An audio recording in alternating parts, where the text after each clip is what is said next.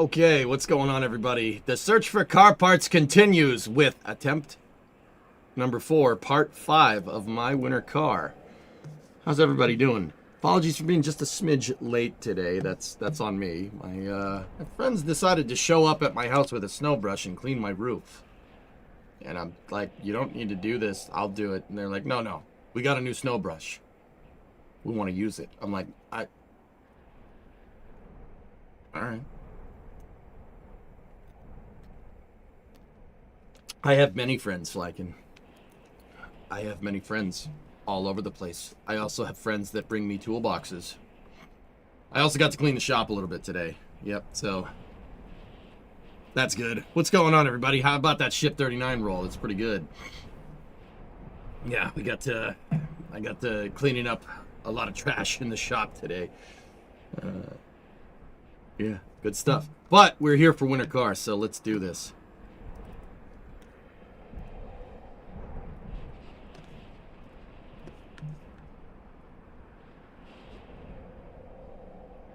Now, where's your stack of tool module covers? I put it up on the shelf.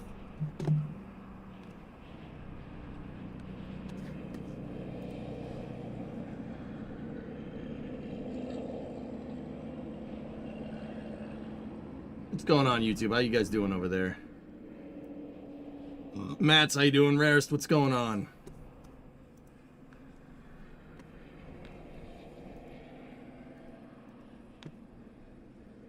Yeah, so now my roof's clean. Oh, I also had a gas leak last night. You know, that's good. Yeah. You know, gas. It's fine.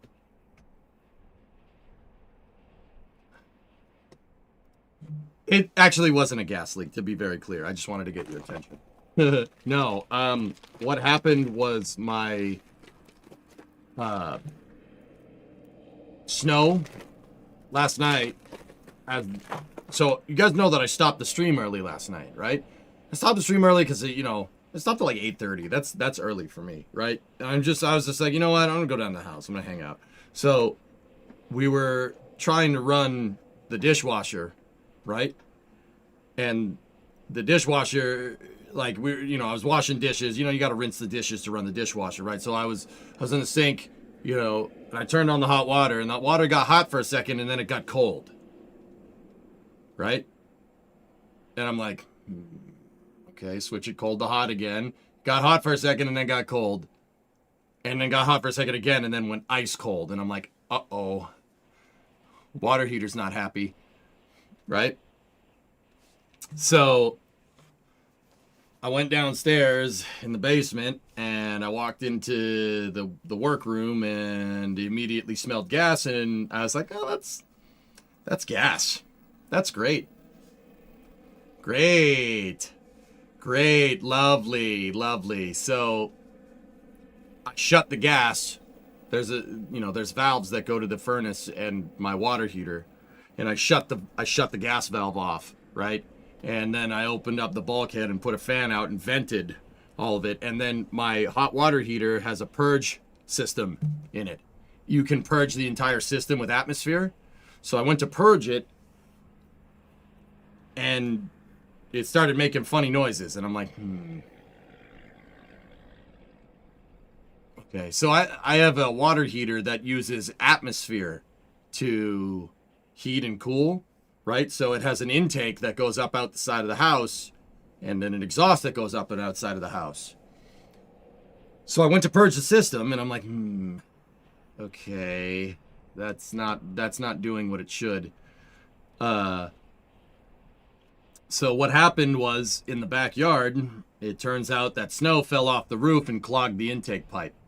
There's so much snow on the freaking roof, it fell, made a pile of snow, and that blocked the intake, and because without any oxidizer to light the pilot light on the water heater, it snuffed the flame. And that's why we lost hot water. Yeah. Good times. So, yeah, that was fun. That was fun to fix. So I had to go into the backyard, and I had cleaned the vents. I cleaned them because I know this can happen, right? And yeah, I found a nice big pile of snow. So I was out at like 11:30 at night shoveling snow in my backyard because I couldn't get a snowblower near it. Cleaned off the vents. System works, so yeah, we're good. Called my plumber just in case. He said he agreed with me, so there you go. Mutter, you want to hear something messed up? It's on a snorkel. It's not like the vent just tees out. It goes up, and then the pipe, it goes out and up and then curls over. We have so much snow on the ground, it blocked it. Yeah, great.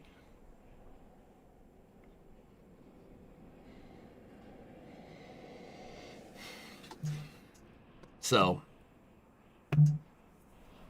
yeah. So, to get away from that real life, we're going to play a game about wintertime.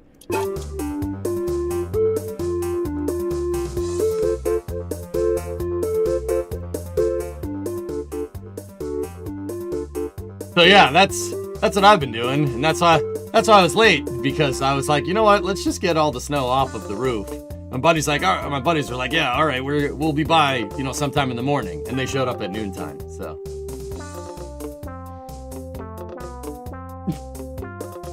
of course, Discovery. of course that happens. Why wouldn't it? Hang on, I gotta fix the green screen. I gotta fix the green screen.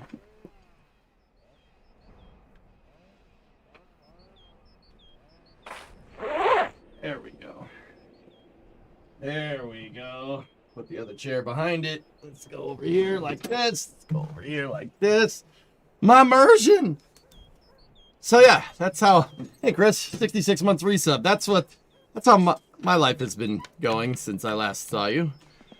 Winter. It'll be fun, they said. It'll be a winter wonderland, they said.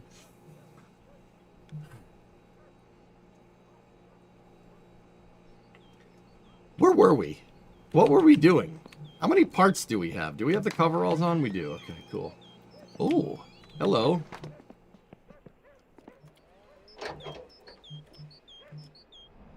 Yeah, we are still missing a lot of parts. Okay, cool. Our pets' heads are falling off! Had it with this dump. Alright. Motor looks good. We're still missing some parts, but the motor looks good. We do have some cash. And what?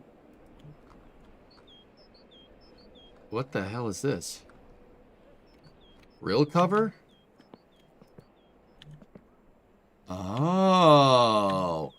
You could put a piece of cardboard in front of the radiator to get the radiator to warm up. Grill cover. I love it. That's a thing. That's a thing that you do in real life when it gets cold. Yep. You put a piece of cardboard in front of it. Yep.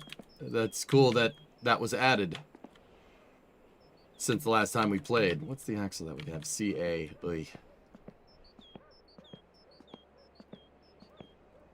The snowdrifts long balls around my house are almost as tall as me. So, yeah, great. Great, love it.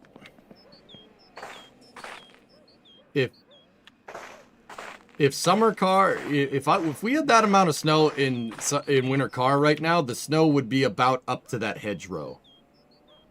Yeah. Only getting 18 more, no big deal. Yeah. Yeah, and the Arian snowblower broke. It's not shifting, and the wheels are locked up. So that's great. Something is wrong with the linkage. So that's good.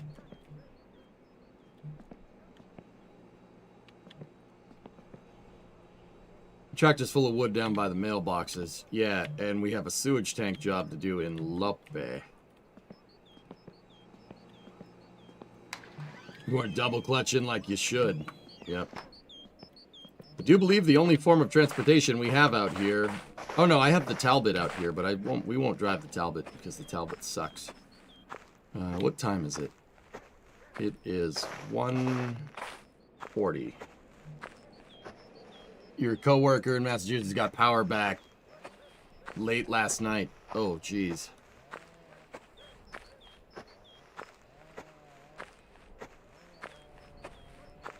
So, Ian, we got superbly lucky. For whatever reason, we did not lose power. Now that I said that, we'll lose power during the next snowstorm. So, you know, that's nice.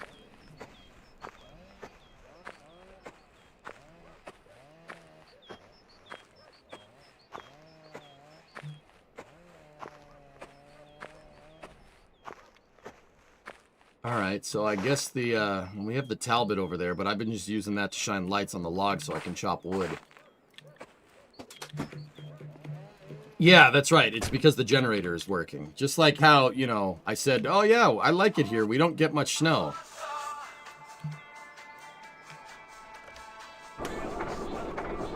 Good times.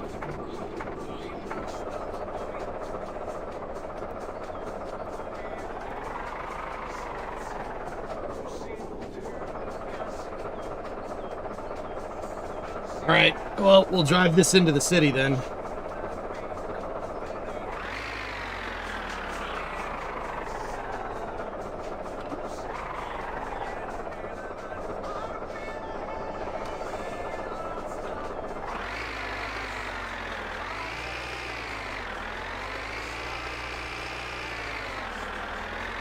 I can't believe how fickle and delicate the U.S. grid is when faced with bad weather. I can't remember the last time my power went out here in the UK due to bad weather. You guys don't get bad weather. What's bad weather for you? A couple inches of snow? Brother, there's a meter of snow on the ground. We had 70-mile-an-hour winds and a meter of snow. Like, I don't know what you want. What power? I mean, I suppose if all of it was underground, yeah, but I mean, dude, there are parts of the U.S. that, like Boston, that have really, really old infrastructure, you know, so, hey, Gieson. I mean, I'm sure you guys' grid is fine, but yeah, there's like 2 centimeters of snow and everybody panics over there, Matt, so, jeez. Yeah, dude, I got a meter of snow, and we're getting another half meter next week. Oh, there's gonna be almost like 2 meters of snow accumulated on the ground from 3 snowstorms.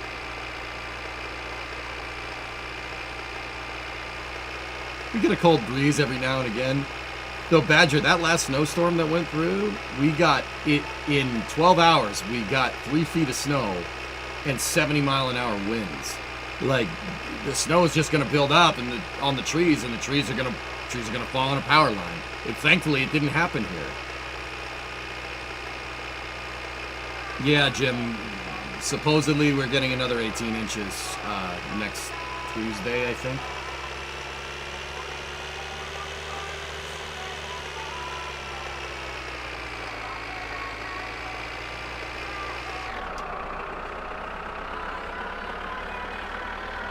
I received good news. They found the issue with your car. It's a common cooling system issue. They're replacing the parts right now. They also glued and zip tied the washer fluid hose on so it won't come off again. Oh, there you go. Our grid is a joke. Yeah. Yeah, I mean, yeah, our grid could do with being redone, Fluffy, but could do with a lot of things, you know.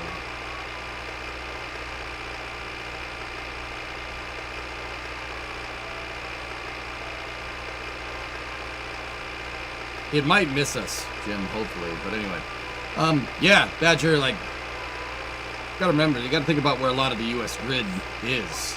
Like, you get earthquakes in California, you get tornadoes in the Midwest, you get hurricanes in the southeast, and you get blizzards up here in the northeast and north. Actually, the Midwest gets way worse snowstorms than this.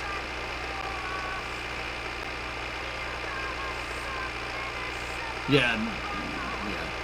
I don't really have anything against above ground power lines, you know? That's fine with me.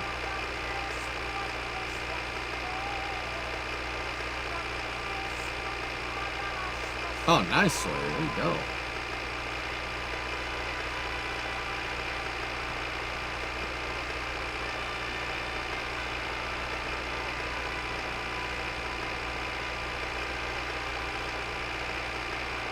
But yeah.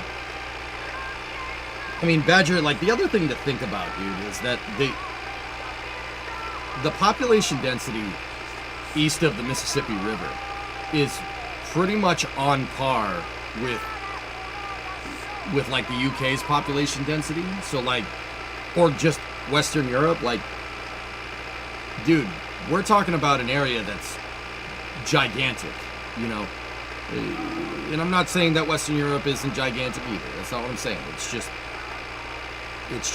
yeah, the power grid is very vast. Like, the infrastructure is crazy across the entire United States. Like, not all of it gets maintained, you know, because it's such a freaking big system. Like, it's something to take into account, you know. It's just a lot of ground to cover. It's a big freaking country.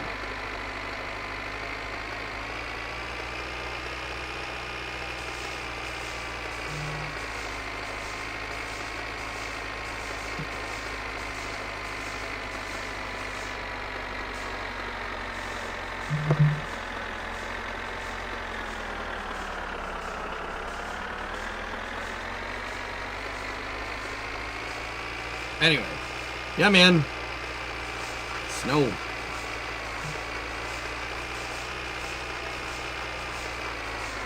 We had between 18 and 20 C the last 2 days.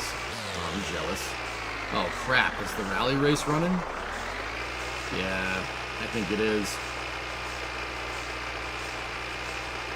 Okay, let's take the back roads.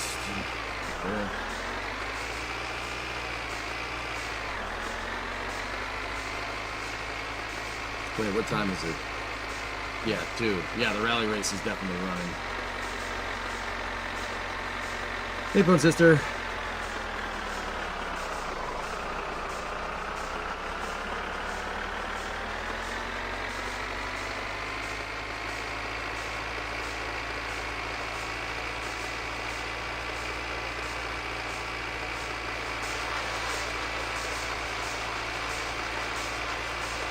I gotta get rid of you guys, we have it easy. Just saying, you would think an economy like the U.S. and we would invest in power that was more resilient to the weather that you guys get.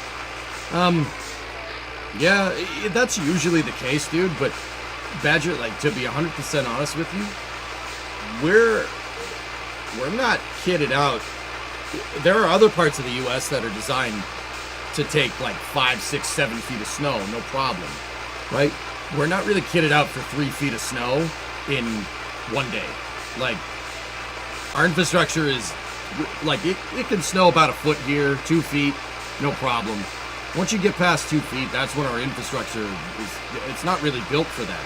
Because this was kind of a one-off thing.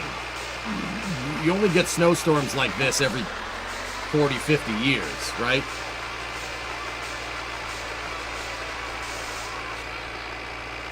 Like, yeah, we are not kitted to deal with something this big. And Massachusetts usually deals with snow.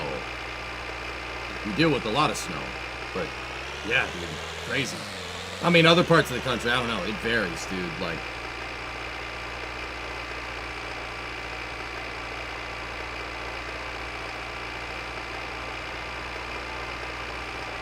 Like, dude, this storm that we had is like an absolute perfect storm. Like, it was nuts.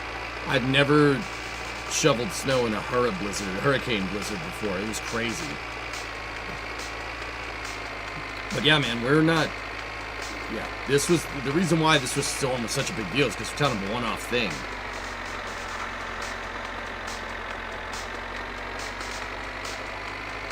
I heard about that, Sneaker, yeah.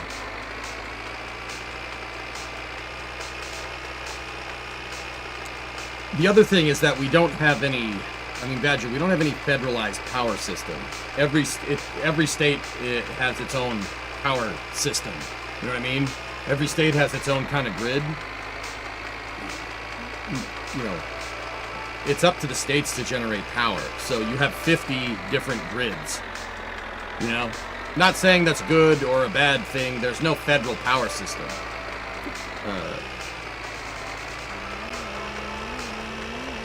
There's a rally car.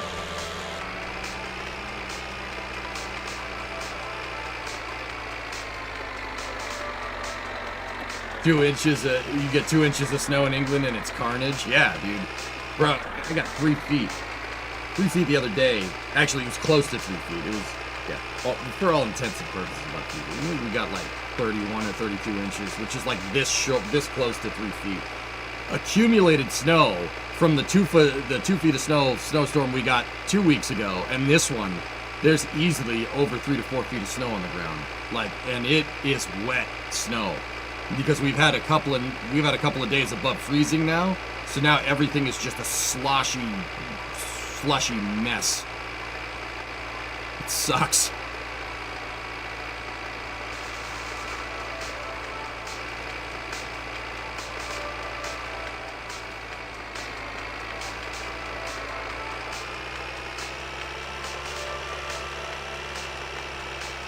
The drifts right now are about 5 feet.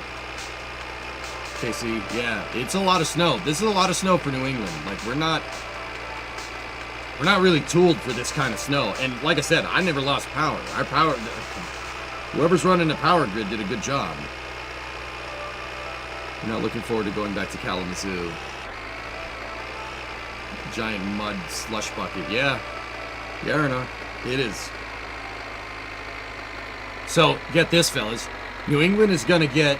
Right now, we're above freezing. In the next couple of days, are going to be above freezing. And then Canada got all bent out of shape because they didn't win the gold medal in hockey. So they're going to send us some absolutely freezing freaking air. I think it's going to be 15 Fahrenheit on Sunday. And then a gigantic snowstorm.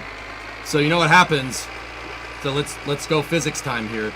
You know what happens when water gets above freezing and then immediately goes below freezing again? Terra free, enjoy. Yeah, it's gonna turn everything into a skating rink.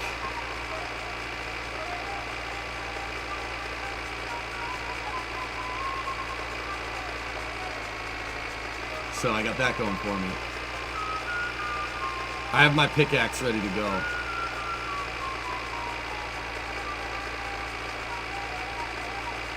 hope you like mud.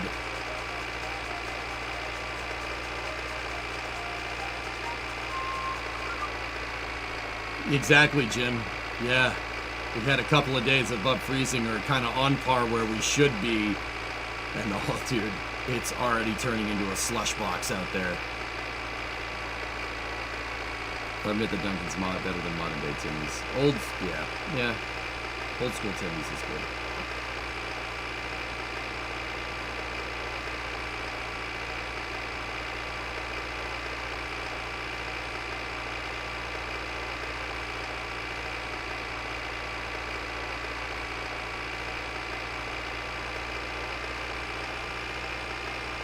But yeah, man, crazy amounts of snow. Well, yeah, I never lost power, dude. And that's probably the last time I'm gonna say it, because now I've said it 3 times, and now I'm really worried because we got another snowstorm coming. We're gonna lose power again. But you know, generator is operable, so not too worried about that.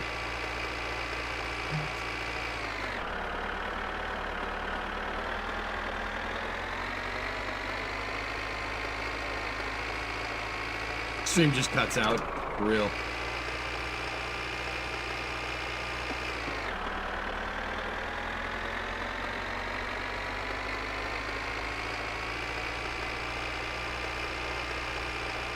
This is live, floor crawler. Yes, we're live. Yeah, most of the power, comes down to the states. It's operated. It is operated at the national level. Each region has their own power authority and maintenance. Yep.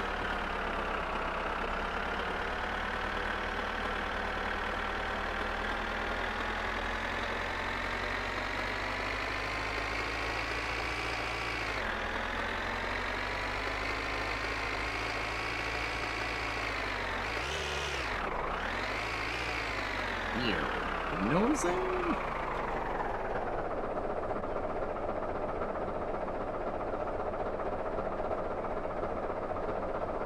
Oh, that freaking taxi.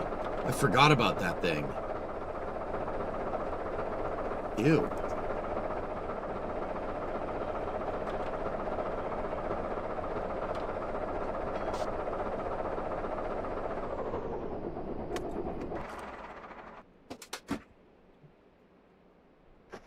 I guess we're gonna have to keep doing it just so we can build up some freaking to supplement the unemployment, but yeah. It's not running, no. My wife has discovered the joys of air frying. I told you, don't you dare put steaks in there. She looked at me with a disgusted look and said, I'm not an absolute moron. You don't put steaks in here. Why the heck? Who the heck would do that? If I caught anybody doing that, they would go straight to jail. Yes, that's, yes. Did you put the cement bags in the trunk? Nope, I did not. All right, so empty that sewage tank. I do believe what happened here is that we went to pump that sewage tank and we couldn't pump it because the truck filled up. Truck is completely full of poop. Bro, steak, don't air fry steak. What's wrong with you? Don't do that. 16, don't get any funny ideas. Okay? All right, we also got to check our bills here.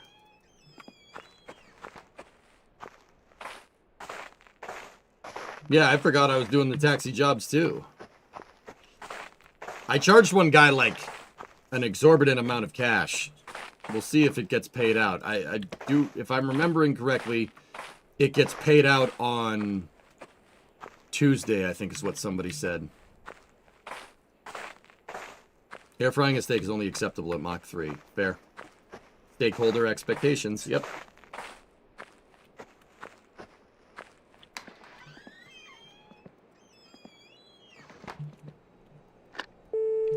Okay, phone works.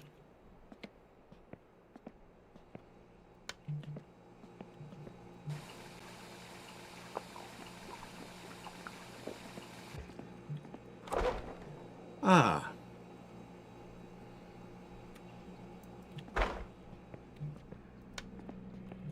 What's going on next door? Anybody getting drunk? Nope. No culpa. Culpa. Culpa.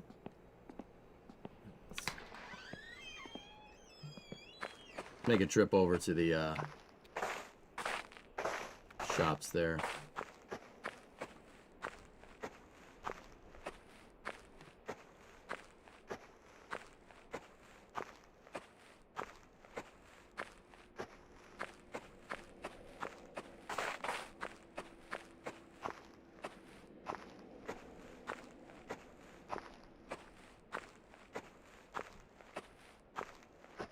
I think that's one of the rally cars that was parked. What time is it?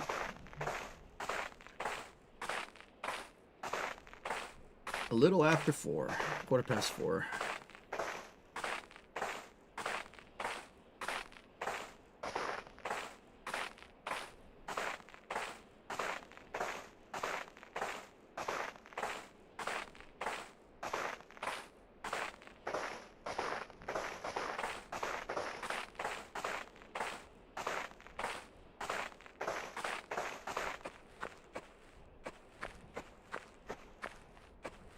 Oh, I also fixed my oven yesterday, where our oven and our stove decided to stop working. Yeah, so we got that going for us, which is nice.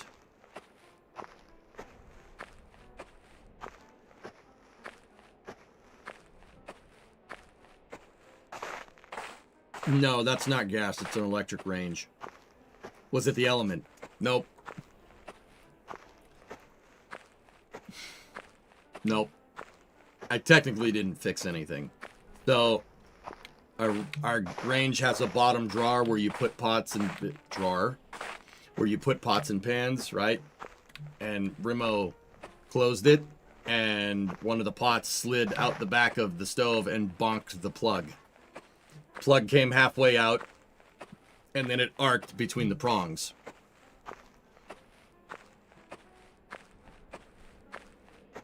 So two of the prongs tried to weld themselves together. So that's good.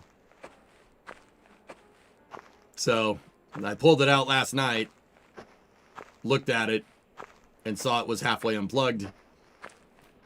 Used my baseball bat to reach behind the stove, push the plug back in, and flipped it on, and then I cooked myself some food.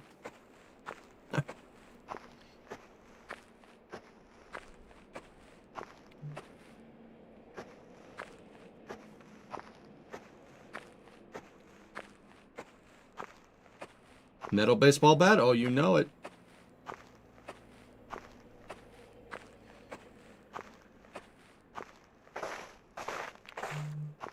That's why I say stop using the drawer to store pot lids. Yeah.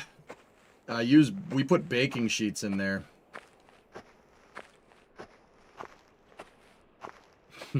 Cool.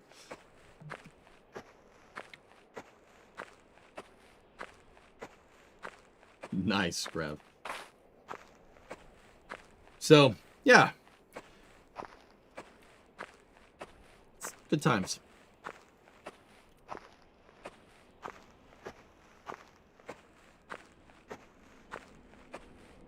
Is your stove a two-phase stove? I don't know. I have no idea, dude. I know it needs 240 volts for the heating element. And 110 for the clock.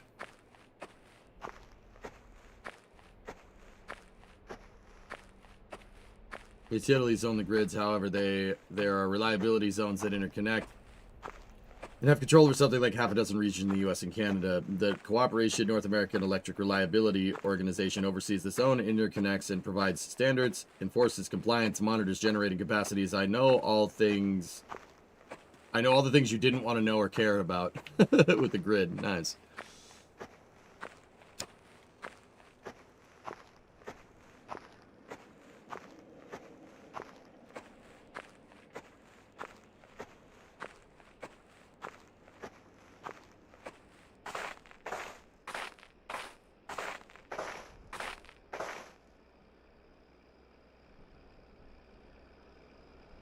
Rock.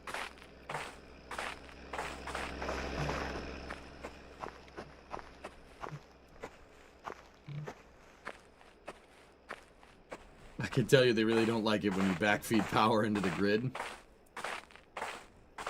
Yep. Oh, dude, this PSK has a porta potty. See? That's what that says, right?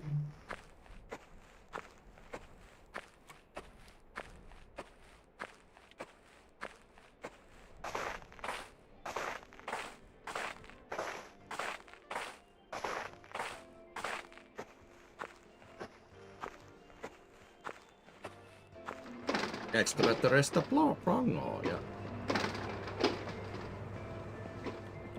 I get paid yet? Siota Corti. Don't look, chat.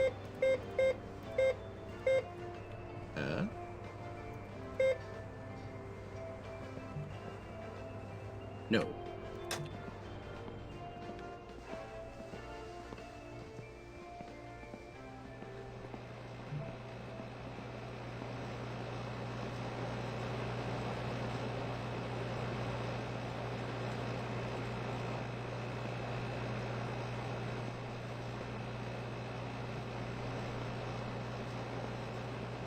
New Marchetti. Whoa, what is that? Cool. I want that. Can we buy that?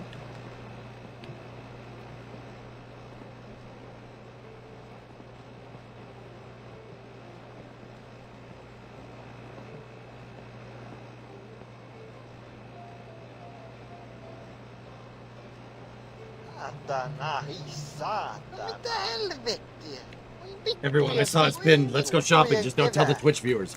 Well, I told you not to look. Good evening, young EJ. How are you doing this fine Thursday? I'm doing all right, man. Doing okay. My house almost blew up last night in real life, so, you know, that's good.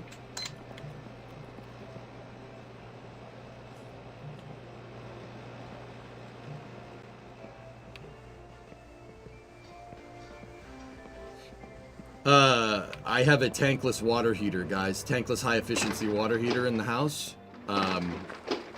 If anybody cares, it's a Bosch T9900. Snow started melting. It fell off my roof and clogged the intake pipe for the pilot light. Good times.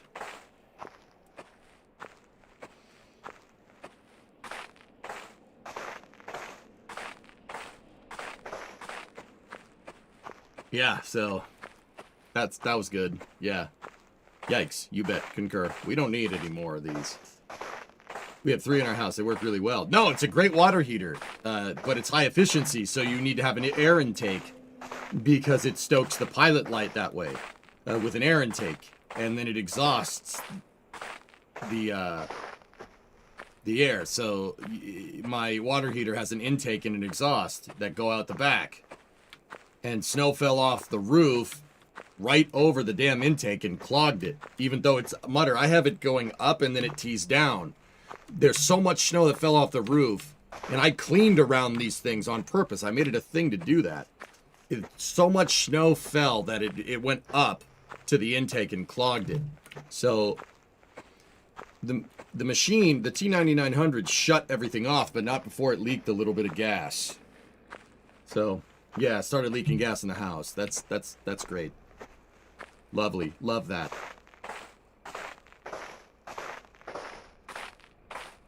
So I had to go dig that out, and then, I mean, I'll have you know I've played stationeers before, so I shut the gas line off to the water heater, because with building codes in Massachusetts, you have to have a shutoff.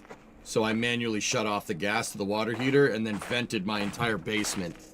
I vented all the heat out of the basement, so my basement got freaking sub-zero. It's freaking sub-zero. My furnace is like, what are you doing? I'm like, I have to, furnace. I'm sorry. And it's like, no, why would you do this? Did your house smell like rotten eggs? Well, the basement did. Yeah. You don't want gas pooling in the house. That's bad.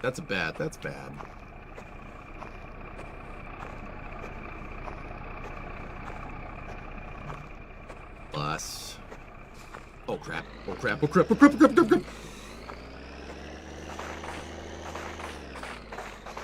So yeah, I evac'd everything, and I fanned I opened the bulkhead and put a fan in there and vented everything. We vented everything to atmosphere. Yeah, so I was up late fixing that, so that's good. Tell you what, I'm getting pretty sick of this snow. I'm getting pretty sick of it. Yeah, it's...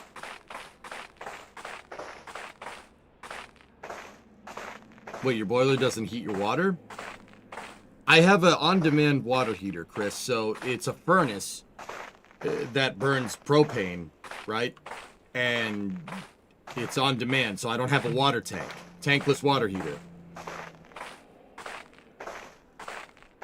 It's really nice. It's super high efficiency. It uses atmosphere to heat. It uses atmospheric air to make to combust the gas and heat up the water on demand. It's actually super cool. It's a really nice piece of equipment. The T9900s are not. It was on the house when we started. I didn't put that there. T9900s are very, very, very, very nice water heaters. Yeah, you'll never run out of hot water that way. You never run out. It'll just keep heating.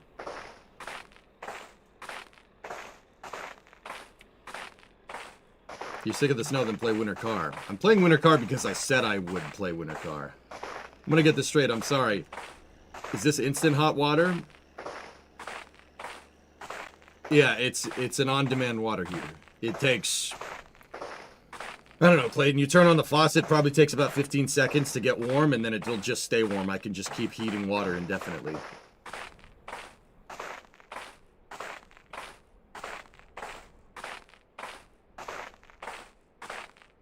You prefer electric heaters? Or electric heaters are...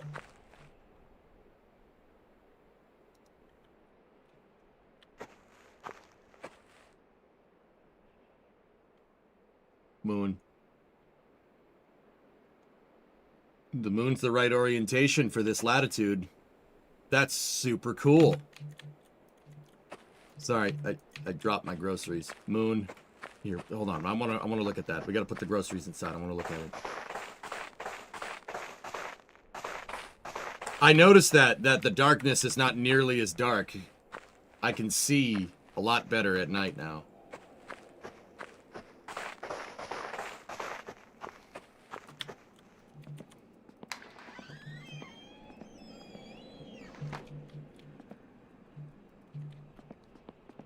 Except now I see freaking power lines everywhere, and I stare at power lines. I stare at power lines too, man. Is that did you get the energy-tism? You may have got the energy-tism. It's possible.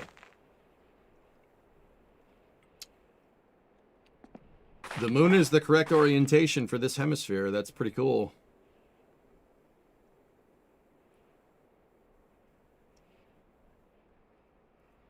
So right there. Mare Tranquillitatis, right there. That's where the Sea of Tranquility is. That's where Apollo 11 landed, right there. Apollo 17 is up there at Taurus Littrow. And I forget where the other ones. The other ones are over here. 12, 14, and 15. 12, 14, 15, 16 are over here somewhere.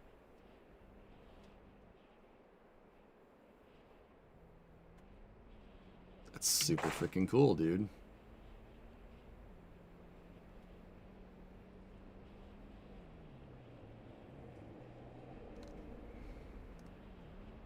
What the hell? Airplane. Dude, there's planes. Boop.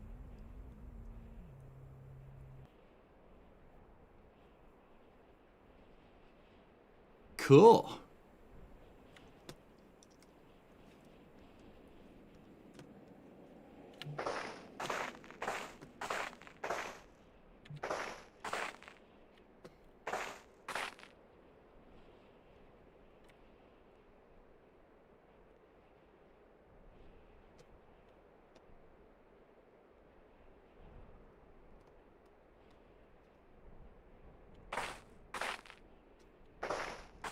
Neat.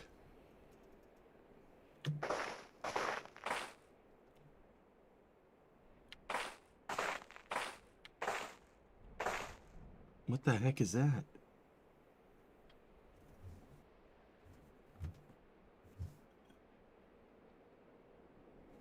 Huh.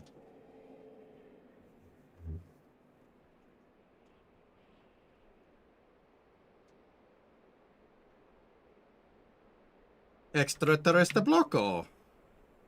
Do do do do do do. Dun dun.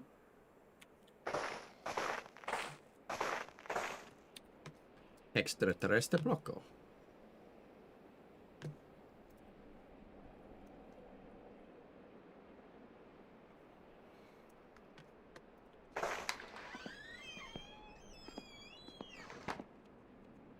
Extraterrestre bloco. Se trakkeni tankki, et mä katsosin, et se et siihen ei tarvitse.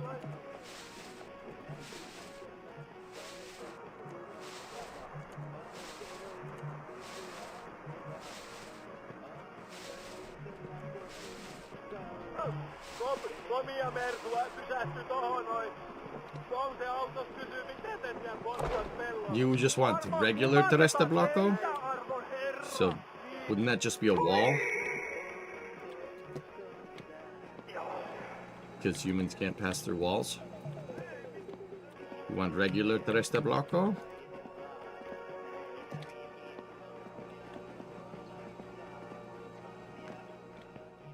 You want E-team events?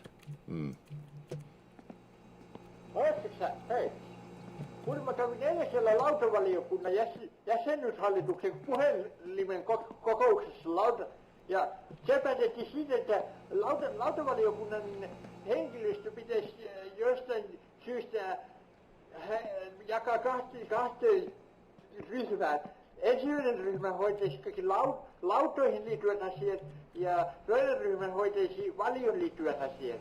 Ja koska suuri valiokunta Suomessa on syysmänkunta, niin ajattelin näin, että I'm just putting groceries away. Valioryhmän kuuluvat jäsenistä vietäisi Syysmään tutustumisretkille ja sitten Suomen suurin lautakunta on taas Pohjois-Savon. Oh, really nice sausages. That said it right on the package. Kaikki lautoihin tutustuvat henkilöt. Tässä on Eskon alakarte on täynnä makuelämyksiä. Nakkiperunat 55. Lihapullot muusi 65. Viininleike 79. Lohikeitto 65. Kreikan salaatti 70. PSK Pizza Special 59. Tervetuloa! Tervetuloa! Those are worthy of Valtteri himself. Muhkea jättipotti 5 miljoonaa markkaa. Question, what, Chris, you're asking, what got you into spaceflight? I don't think I've ever asked you that.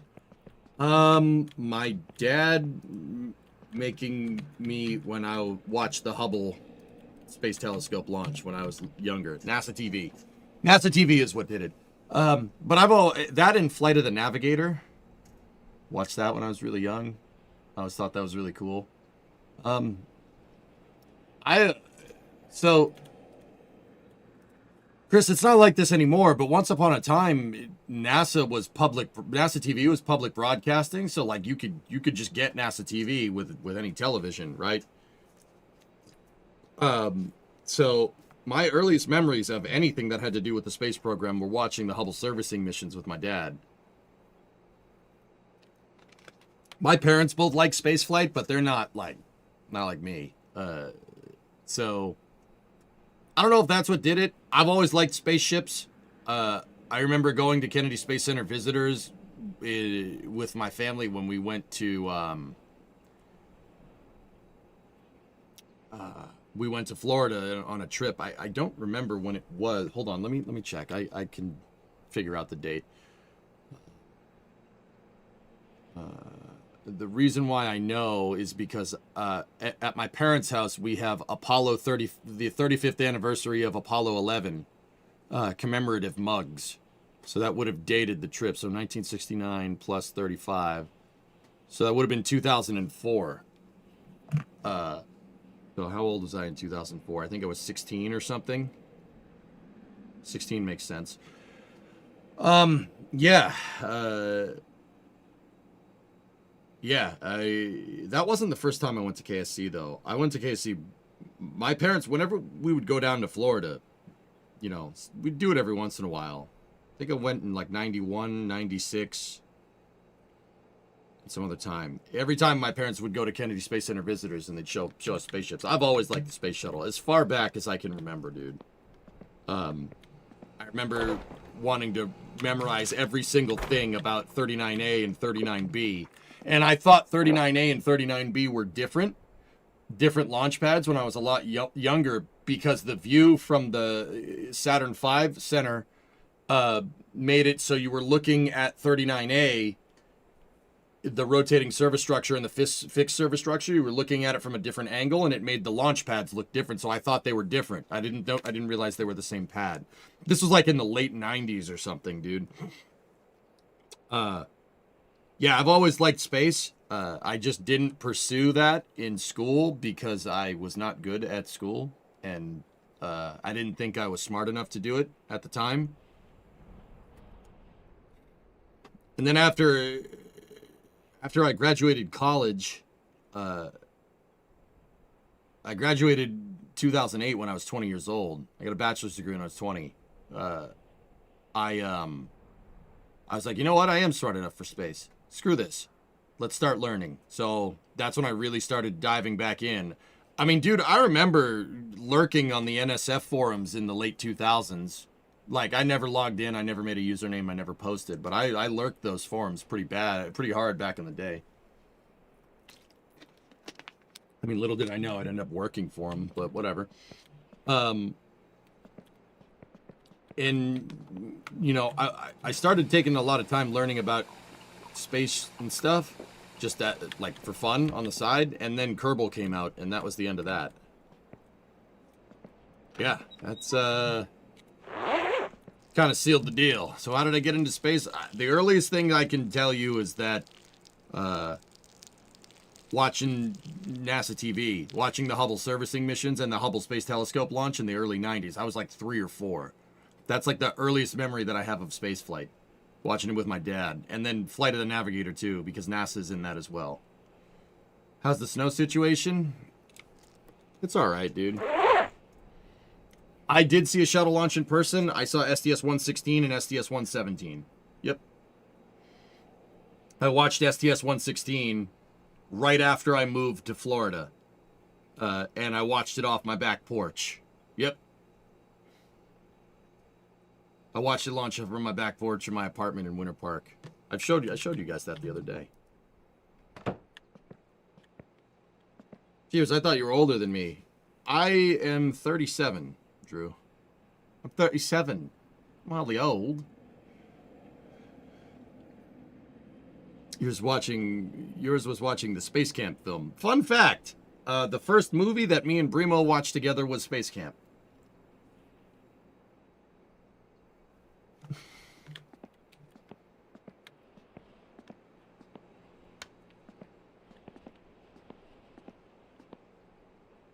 I'm 1 year older than you. All right. Wait, you thought I was older? What the hell, man? What the heck is that? What the heck's that about? Ooh, time for bed. Nice. So, like, my family's always like aviation. My dad likes aviation. He's kind of he's a little bit of a plane nut too, and he loves the space program. My dad was a machinist. He worked for aerospace companies in Massachusetts, machining oil pumps for the F-22 and the F-23. So he's a little bit of a plane nut too. My dad has the machinistism. He can make any part on any machine with any tool. Yeah, he's got the machine tools tism. I don't. That's something I just don't have. You know. You look good for 37. I thought that you were a little younger than that, 34. Oh, all right, that's good. No, not Pratt & Whitney. It was a subcontractor, Daw. I'm 40. You just recall a lot of the shuttle missions like you were there for them. Funny, I'm a machinist that has built parts for Blackhawks. Yeah, exactly, Drew. Like, we all did. Spaceflight nerds you have to be a particular type. You have to have a particular type of tism to be a spaceflight nerd. You know, it is what it is. What kind of machines he run? Anything. My dad probably can't run the newer machines that run the G-code Coltech, but he could. So my dad was the guy hand machining parts on like Bridgeports in the 70s, in the 80s.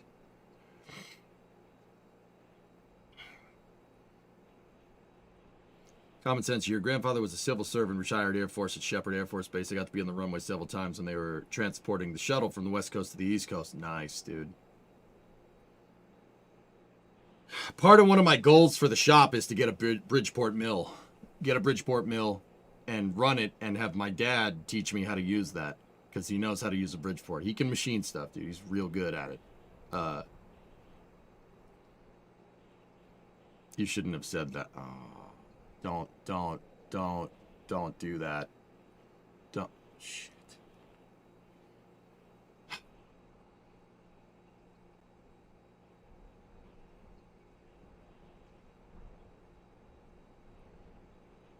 Anyway, Angry Butcher. Last night I flipped the sorbet and I couldn't write it. By the house is in the lower left corner. I had full white fatigue bar and no thirst. I walked all the way back to the parents' house, nearly blacked out several times, and the thirst bar hit red as you got to the door. Jeez.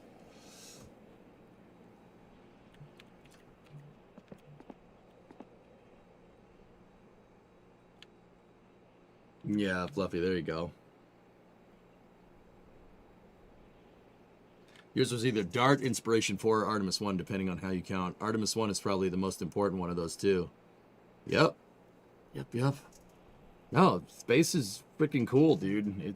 I love spaceships, dude. Like, I might lean hot and heavy into like Factorio and stuff like nowadays and playing Winter Car and stuff, hunting for car parts and working in the shop and stuff. But guys, I live and breathe spaceflight. I read something about space every day. Whether it's like a technical report or, you know, even like as crappy as social media is, there's a lot of good information out there on X. You just got to know where to look for it. Like, or on any type of social media. Like aerospace companies post about, sorry, emptying all the cough drops from one bag to another. So like aerospace companies post all kinds of cool stuff on social media all the time. You know, Bridgeport with a proto track turns it into a conventional CNC machine. It's cool. Yeah, you're gonna get a notice for a 1,000-pound 48 by 48 pallet. Yeah, give me a freaking break. Yeah, dude, I gravitate towards this stuff, dude. It's super freaking cool. Spaceflight's awesome, man. I love airplanes. I love spaceships. Like, it's good stuff.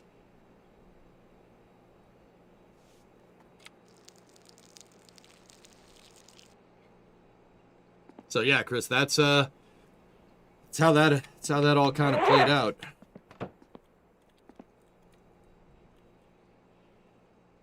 I remember in the one of the times we went down to Florida, one of those KSC trips I was telling you guys about, I got a model, like a little model of the Saturn V, and I was obsessed with it. Like, this was like in the early 90s when I was like 5 or 6, and I loved that thing. It's so, I was just mesmerized by it. Like, according to my dad, that was the only, that and a space shuttle toy were the only toys that I played with for like months. He's like, I got you all these damn Hot Wheels cars. All you do is play with the damn space shuttle. I'm like, because it's a spaceship, Dad. I love spaceships. He's like, yeah, all right, whatever. I bought you all these other damn things, too, you schmuck. I'm like, okay, Daddy. You know, like...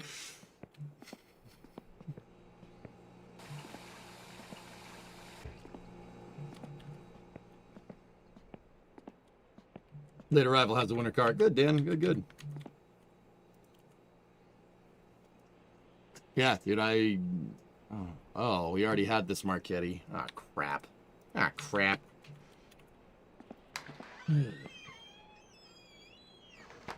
Oh, sweating. So, yeah, dude, that's kind of how I did it. I've always liked space. It's always been like my favorite thing. It makes me happy. Like, I don't know if I was like an aerospace engineer in the past life or something. Like, if you believe in that, like, I have this weird, I don't know, man. It just makes me happy. I couldn't tell you why. It's been like that for years, decades.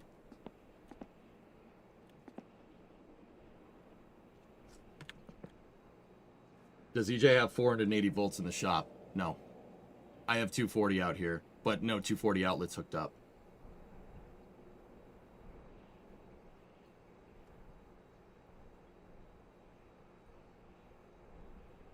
Sounds like me as a kid went straight for the airplane and space toys. Yeah. Oh, there's also one Lego set that my parents could never afford. That I saw at a friend's house that also made me like space a lot. It's Lego 6991. It was the space train, because I love trains and I love space. So Lego had this kit that they released in the late 80s. And it was a space train. And yeah, I saw that at a friend's house and I thought that was the coolest freaking thing around. And that also contributed.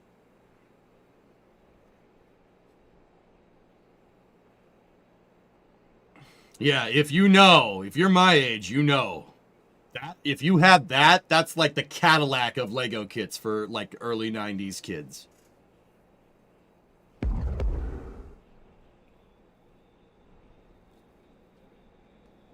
Yeah, I wanted one. My dad's like, we're not buying that. It's like $50. We're not buying that. It's too expensive. My dad and mom were like, we're not getting that for you. You're going to play with it once. I'm like, no, I love trains. Yep. And space. I don't know, Bio, maybe.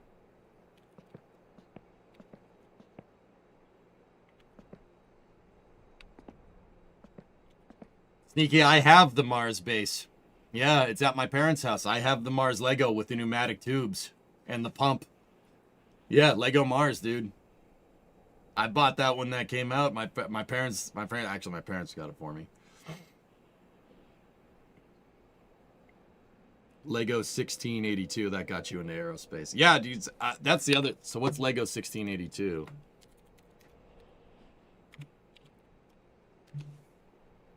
Oh, yeah, spaceship. Yeah, there you go.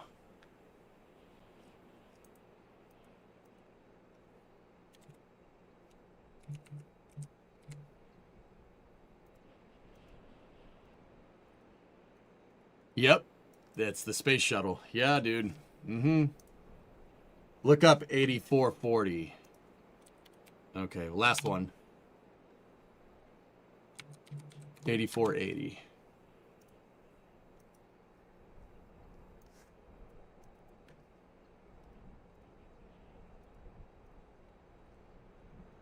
Oh, yeah. Technic, dude. Yeah, good stuff, man. Good stuff.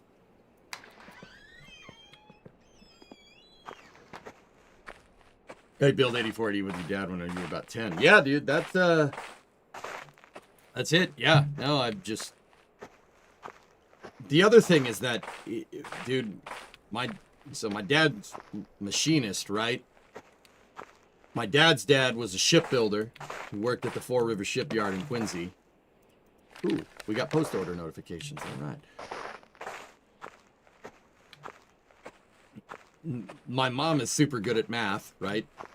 And my mom's dad was an airplane mechanic and handyman. He was an airplane mechanic in World War II. So planes have just been around my family for a long, long, long time. Yeah, that won't surprise anybody. Like, my mom's dad served in the war. He was a B-24 and C-47 mechanic. So, yeah, okay. My dad's dad was in the 3rd Infantry Division, and he landed at Anzio, and he got a what was it, a Bronze Star, for So he worked. He served in a mortar company in the 3rd Infantry Division, and the mortar company had forward observers, right? And the forward observers had phone lines going to the artillery pits in the mortar company to shell certain German positions. Germans kept blowing up the damn lines, and my dad's dad was such a stubborn son of a gun that every time they blew him up, he just said, all right, fine, I'll freaking fix it. And he went and fixed it a bunch of times. Like, he fixed it like 20 times in one day. He fixed the communications line between the forward observers and the pits. And that, the freaking, they gave him a Bronze Star and a Purple Heart because he was so damn stubborn. He wouldn't let them blow up the stupid lines. Does that sound right? That sounds like me. One side of family, airplane mechanic. The other side, just a stubborn son of a gun. Like that. I mean, look, genetics and stuff, man. Like, this tracks. Like, yeah, they freaking went out and freaking, getting shelled and stuff. And he's just like, damn it, I gotta fix this stupid thing. This stupid pumps keep freaking ruining my damn lines. Like, it's like, okay.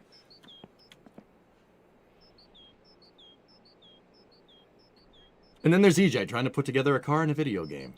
Yep.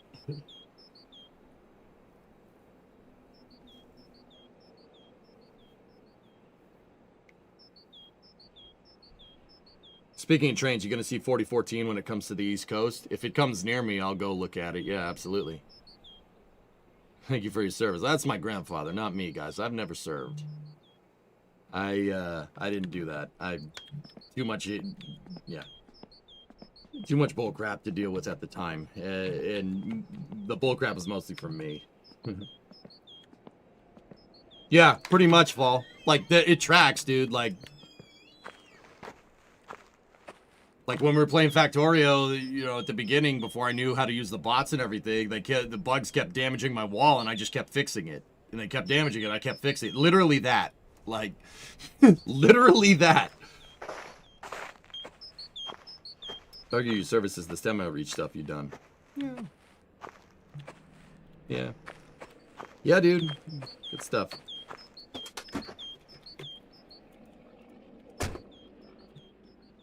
Anyway, let's go get those packages. We got packages at the PSK.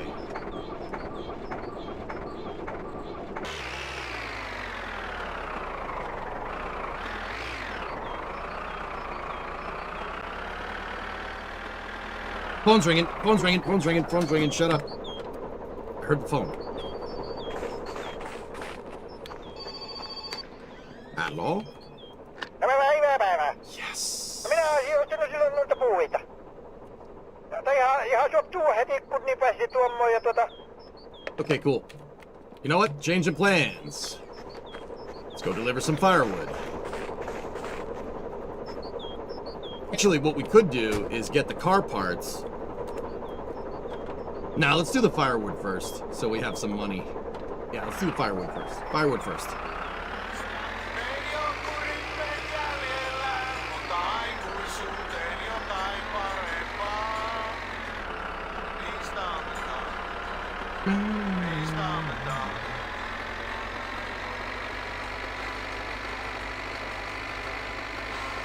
Speaking of cool things, it's a little mini Hemi. That's cool, man. So yeah, I mean, I come from a long line of tinkerers and nerds, and I mean, my uncle's a freaking engineer. Another one of my uncles is a general contractor. My cousin's a damn plumber. Another one of my cousins is a freaking carpenter. Another one of my cousins is a freaking firefighter.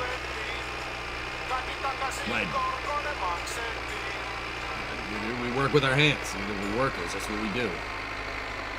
And you're a huge tool. Yeah, that's right. Yeah. Like, I'm the one that has the closest one to a desk job out of all of my male cousins. Like, I'm the one that has the closest one to a desk job. See, and even then, I choose to go and build stuff. Like,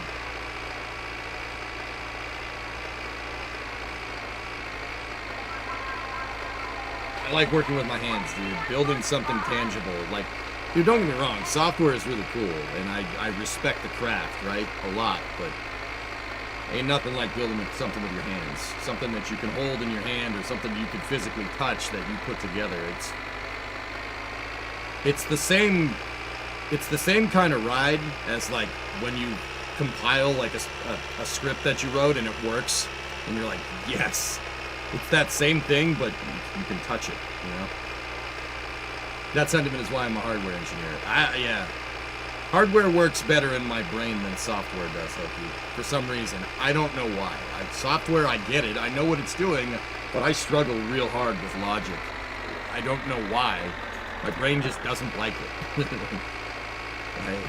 I'm sure I could learn it. I'm stubborn enough to figure it out. But yeah, I'd much rather build stuff. Put that mini Hemi into a small go-kart. Hellfish, you know, if I really expanded the shop content, you know what the kind of stuff I would do is I would take like snowblower engines, right? And then figure out a way to make a casting to make a V8 snowblower engine. And then put that on a snowblower instead. Yeah, hardware just makes more sense in my mind, Bio. I'm sure I could learn software engineering, but it doesn't...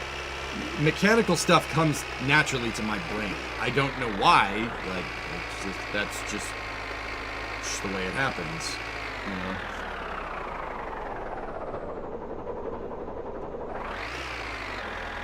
Yeah, let's turbocharge a snowblower. Yeah, let's do it. Awesome. Metal casting is so finicky, but I've been tempted to try it. Actually, you know, you can make... Casting should be really easy now that 3D printing is a thing. Because guys, that's the thing. My dad is the one that taught me this.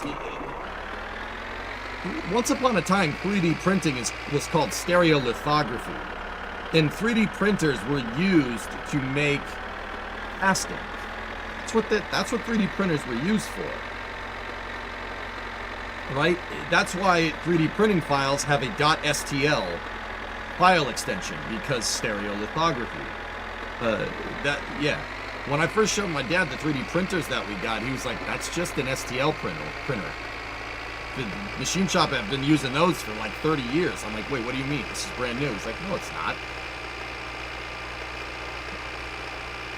No, so what you do is you 3D print the casting that you want, right? And then you put it into a sand casting, and you make it casting 2 molds, right? And then you take it apart, take the thing out, put it back together, and pour. I have Ender 3S1 and I have an Ender 3 Pro, but the Pro is broken. I have an Ender 3 S1. I really want... No, you know what? I'm not saying that. Never mind. Never mind.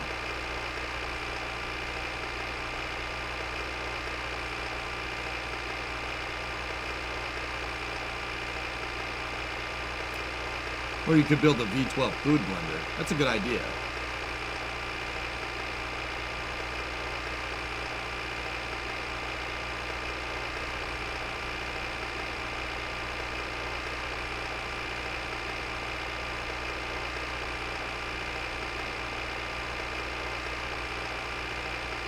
I'm not saying nothing. I'm just going to turn the music back on.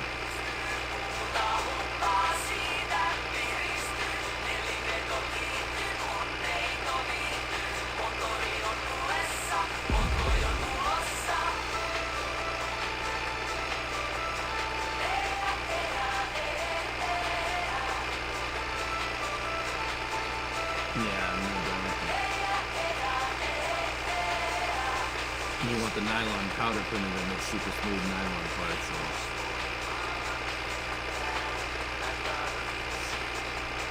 You're currently teaching yourself coding. Rocket Labs has not said why they scrubbed yesterday, Veljet.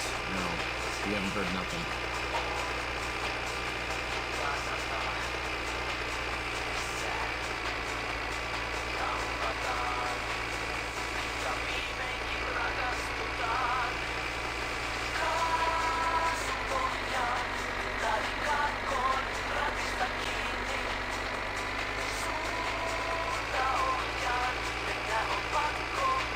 Gotta keep an eye on that fuel.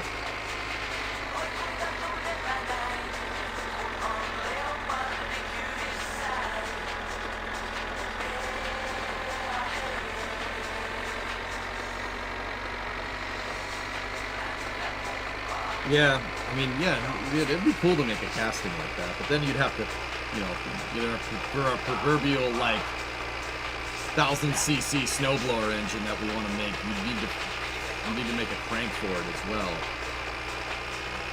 I mean, you could just do it by fastening crankshafts together, I suppose.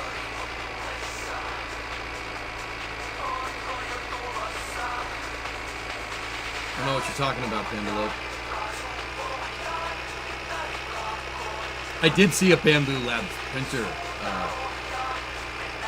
one time when I was down at Starbase. I saw Bamboo Labs printer. It was super cool. Yeah, the print was real nice.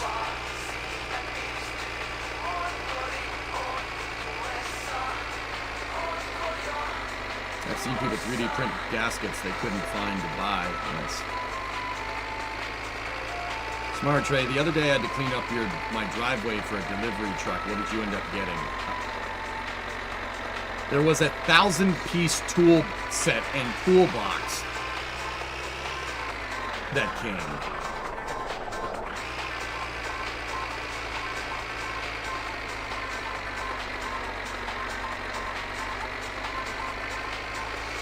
God, you said people 3D print gaskets. What are they 3D printing the gaskets out of? Surely it's not PLA.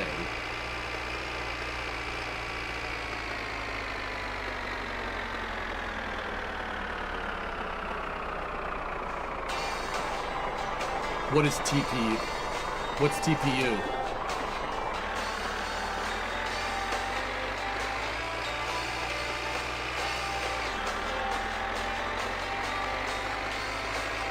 Like a flexible plastic.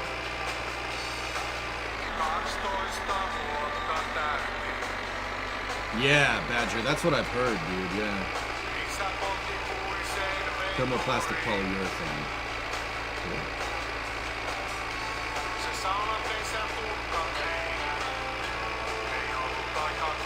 You like the video made about the tool delivery? Yeah, Dan, that was pretty cool. Come at the Trog! 5-month resub, thank you.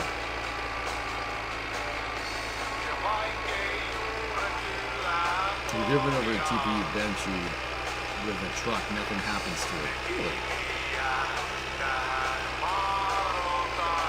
Yeah, Smart Trade, check out that video that Coder linked.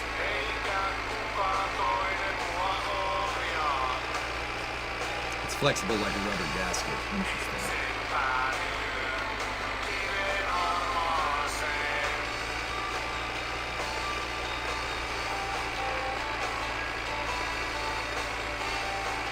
you see Max's pictures from inside of the BAB? I have not seen the inside pictures yet, Chris, but I'm sure it's great. Max is a very talented dude. Don't tell him I said that. Tell him, if you want to tell him something I said, tell him he's a doo-doo face or something. He'll get it.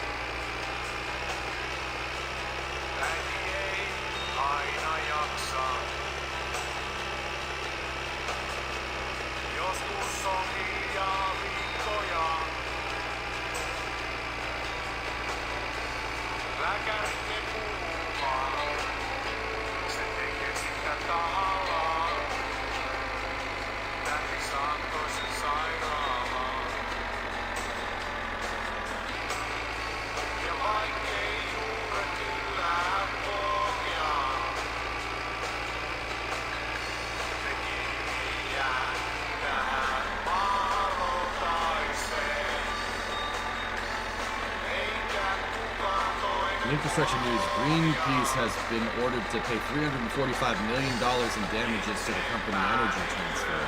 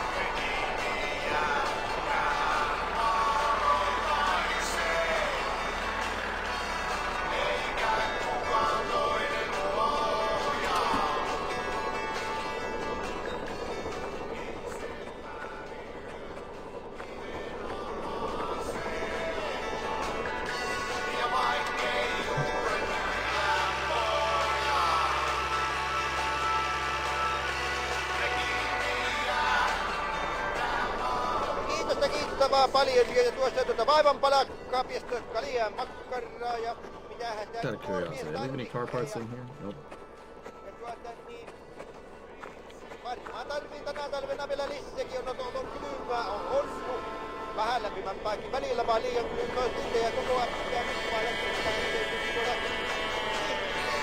kalakkaa ja tuo.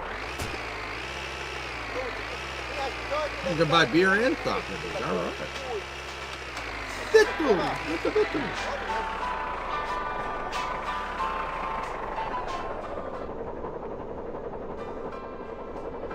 Haste launch tomorrow. Cool.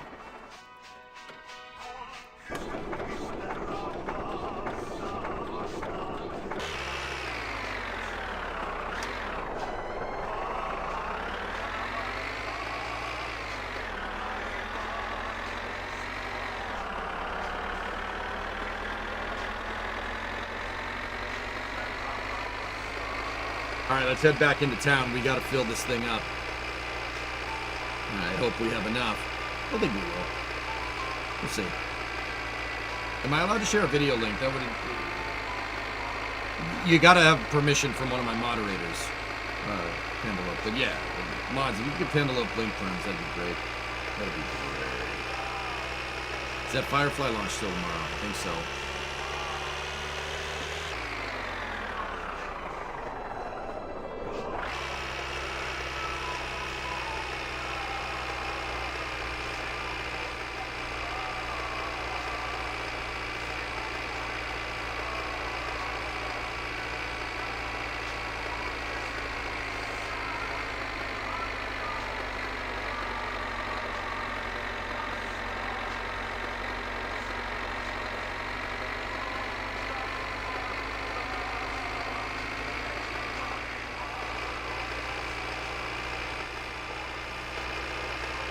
Looks like my front yard. Just big piles of snow everywhere.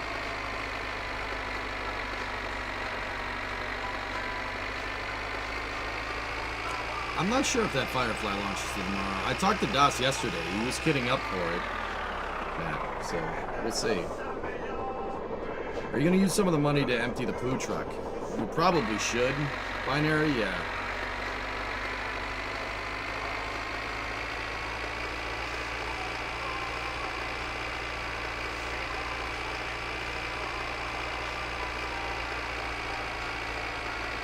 Thought I saw over on X that Firefly pushed to Saturday. Possible. Let me check next Spaceflight. Yeah, it's Saturday night at 7:50. Rocket Lab haste mission is tomorrow, and then Starlink 6-108 is tomorrow. Dude, there's like 2 launches during the flame trench tomorrow.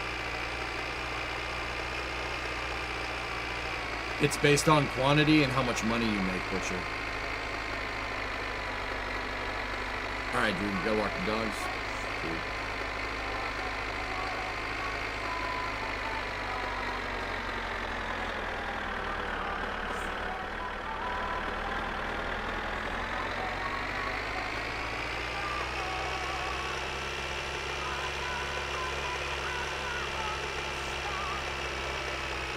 I don't know if this one is DMCA, Cortec, to be honest. What do you guys want to talk about for Flame Trench? SLS rollback?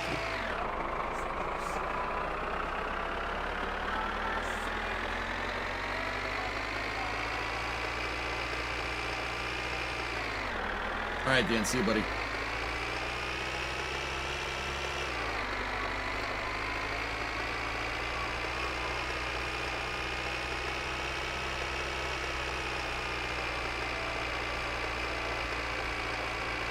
Does rollback really call for anything more than a mention? The presser with NASA tomorrow is about SLS. Oh yeah. Binary, what time is that presser? Is that 10 a.m.? Is that 10? I'm gonna be here.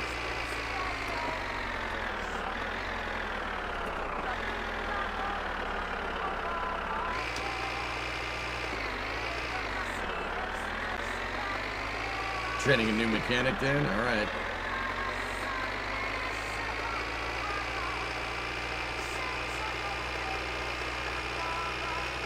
No, I think we should talk about SLS a good amount because we said that we were good to go. We compare our predictions last week to this week. Ship 39 rollout. We're going to talk about that.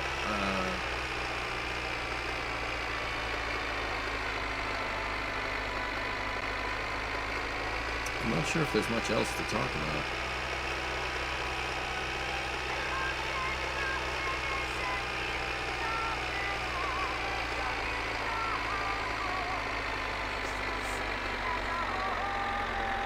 Haste scrub, but yeah, well, the haste launch is going to be during the stream tomorrow. Yeah, it's been a little quiet, dude.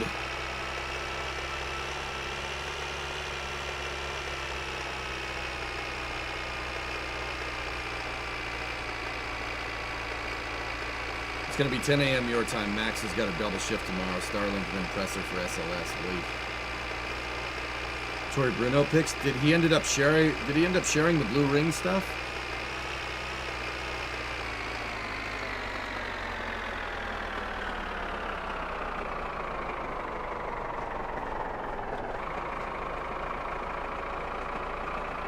The Senate Commerce reauthorization bill would prohibit NASA from requiring more than 50% of launch services from one provider. According to the bill text I obtained, SpaceX currently dominates the market. They really just want to spend a lot. They really just want to spend money. They want to spend your money. They really just want to do that. 10 a.m. for the presser. Alright, I'll be here for it.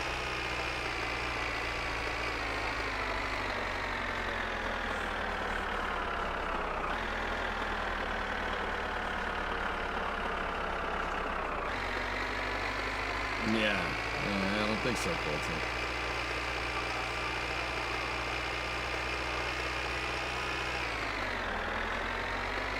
How much fuel we got? Okay, we're in the red. We gotta be careful here. I'm gonna coast it down this hill.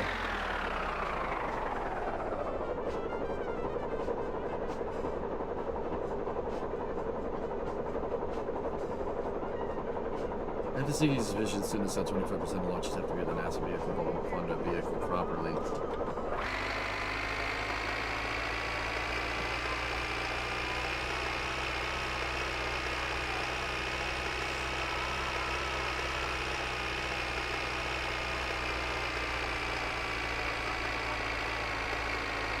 Yeah, I don't know, man.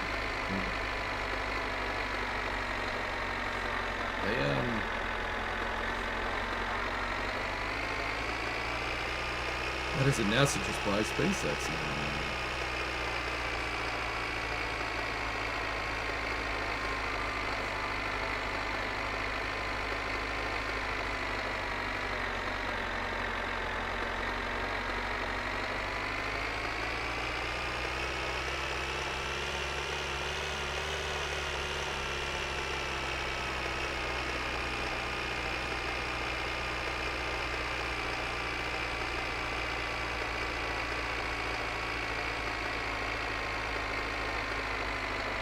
Help, something tells me that SLS is going to get properly funded after this. Something tells me. I call it a gut feeling. I have no insider information in that regard. Like, I have a feeling that block buy is going to happen. The reason why I think that is partially what you see here. Like, I think the U.S. government the only monopoly that the U.S. government wants in spaceflight is a government-owned monopoly, and they're not going to get that with SpaceX anymore. So, I think politicians will eventually figure out that having SpaceX launch everything for you because it's cheaper is not going to be a long-term sustainable solution. The government doesn't like it when a private company can tell them what to do. Right? So you're already seeing the fruits of that labor with that bill, if that's a thing, right? I think that it is going to cause a not paradigm shift. SpaceX will still launch a lot of stuff, but I think it's going to be a wake-up call that, you know, your incessant drive of commercializing everything with NASA has left NASA with nothing, and now you don't have a way to get into space. You know what I mean?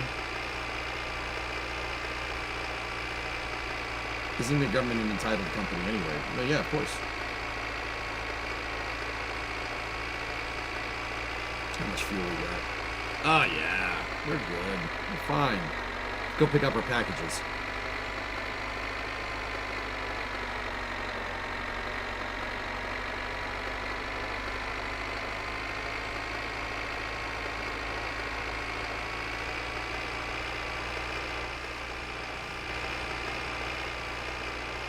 Hi, Timo.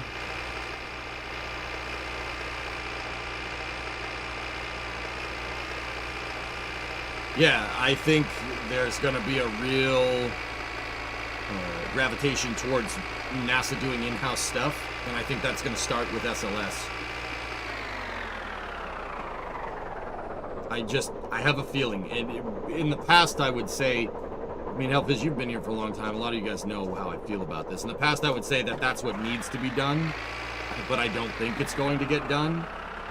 I have a feeling here, especially with Isaacman, with Jared Isaacman doing his thing, that he's... Dude, him saying he's going to bring a lot of NASA stuff back in-house is paving the way for NASA to do in-house rockets and research and development. That's what else could that mean? You know? Jared will ask and they won't deliver. Good, so he'll get rid of people that don't deliver, and I very much agree with that. I don't necessarily think NASA should be run like a company. It shouldn't be run like a billion-dollar corporation or something. But also at the same time, whatever they're doing right now is not any solution.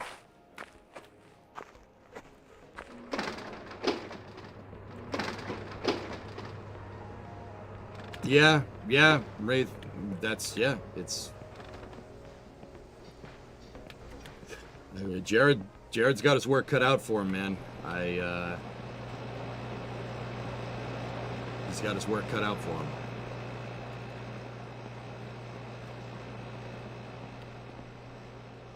Perkele! Perkele! No mitä helvettiä?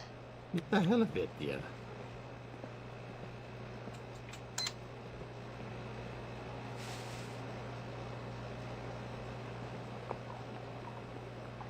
Ai.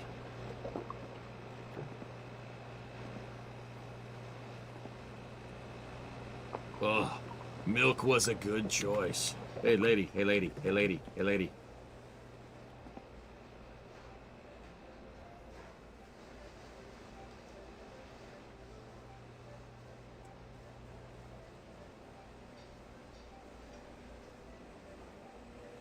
I mean, asking Congress critters for the funding to have in-house stuff, including SLS block by.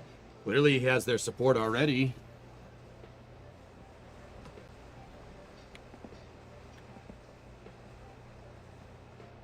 I mean, did you see the margin that he passed in the Senate for his confirmation?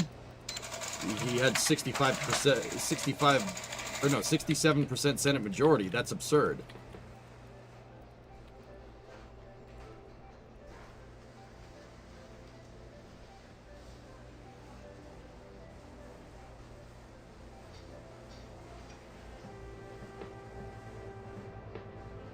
Clearly, he has a lot of friends there, so, I mean, maybe it'll work. I don't know.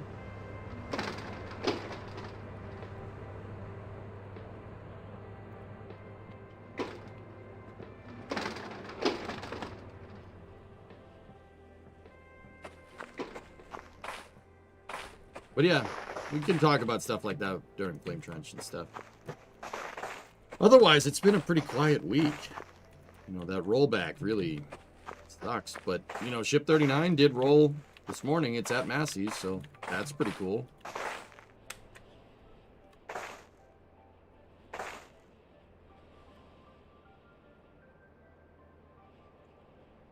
Yeah, we'll see. See, Hibbit.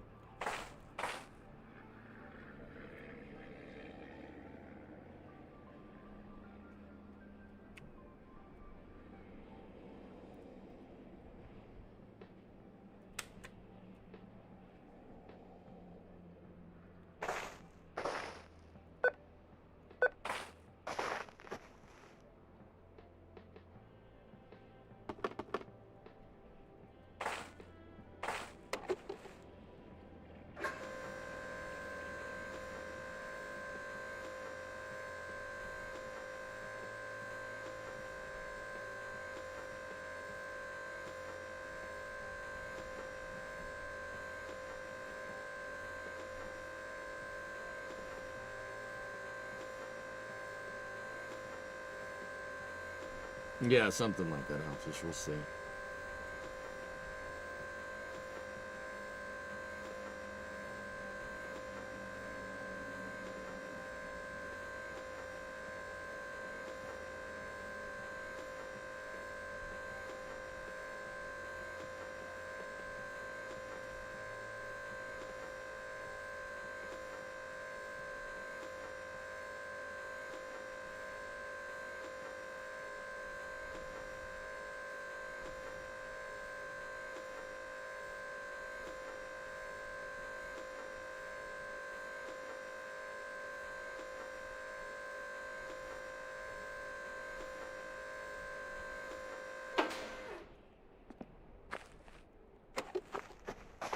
Reason. Actually, no, we should just be able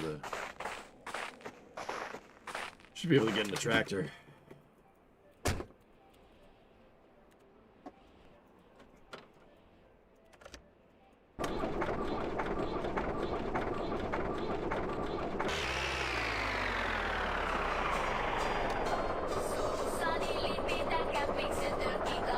All right, so we got 3 crates of car parts.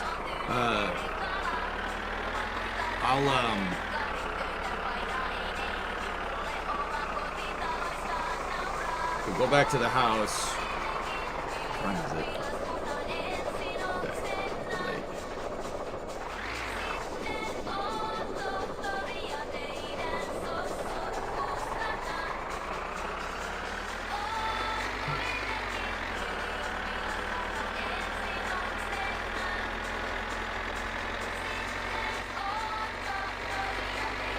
Did you cap the cap? Probably not. I always forget to do that. I saw that Berger said that Brooke is removing SLS from the Artemis program. It was a tweet from him yesterday. Rarest, I can't prove it, but I think that's what Eric Berger wants, and not necessarily what's going to happen, but it could be.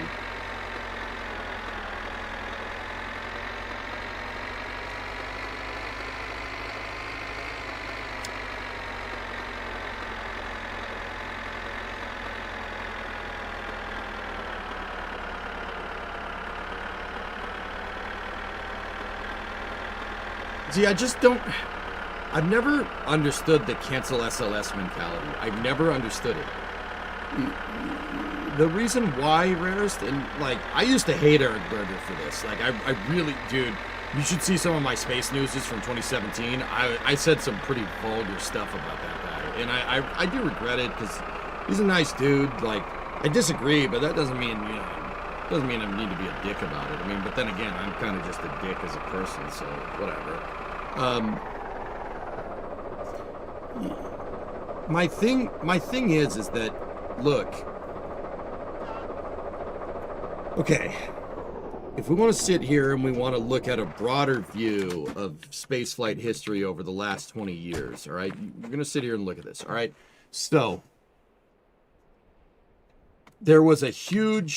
there's a lot of people that didn't like Constellation. There's a lot of people that didn't like the Constellation program. A lot of pundits, spaceflight pundits were very, you go to the late 2000s, right? A lot of spaceflight pundits were very against Constellation. The Constellation's a bad idea. This is a stupid idea. It's way over budget. It's underperforming. It's gonna take so long. It's delayed. Basically, the same exact argument that they're using for SLS that people use for being critical of SLS at this point, right? Same exact argument. Now, here's the thing. Those people that were all critical of Constellation, Ares 1's a piece of junk, that's terrible, it's a death trap, blah, blah, blah, blah, blah, blah, blah. All of vocal stakeholders in that argument ended up culminating in Constellation getting canceled. Right? It got canceled. Great. Hurrah. Big win, right? Big win, right? Or was it?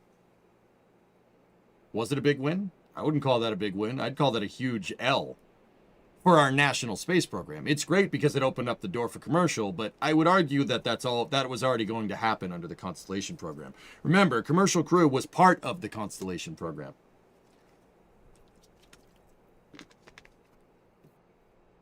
So, everybody was critical of Ares 1 and Ares 5, saying it's way over budget, it's going to take so much time to do, and that a very vocal bunch of pundits all said that, and it got the program canceled, right?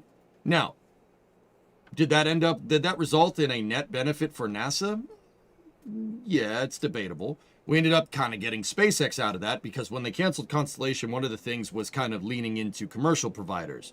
So they kind of it didn't put SpaceX on the map, but it kind of emphasized that commercial is a good idea, right? And that's not a bad thing, right? But also at the same time, they pulled the rug out from our entire national space program. They pulled the rug out. And Congress freaked out. They said, no, cancel all of it. And Congress said, the frick you're going to do that. The frick you are going to do that, and then made SLS law, which opened up the precedent of Congress deciding your spaceflight architecture and deciding what NASA is going to do. A precedent which has held true for the last 15 years since the 2010 Authorization Act. And now, we've had a program that's launched once, twice if you include EFT1, over the course of 15 years to the tune of $93 billion.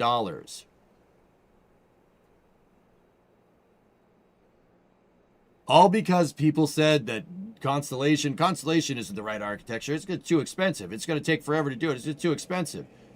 That same exact argument is being used for SLS right now. Oh, it's way expensive. It's over budget. SpaceX could do it for cheaper. Blah, blah, blah, blah, blah, blah, blah, blah, blah, blah, blah. All right? And the thing is that that's not bullcrap. Of course, SpaceX could do it for cheaper, right? They're a commercial company. They have to profit, right? Like, commercial is great for logistical applications for spaceflight, not necessarily scientific exploration.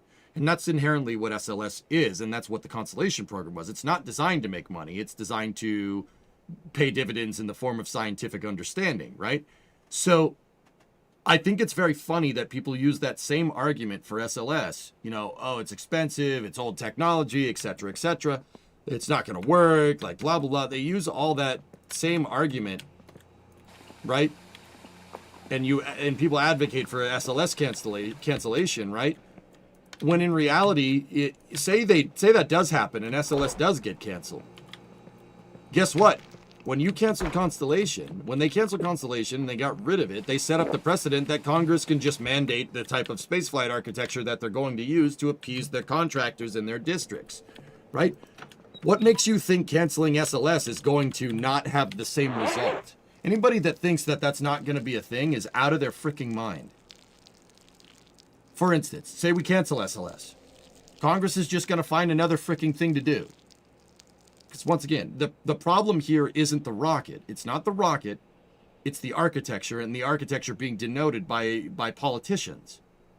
That precedent was set up because of a huge vocal minority trying to advocate for commercial. People are very naive if you think that wouldn't happen again. So we argue for SLS being canceled, and guess what? Congress will come up with another project for NASA to do, and they have to do it by law. And if you don't comply, you're un-American, right? Like that's what happened, because that's what happened with SLS. What makes people think there's going to be anything different this time around if you try to use that same argument? It's very funny to me, and that's why I was very critical of Eric Berger for a long time. But I don't know.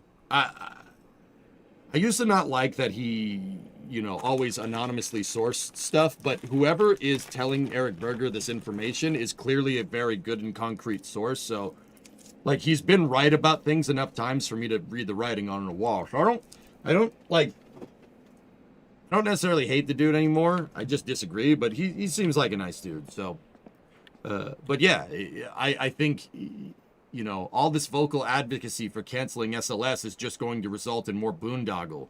You can't trying to work against Congress historically, trying to work against the monetary stakeholder expectations of the space program historically has not worked correctly.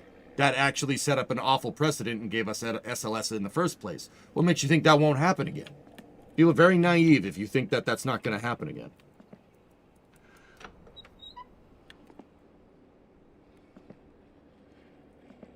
Anyway, sorry. It's just something that that's why I've never, I don't mind SLS. I really don't. It's a fine rocket. It's good enough. Could it be better? Yeah, it needs a better upper stage. That's why I always say that. I don't think it's necessarily a bad rocket or a bad program. I've always said that the problem with Artemis is that, well, it was the architecture was denoted by politicians. Politicians don't know anything about spaceflight architecture, and it shows.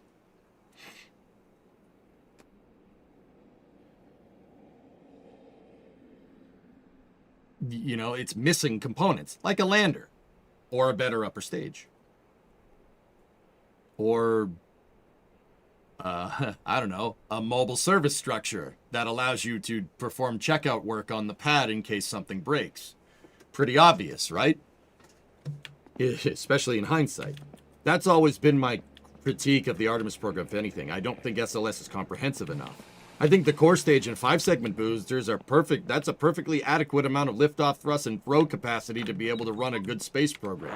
You just need to do it more, and it needs a higher energy upper stage to do more sustainable lunar exploration on a regular schedule. That's always been my critique of it. And the reason why I don't hate on SLS as much as everybody else does is because the last time we hated on the last national space program, we ended up with SLS. And how's that working out? I don't know, just food for thought. What would be the bigger mistake, creating SLS in the first place or canning it in a few years? Boxy, if it was up to me, we shouldn't have canceled Constellation. That set up canceling Constellation, pulling the rug out on our national space program, really set up a lot of awful precedents. Precedents like Congress denoting spaceflight architecture. That is the biggest thing about canceling Constellation that lives in my head rent free. Because there was a time where NASA designed the architecture and then Congress approved the price of the architecture. That's how it worked in the Apollo program. You know, canceling Constellation basically made Congress the systems engineers for the Artemis program. And that is a very, very, very stupid idea. But, yeah, canceling it is it's worse than just canceling the architecture. If we just followed through with Constellation, I don't think this would be a problem.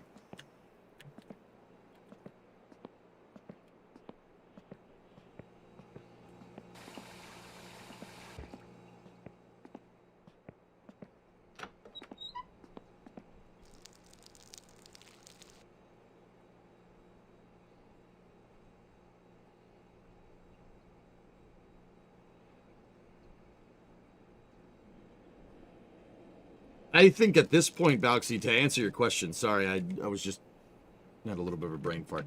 To answer your question, like, completely and thoroughly, like, if you canceling SLS at this point is going to just do exactly what canceling Constellation did. It's just gonna you're gonna wind up with an even bigger boondoggle. Like, I don't know how people can't see this. I've been trying to say this for years, dude. You've been here. That's why I've always advocated for SLS architecture to be expanded, not contracted. Contracting it is just going to make it worse.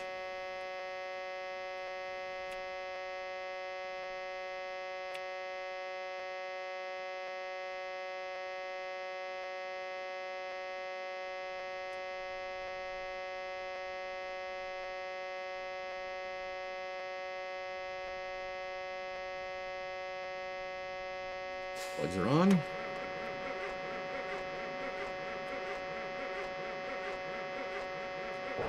There we go. Yeah, Element, I think, start from scratch, no thanks. Yeah, I think people are very naive in thinking that if you cancel SLS that, it's going to go back to, you're going to go back to the way things used to be, and NASA will be able to do whatever they want with that money. That's, like I said, that is very, very naive. Like, that's not what's going to happen, and I can say that with pretty reasonable conviction.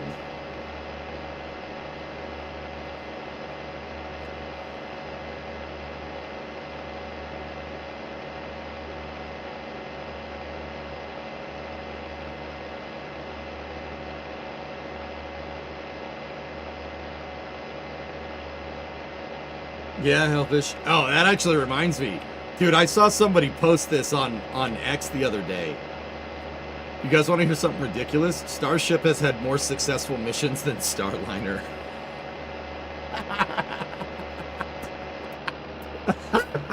That was a pretty funny post, man. I thought that was funny. Starship's had more successful missions than Starliner. Who would have thought? I didn't have that on my damn bingo card. That's pretty damn funny, actually.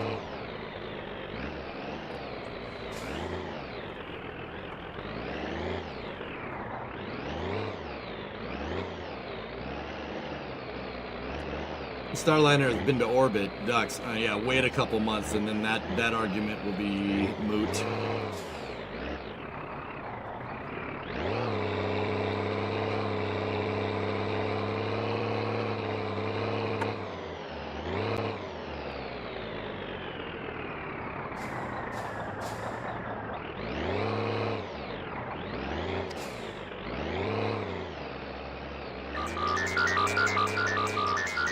Extraterrestre loco!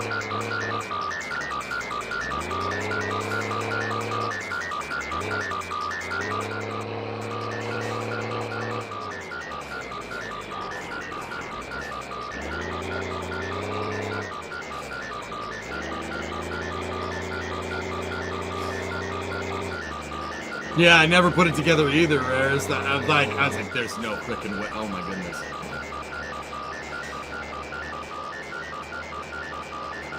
Yeah, I mean, Aqualex, let me see, let me read what you said. you say that like it's something that we can do, though. Like, that's the thing.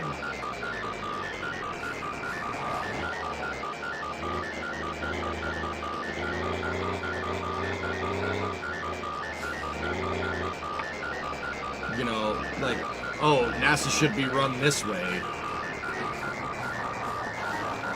Like, dude, when I come up with a solution for, or say what I think NASA should be doing, it's always within the confines of somewhat of a reality. Like, I'm not trying to say that what you're saying shouldn't be done, or it can't be done, but I think that would be a very tough thing to do to shield NASA from elections.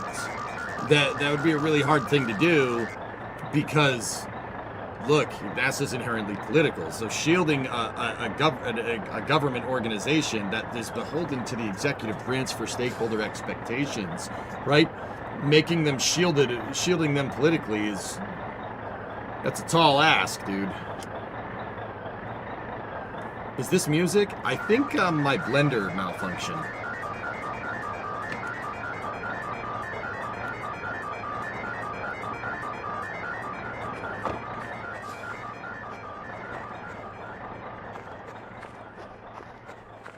What time does this piss stain open? 8. When is it now?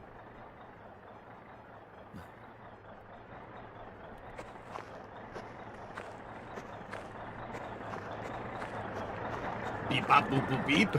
Boop boop boop.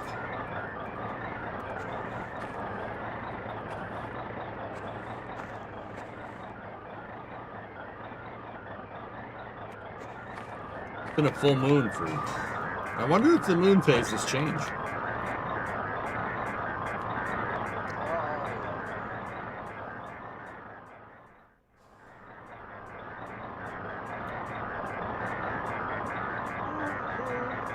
Phases will be added later.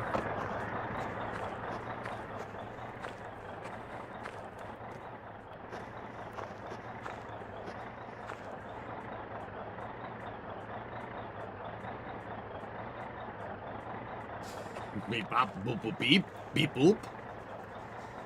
We're gonna be here a little while.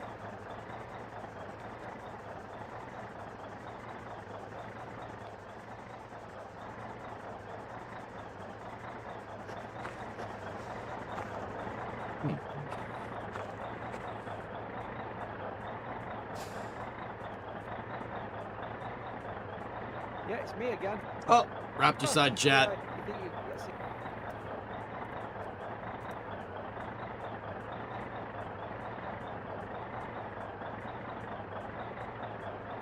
The Raptor side chat over on Starbase Live is starting now. Chapter side rat.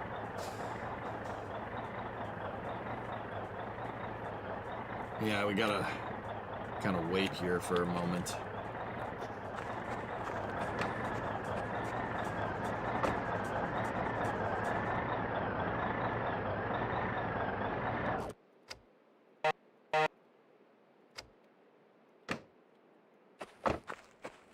Beep apple, boop boop beep.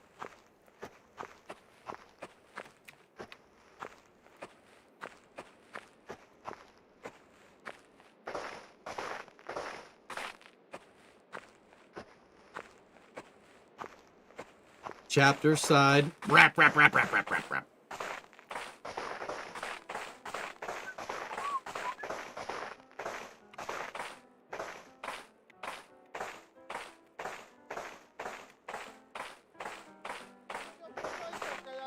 Actually, do you guys mind if I just check something on my telephono real quick?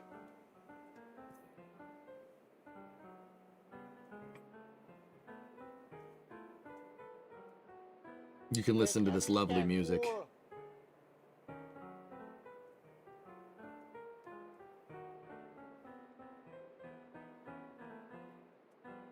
Ole se niin paljon tyhmkoessa mitään kuul.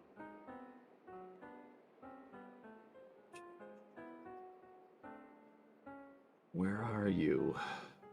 Kyllä me hätäs kuulla valla hyvin kun sä pimpoita menemään mun.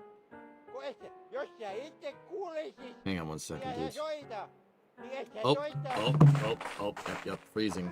Wait, where's our coveralls? Oh crap, I don't have the coveralls on. They're back at the apartment. Koita soittaa vähän verkan nyt ja...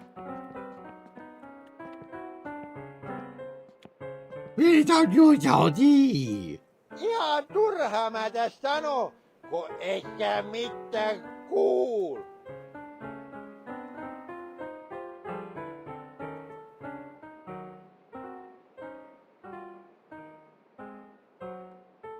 Mikä se tommonen piano se... Koko äsken kuul. Kat nyt, ei hän kuul mitään.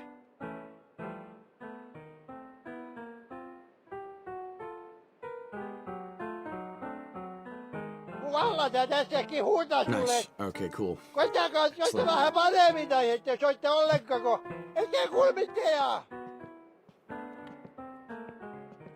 You bash all the naysayers all the time, and now it's your response. The whole purpose of NASA is to make it non-really. No, that's not what I'm doing at all. No, that's not what I'm saying in the least. You're calling for a sweeping change to NASA, and I'm not sure that that's entirely tenable.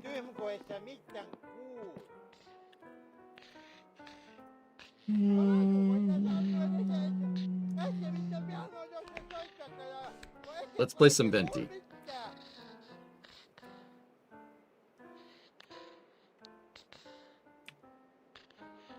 Bad EJ? No, it's fine. He's 13, I have 14. Hit me. Stand at 20. Alright, don't draw an 8, I swear. He drew a 10! We win! Alright! That's right, little piggy. 12. He's got a 2. Hit me. Stand at 20 again. He's got 8.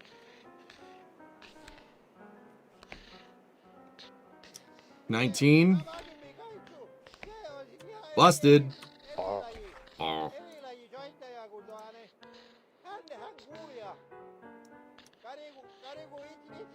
I actually kind of agree that science should be completely in the hands of scientists.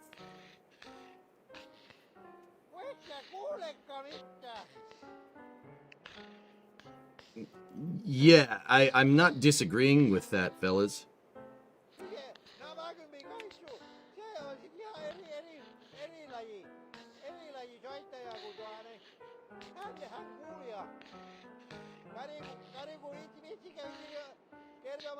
Yeah, you guys, I'm not. You guys are getting very confused. That's really funny. No, that's not what I'm not saying that your idea is bad. In fact, I agree with it. I'm saying that, okay, do you think that something like that is going to happen? Do you think that is a tenable solution? Do you think that that is going to be a thing that happens? Honestly. I'm not saying that it shouldn't or that it shouldn't happen or that it's a bad idea. I don't understand where people are getting confused. He's calling me a naysayer. No, that's not what's going on here. I'm calling for more SLSs to fly. You're calling for NASA to fundamentally change how they do business from the ground up. I don't think that's being a naysayer at all.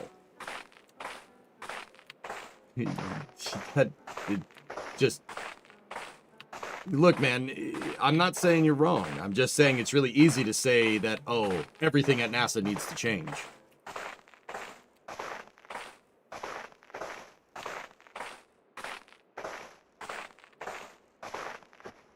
He meant naysayer, like a horse enjoyer. Well, yeah, Chris B was just there. All right, I burned a little bit of time.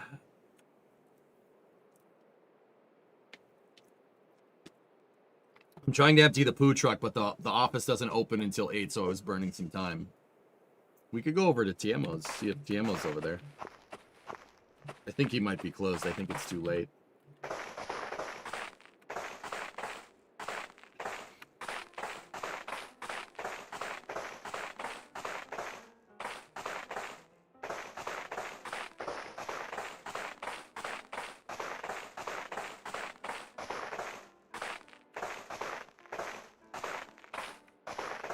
I don't have coveralls on. Oh, yeah. It's fine.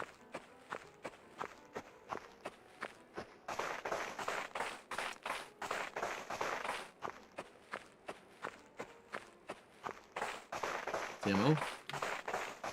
Crap, he's not here. All right. All right, we gotta run.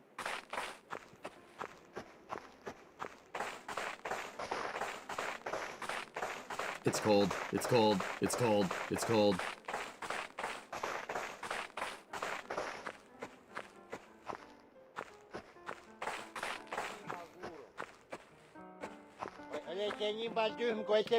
Pretty sure you can freeze to death in this game. All right, well, we're here.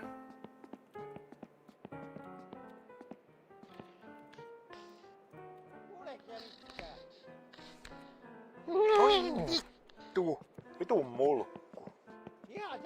Oh, there goes my 2 wins. Okay, we're gonna make it back to the truck.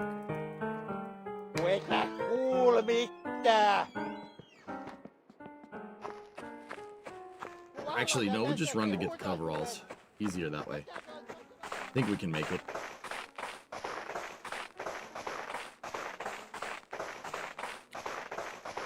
I can actually see at night. Oh, thank you.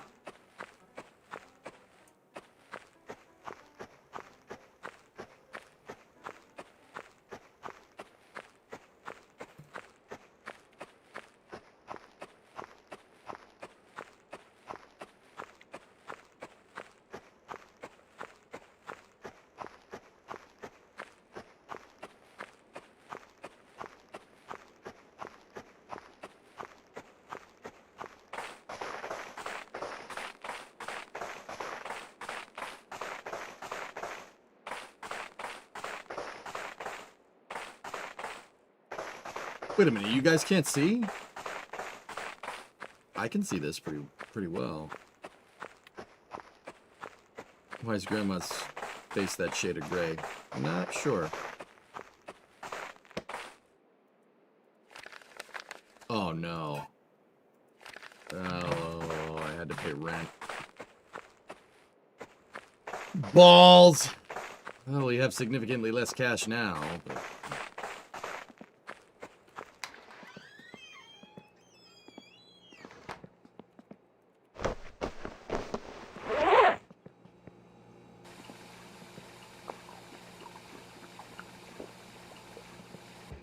Okay, there we go. We got our coveralls on. We're good.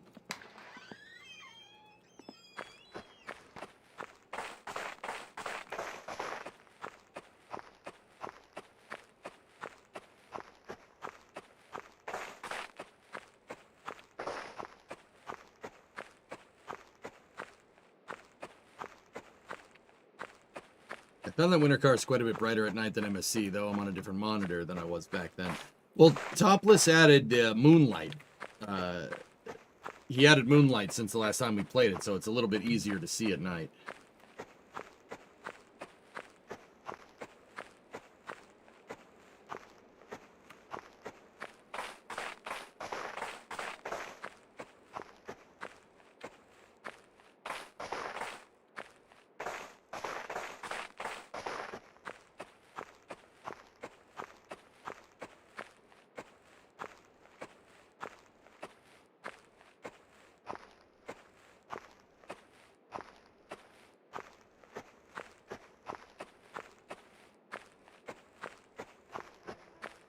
But do you think that's actually something that could happen, Aqualex? That's the thing. Your idea, I don't think the idea is inherently bad, but I don't think that that's... I think that now is not the time to necessarily introduce radical ideas into NASA. You just kind of have to slowly move back in that direction because we slowly drifted away from that direction for the last 50 years. You know?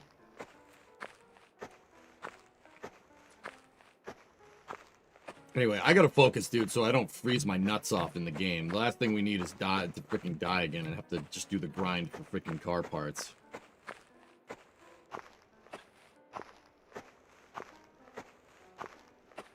Almost 7.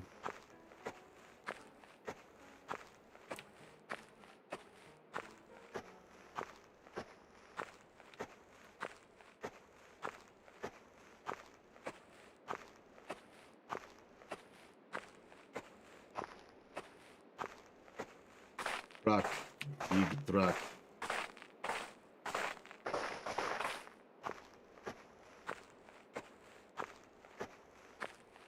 I mean, people aren't going to like this, but I would argue that JPL having scientific autonomy, just leaning heavily into scientists running the thing, has ended very poorly, actually. They ended up figuring out that they embezzled like millions of dollars.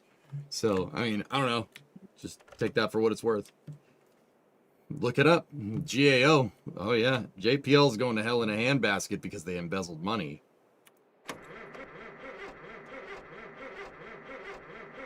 Come on, baby.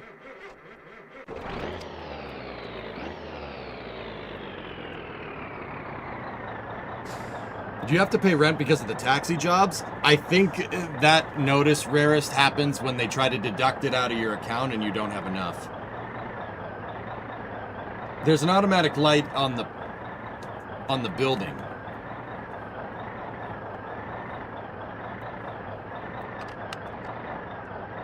Let's just listen to the change.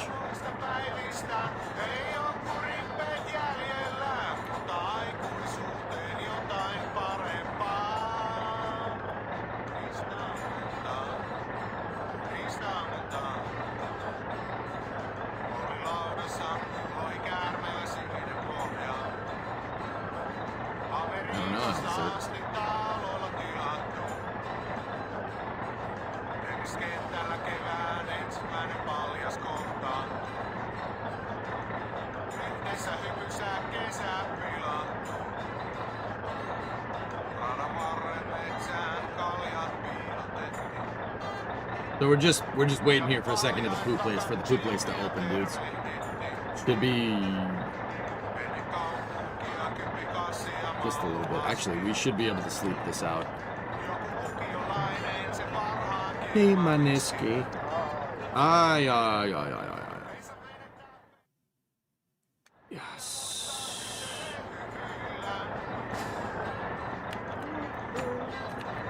Ya no está lista.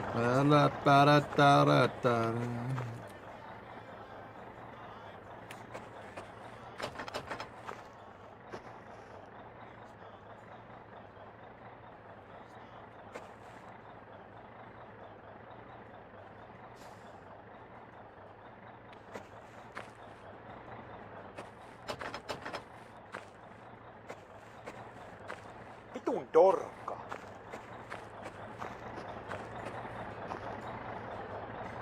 Well, what's that about?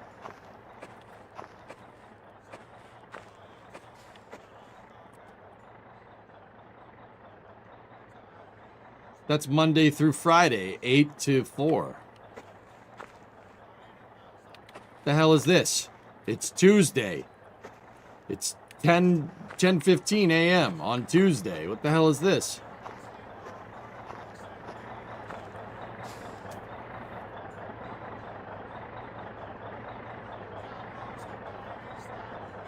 Yeah, all right. We'll just go hit the save.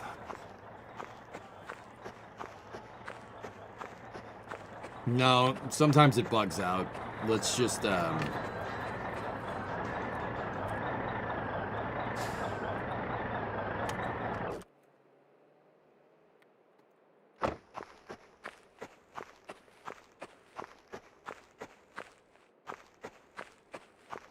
Does the retirement home have a toilet?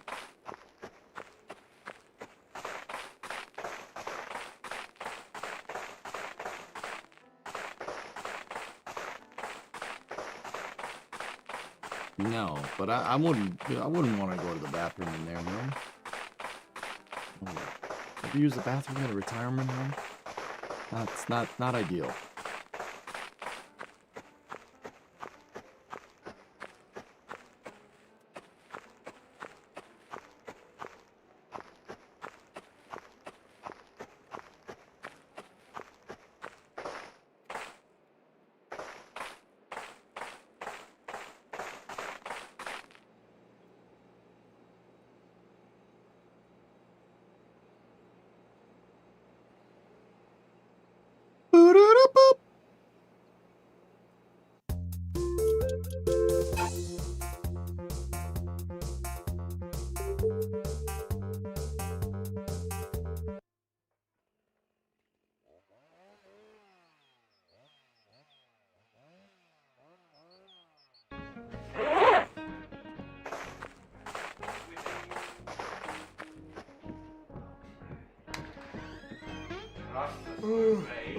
Ai, kylläpä ruppaa ramaisemaan tuon sisään. Ei uskoneet lestat elviksiin.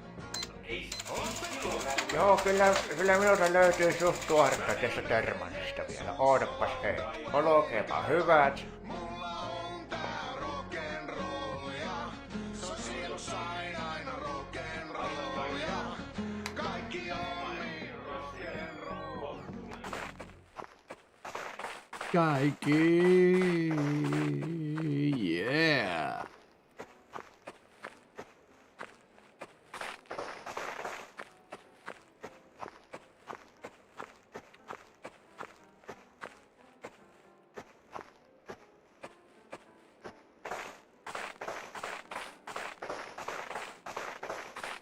Ah, there he is. That bozo's here. Where did he pull that coffee from? From the thermo can. Can't you read? The thermo can. Really hope this doesn't cost more than 1,900 marks, or else we really got a problem.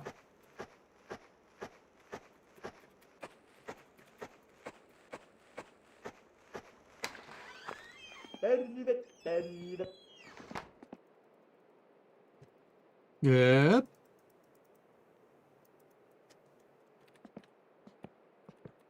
Joo.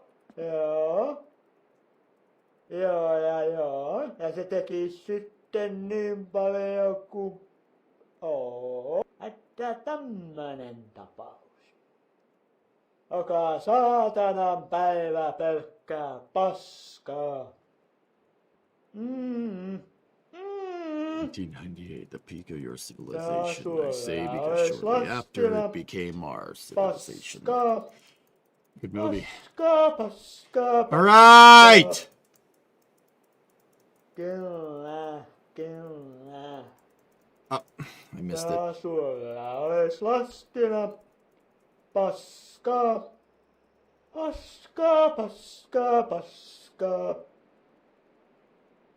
Minulle tasa-arvo meinaa sitä, että kaikkien persestä tulloo paskaa. I know, Chris. Missed it again. Eihän siitä paska pahemmaksi muutu. Ja sulla olis lastina paskaa.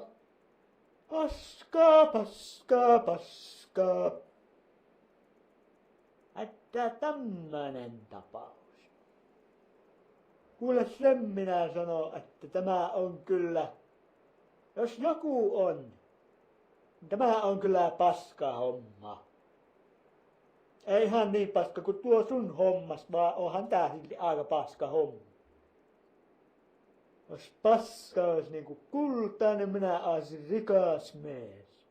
Vaan eihän se oo. Joka saatanan päivä pelkkää paskaa. Hey. Minulle tasa-arvo meinaa sitä, että kaikkien persestä tulloo paskaa. Jos paska olisi niinku kultaa, niin minä olisin rikas mies. Vaan eihän se oo. Että tämmönen tapaus.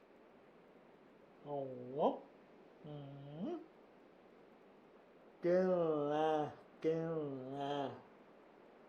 Jos paska olisi niinku kultaa, niin minä olisin rikas mies. Vaan eihän se oo. Kyllä. Jaha. Eihän siitä paska pahemmaksi muutu. Niin. Eihän siitä paska pahemmaksi muutu. Niin. Että tämmönen tapaus. Minulle tasa-arvo meinaa sitä, että kaikkien persestä tulloo paskaa. Joka saatanan päivä pelkkää paskaa. Mm. Mm. Ja sulla olis lastina paskaa. Paskaa, paskaa, paskaa. Oho. Mm. Jos paska olis niinku kultaa, niin minä oisin rikas mies. Vai ähä se oo? Jos paska olis niinku kultaa, niin minä oisin rikas mies. Vai ähä se oo? Ja kiitos käynnistä. Joo, siitä vaan. Huh. That worked, Elforce. I always aim at the cash register, dude. I never aimed at the numbers. Do you have to aim at the numbers?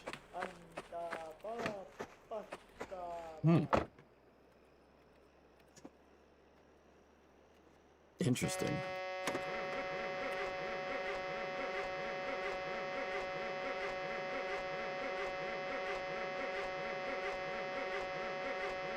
Poop doesn't freeze, Merkin. If you had a big pile of it, the tank would be warm to the touch. The decay process for excrement actually makes heat. Fun fact. Don't ask me why I know this.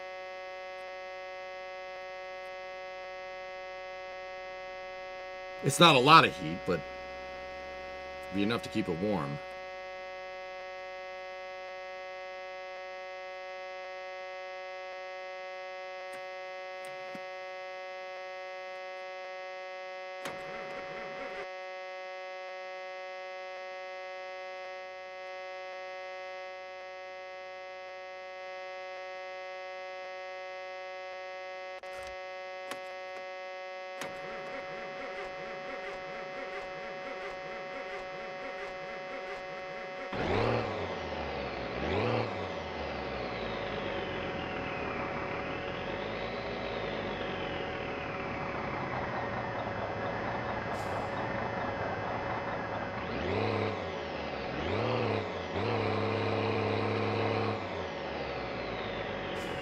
We gotta go inside real quick because it is cold out and we are gonna freeze.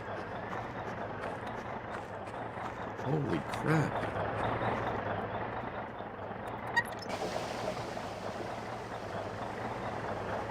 Why were we freezing so much? If you shiver too much, your character will freeze to death. Just like a compost heap. Exactly. What do you think compost is, guys?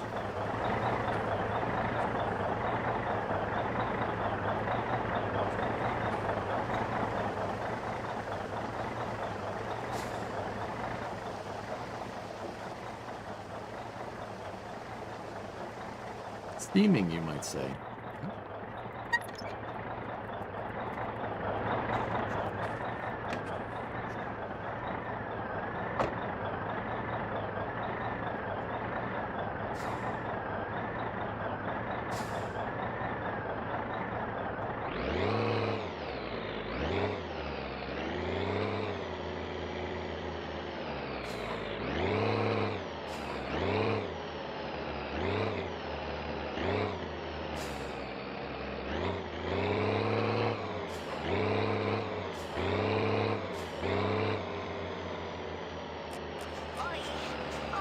Hi.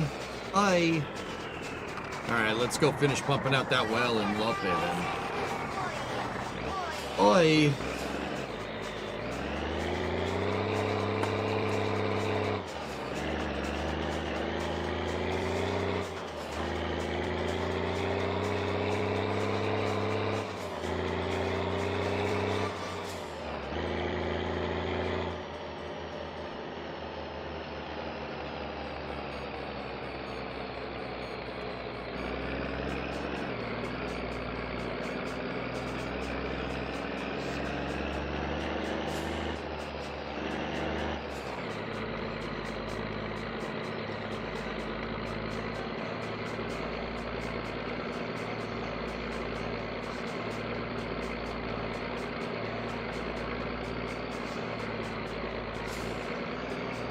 What? Like it? It's fine.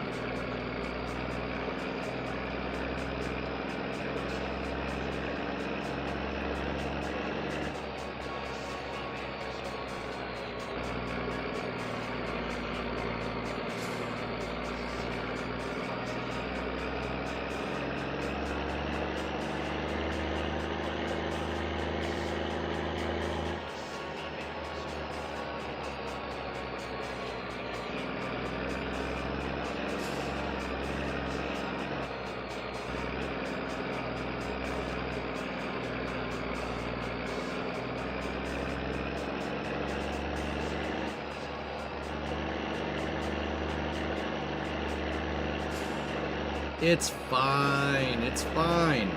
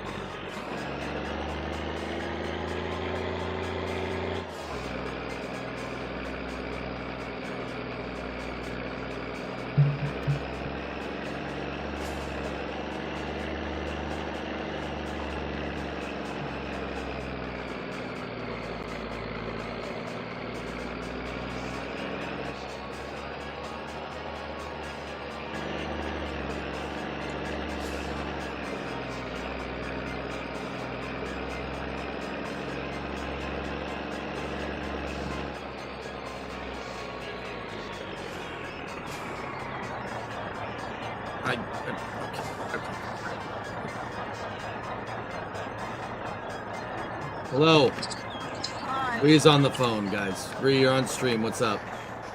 Can you come in the house, please? Yeah. Thank Yeah. you. Yeah, give me a second. Okay. I'll see you in a moment. All right, thanks. Bye.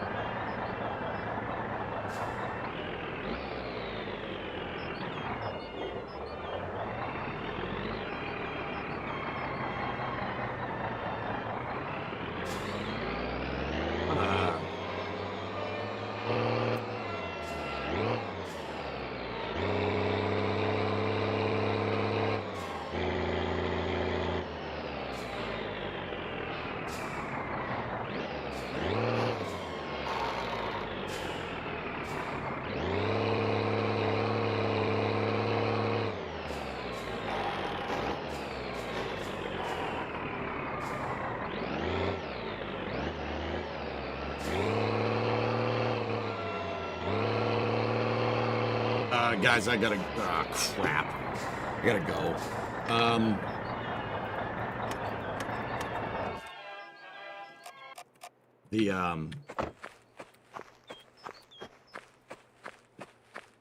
I gotta go. The water heater's acting up again. I'll be right back.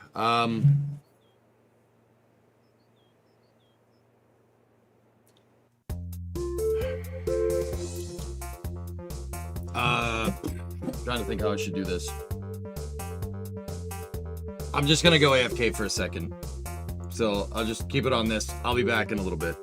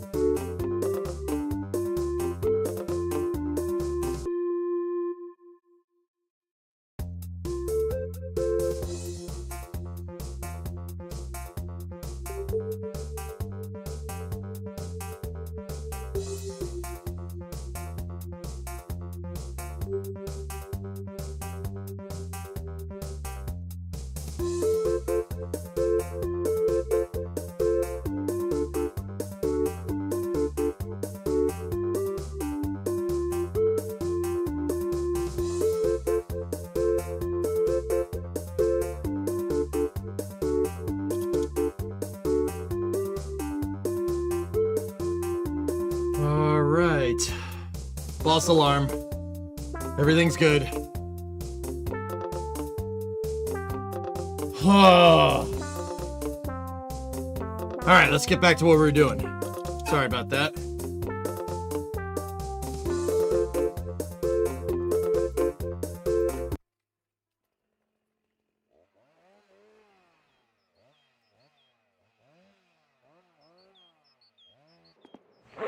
All right.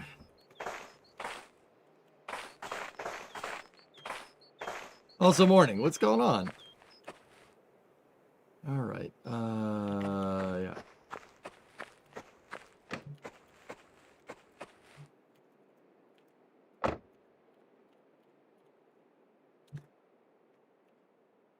Check how much springs cost at Fleetari. Springs?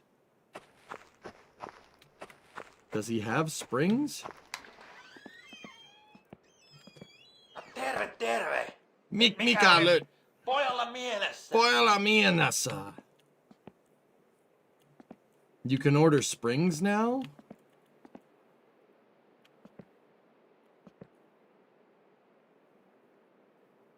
I don't see any springs here.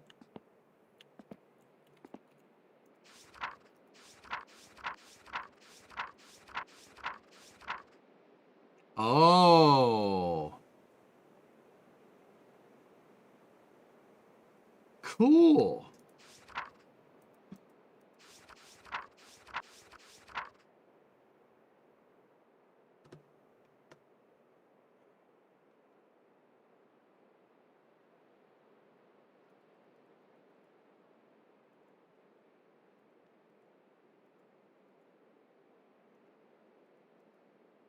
Huh.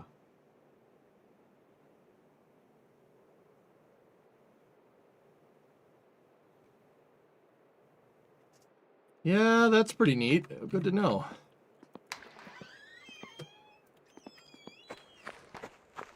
Everything good with the heater? Yep, false alarm. I told Brimo, you know, this morning that if you even get a trace of gas, you even think you smell gas, just come and get me. And yeah, she was just doing what I said. Yeah, no, false alarm. My water heater was not happy last night, so like if you even think you gotta, like if you Pavlovianly smell gas, come and get me immediately. So because yeah, I'll shut it off. I'll you know, I have disconnects all over my house for all the gas stuff. Yeah, you don't dick around with gas. That's not a good idea. I know enough to know that.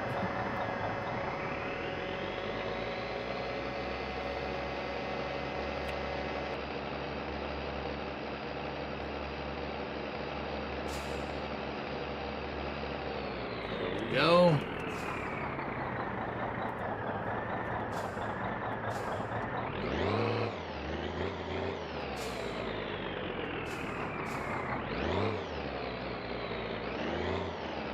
Better safe than sorry. Yeah, I don't need my house exploding with my wife and dog in it. That's, yeah.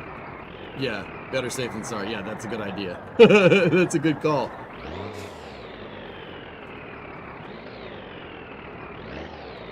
Actually, there was, crap. Well, this isn't good.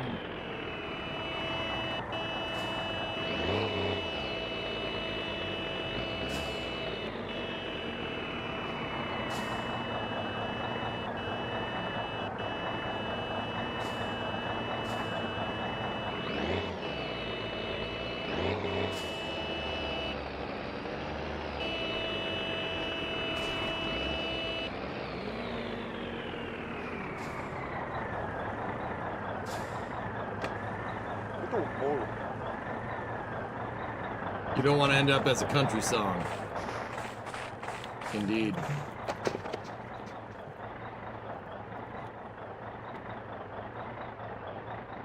Yeah.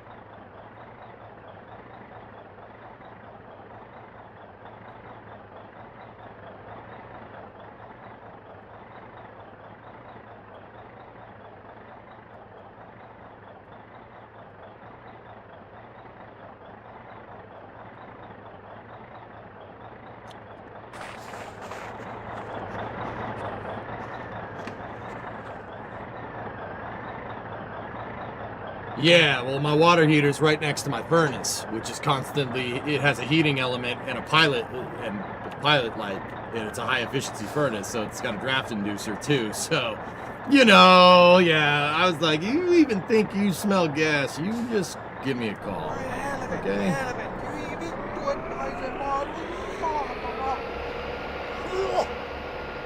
Because, you know, if it pools gas in the workroom down there and oh no.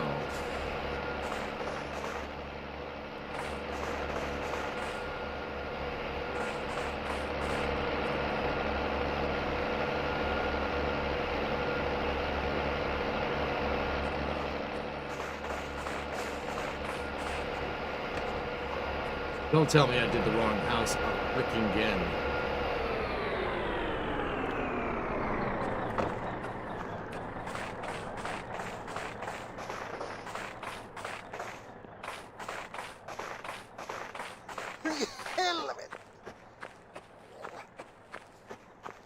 I mean, it looked empty. Well, Manitech, that's because I didn't get all the well last time.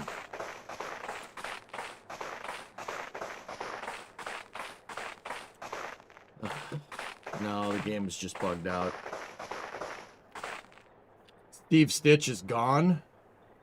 NASA named acting leader as 2 key human spaceflight roles.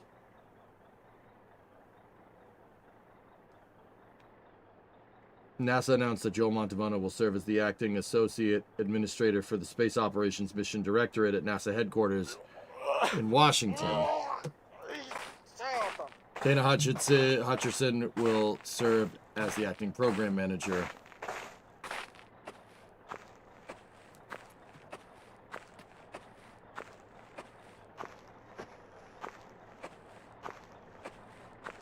Huh.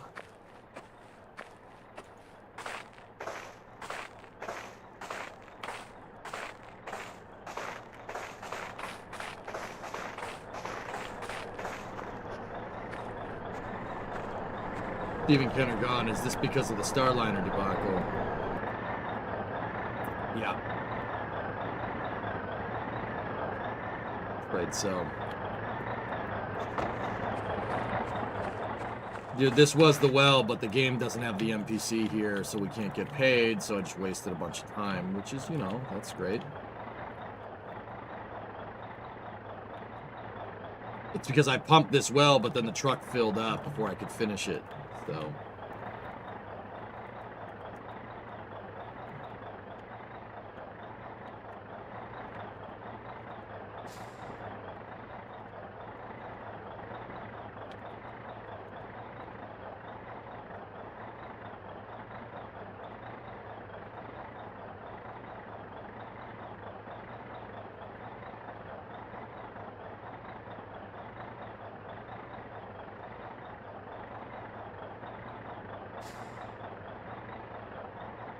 Discovery, go at throttle up. I want that plate receipt.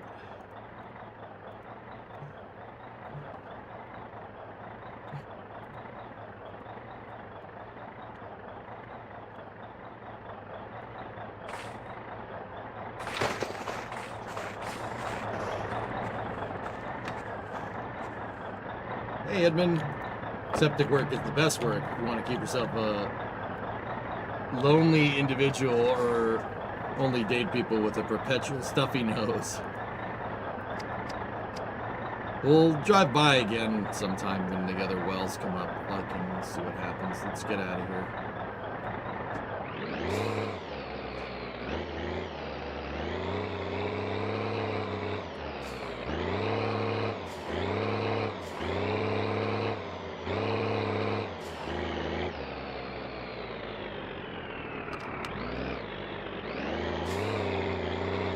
It's not the road.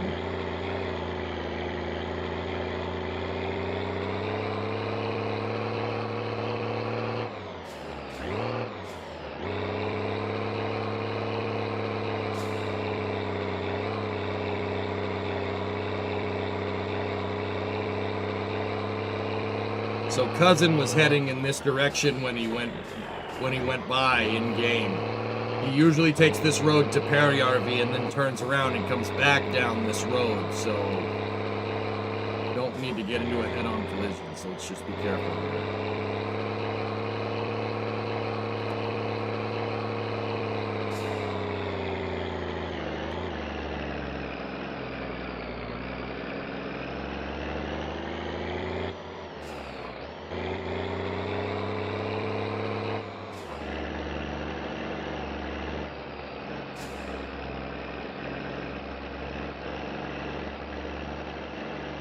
Dump this load so you don't get that issue again. Yeah, I think the thing might be glitched though, Note.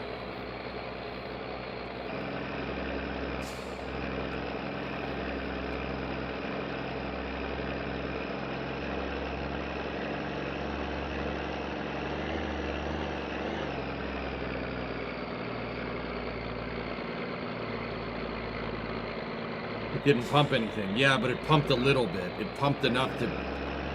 It's hard to explain. There's five septic tanks on the map, Flykin. Each one of them is 2,000. So ideally you want to pump 5 wells for one draining of the truck. Now that I only pumped a little bit because I pumped the wrong well...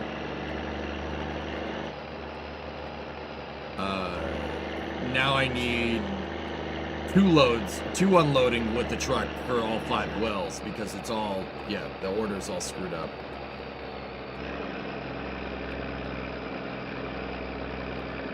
I thought one is 2,100.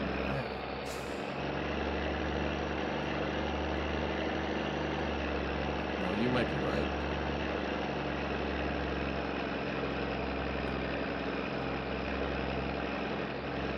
Is the drain fee a flat fee? The draining fee,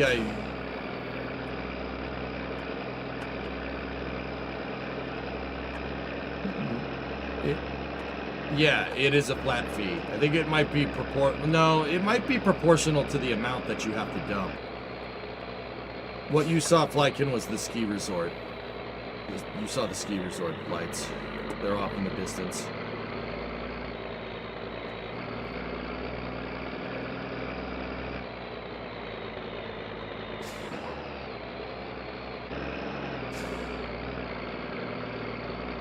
Yeah, proportional to the amount, yeah.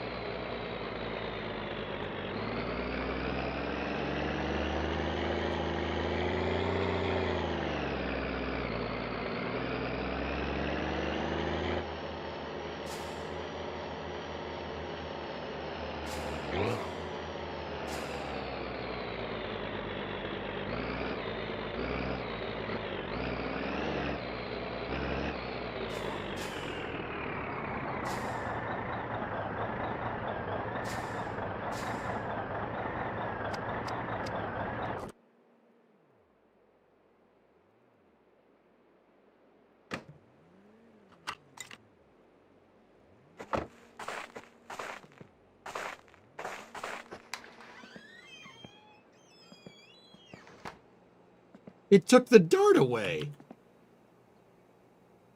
And the game didn't pay me. Whatever.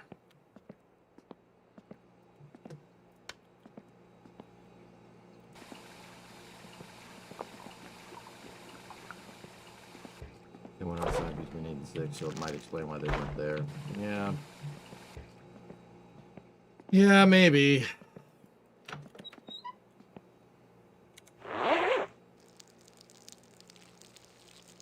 Yeah, don't worry about it, J-Volt. It's fine. Just, yeah, don't bring that up in here, man. Come on now. Keep it clean. Keep it clean. Hey, keep it fair. Keep it fair. Vitu mulkku. All right, let me read this press release here real quick.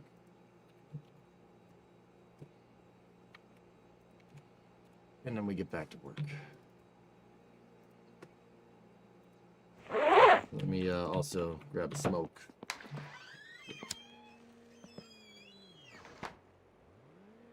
Oh, Fly, can you hear that? Yeah, we don't need to worry about it. Cousin got stuck somewhere.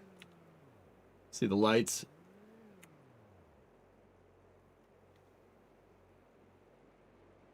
Where'd all your money go? Rent for the apartment.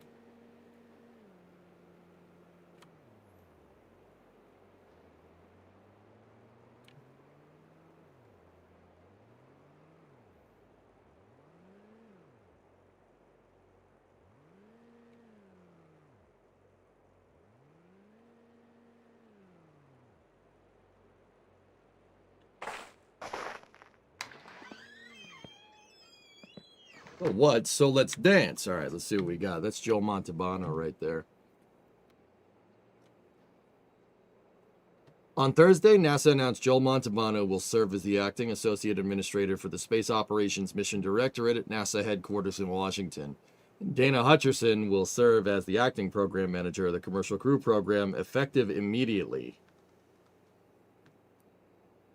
Space Operations Mission Directorate programs and activities include Commercial Crew Program, Commercial Low Earth Orbit Program, Human Research Program, ISS, Launch Services Program, Rocket Propulsion Test Program, and Space Communications and Navigation Program, Space Sustainability and Human Spaceflight Capabilities. Both leaders were previously serving as deputies in their respective roles. Strong leadership is essential to advancing NASA's mission, and Joel and Dana are exceptionally well qualified to serve in these acting roles, said Jared Isaacman. Their experience and commitment will help ensure we deliver on the President's national space policy, maintain American leadership in low Earth orbit, and build the capabilities required to achieve the near impossible. Okay. Ken Bowersox previously announced his retirement effective Friday, March 6th. Yep. Key priorities for Montalbano will include establishing a low Earth orbit economy ahead of retiring the International Space Station and maintaining American superiority in space. Prior to his position at headquarters, Montalbano served as the manager of the ISS program. Hold on.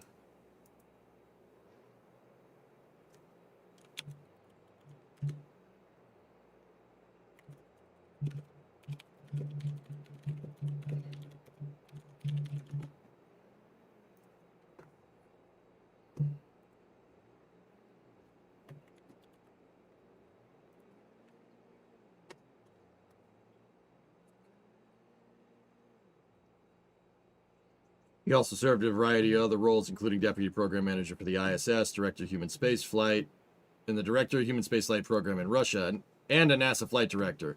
He started his career at Rockwell in 1988 and became a NASA civil servant that same year.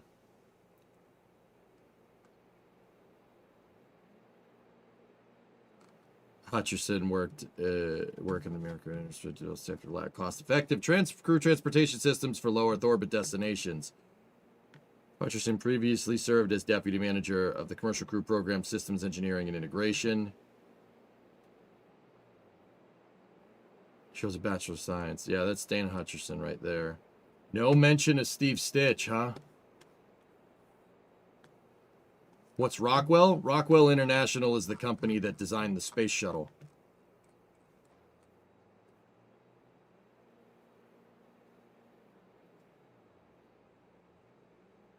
Wow. I guess that doesn't say much for Steve, huh?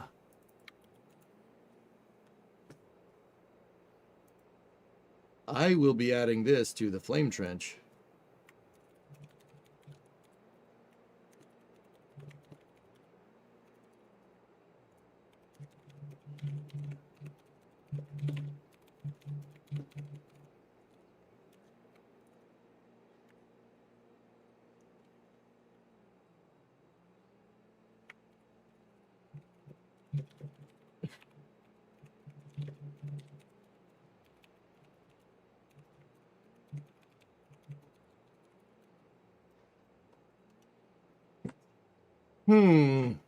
What'd we know about Steve before?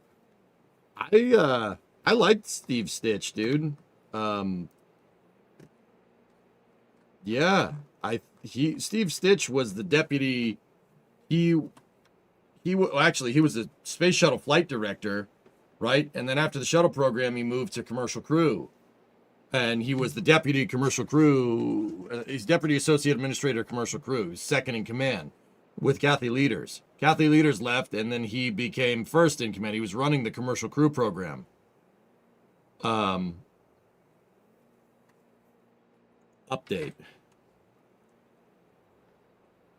NASA tells me Steve Stitch will remain at NASA and will work on the HLS program. They also say the acting positions are effective immediately, and they're updating the press release to make that clear.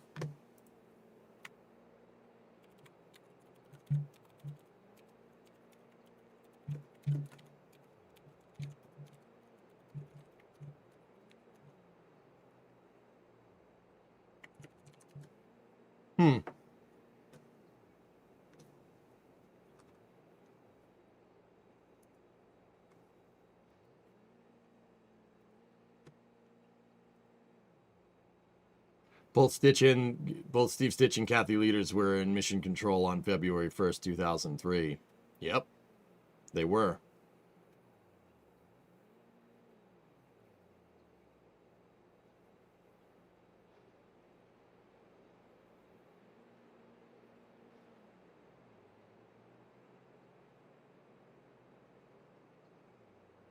Ken Bowersock's retiring and Steve Stitch moving to HLS is kind of telling, though, dudes. That's pretty telling.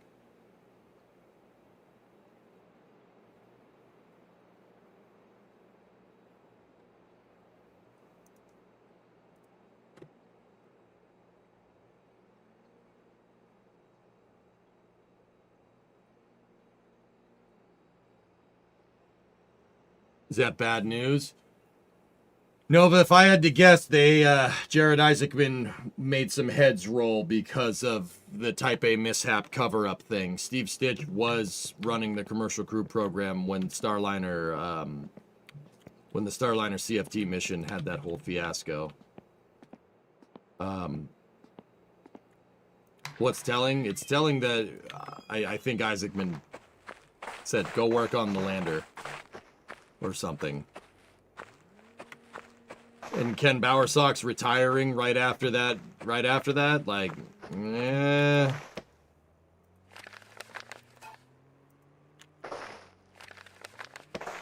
Running out of cash.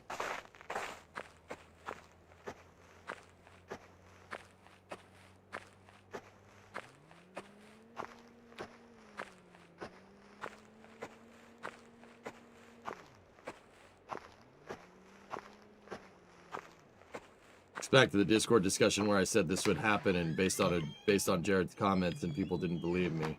He did say he would. Tape. That's the other thing. You're not wrong. He did say that he would hold people accountable. He did say that.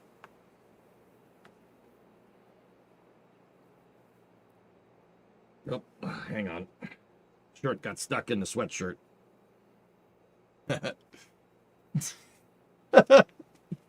Freaking, I was about to take my shirt off. I'm like, nah, that's probably not something people want on stream.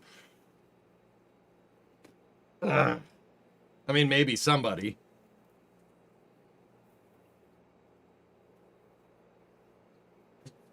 It's not that kind of stream. Yeah, I know.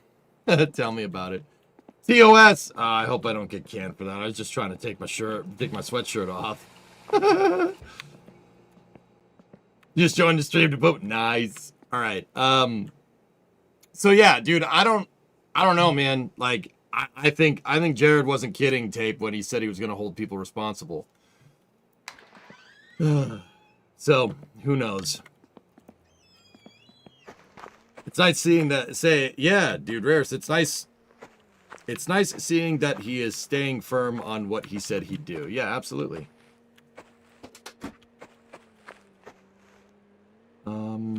So here's the thing. We have packages to pick up, but Moon. We have packages to pick up, but I don't have any money. So, you know. That's nice.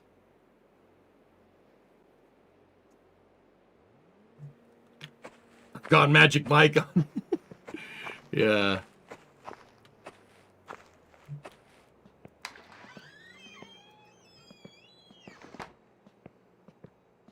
I would certainly hope not, Aqualix. Jeez.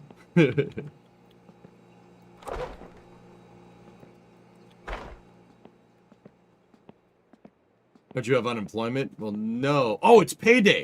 Hold on. We don't have unemployment, but we do have the taxi jobs that we did. So that should be a couple grand, and payment is Tuesday, I thought. So let's go take a look, or at least I think it's Tuesday. It's Nudie Magazine Day. Nudie Magazine Day. Nudie Magazine Day. Nudie. Woo.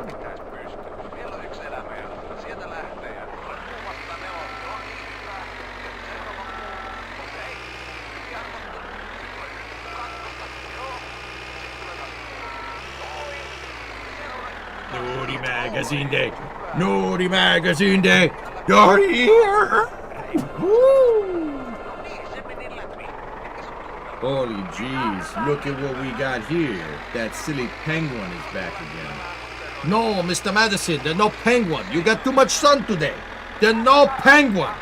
It's too dang hot for a penguin to be just walking around here.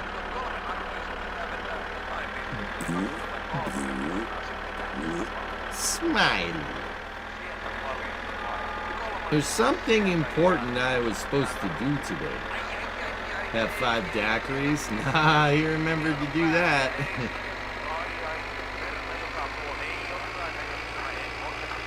What's today? October? It's Nudie Magazine Day! Nudie Magazine Day! Nudie Magazine Day! Moon. Moon. Moon. Moon. Moon. Moon. Moon.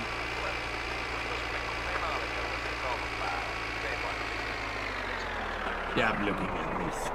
No niin, minusta kiinni. Kiitoksia Esa sulle ja sitten eteenpäin.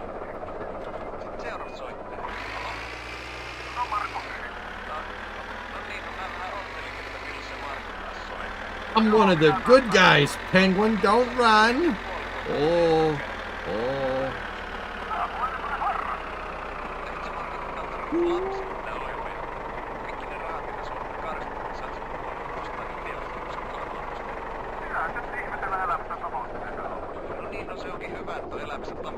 Ei teillä huhuu. Jäbäjuu. Jähoo! Sekin olisi tosi hyvä. Laitetaan peli pyöriin. Täällä sulle niin tuttu, että mä näen tästä tuon käymään tupakilla. Pelaile sää siinä ja katsotaan sitten vähän myöhemmin. Joo, anna mennä vaan. Yeah, it's pretty cool. Don't look.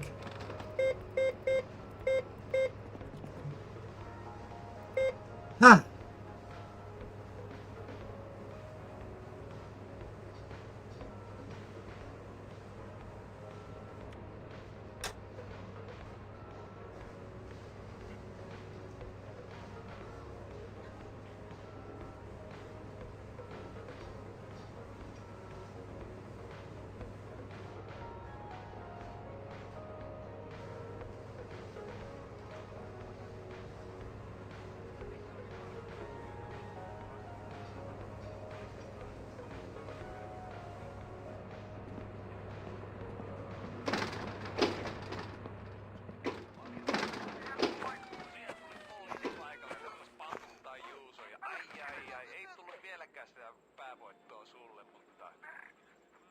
Sä oot Marko jo niin monta teepaitaa meillä saanut, että sä et saa mitään. Ensi viikolla voisit jättää oikeastaan soittamatta tänne, että pääsis muutkin pelaamaan. No mut semmoista oli meille tällä kertaa parissa ja ensi viikolla taas katsotaan, että mitä silloin luvassa ja mä toivotan teille hyvät loppupäivät ja ei muuta kuin hei suli vei.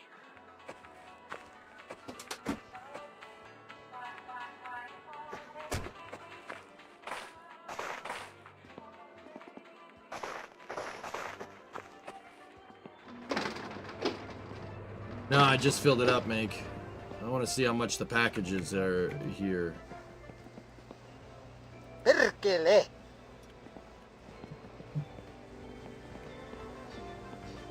There was supposed to be... The ATM's supposed to be full! Anyone care to explain?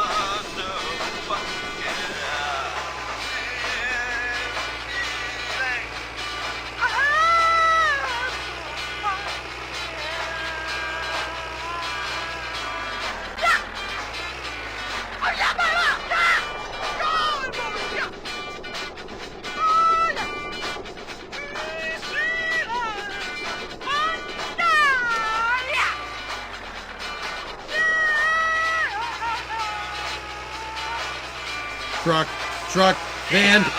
Woo!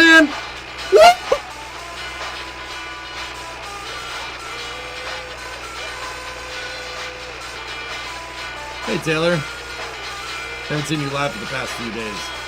A snow blizzard hurricane hit my house, Taylor, so yeah, that's where I've been.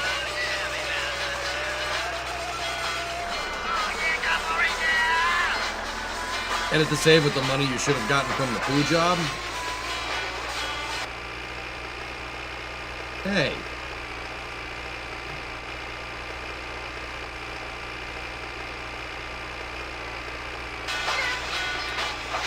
That was weird.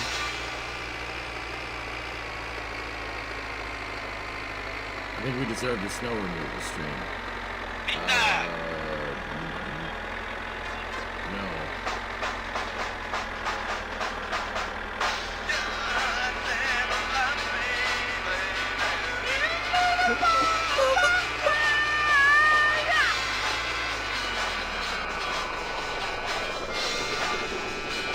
No.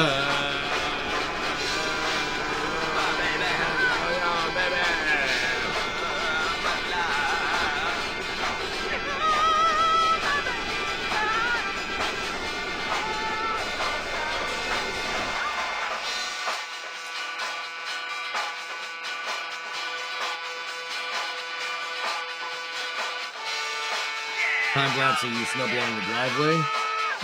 Guys, I don't want to stream outside of the garage. Yeah, I don't like that. You guys in the garage, all good.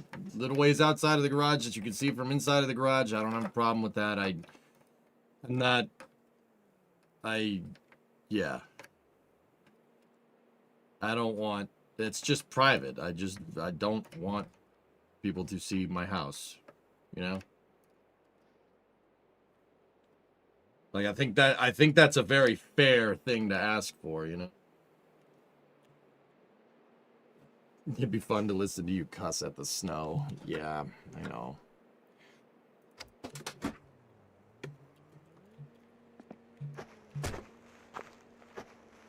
So no cooking stream? I never said that. If we were gonna do a cooking stream, it probably would be not at my house. So. Doesn't want to show his giant Ford-shaped pool. Yeah, I mean, we need a Ford-shaped pool because Cleater's bow tie pool, you know?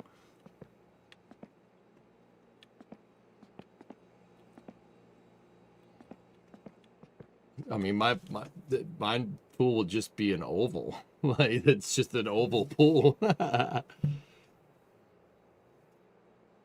can't imagine the creepy people. You could see Cleater's house from the road, dude. Yeah. Like, from the road that it's on, you know? Yeah, it's, I mean, if Cleater's cool with that kind of stuff, that's fine with me. But yeah, I don't know. I just don't. Yeah, you know, the way I see it, dudes, is like, Primo and I want to start a family, right? And if we want to do that, dude, I don't need people knowing, like, where the kids play and stuff. Like, if I get a swing set, put a swing set in my backyard or something. Like, I don't need people seeing that, you know? I don't want that. I don't think that's fair. So, you know, that starts with, if we ever want to do that, that starts with just not showing it in the first place, you know?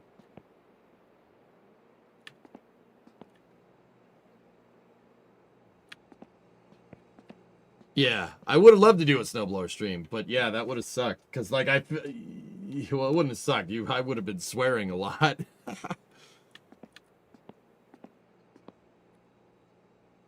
But yeah, you know, inside the shop, just a little ways outside the shop, that's fine with me. Like, but yeah, that's about it. The reason why I'm okay with like around the shop is because it's way back in the woods.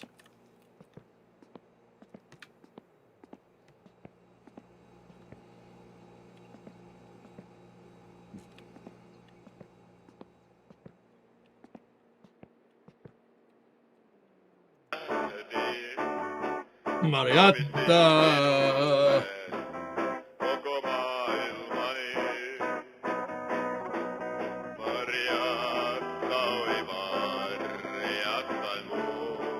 By the way,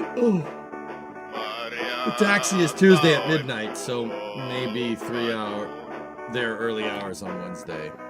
Oh, okay. More space.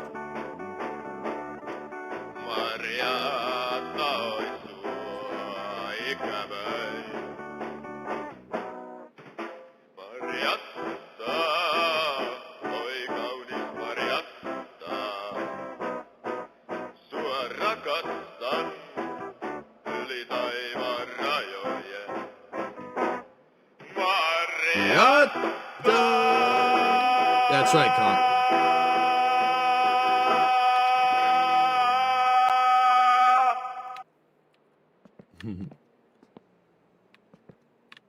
This is a bucket for making Finnish wine in it, and you can basically bootleg in this game, but it's not.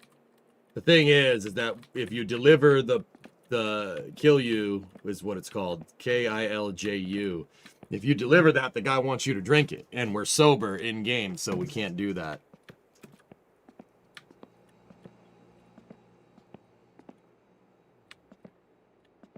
Gets turned off by updates to the game. EJ has to turn it back on, but hasn't gotten to it. Oh yeah, the curva.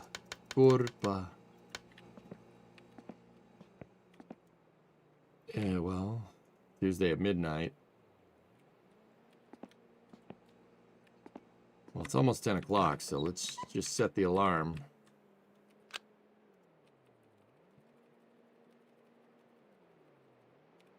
There we go.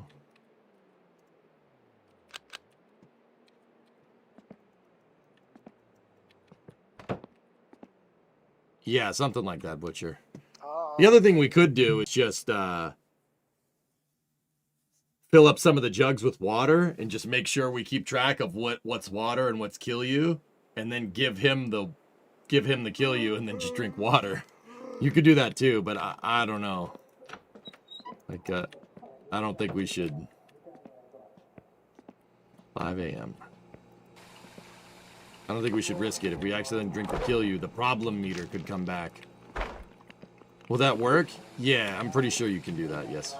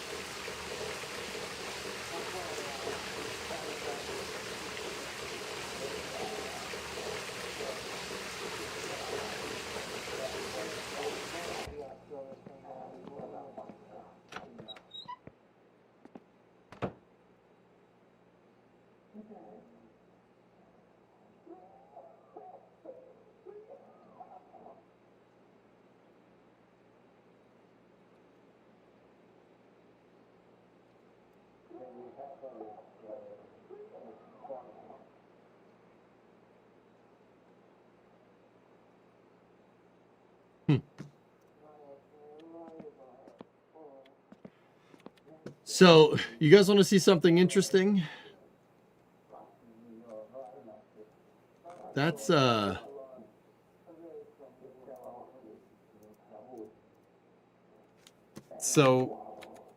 Rocket Lab has their earnings report. Their earnings report is out.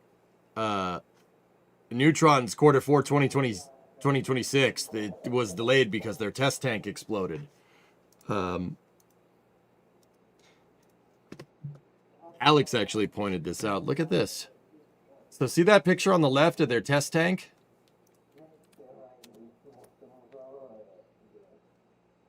Uh-oh.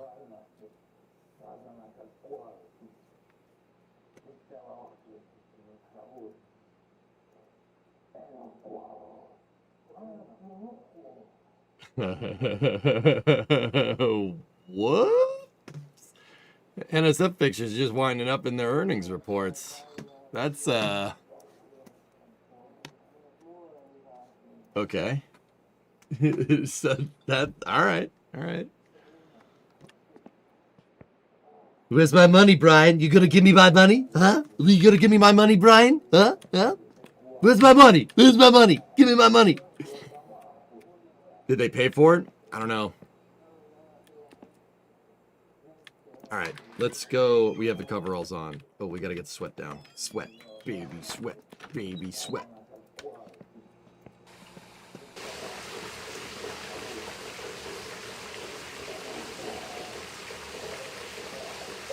They cropped the water.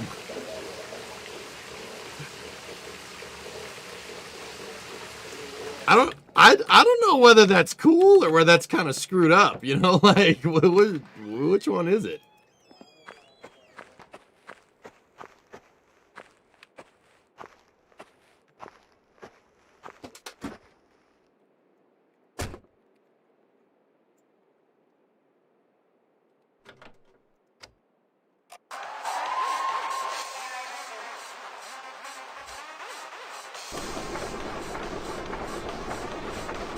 Yeah, fall, like...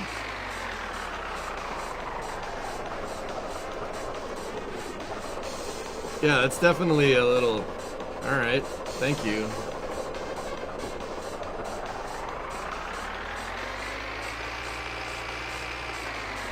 I don't know, that ain't up to me. I just thought it was pretty funny.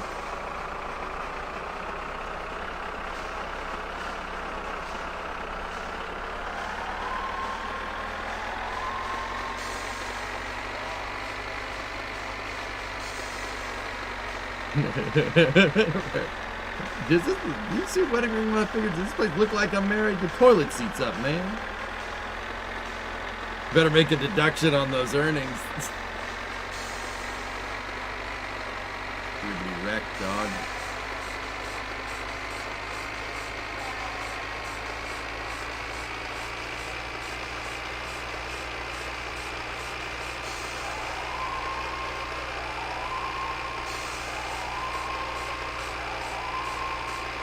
Maybe they did, Element. Who knows?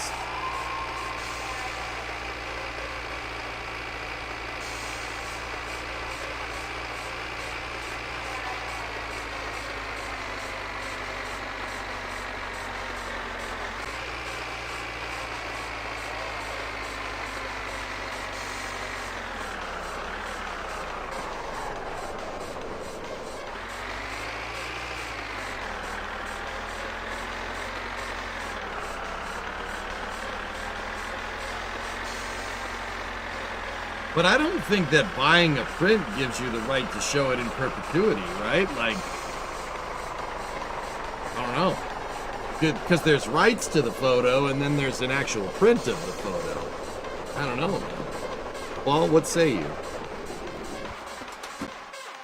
Wait, why the hell did I park over here? What am I doing?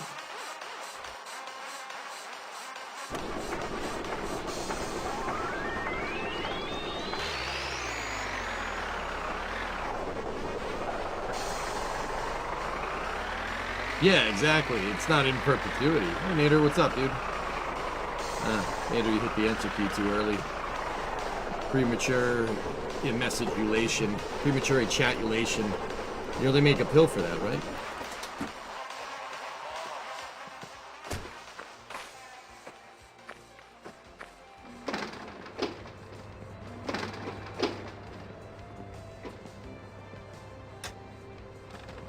Ready? And boom!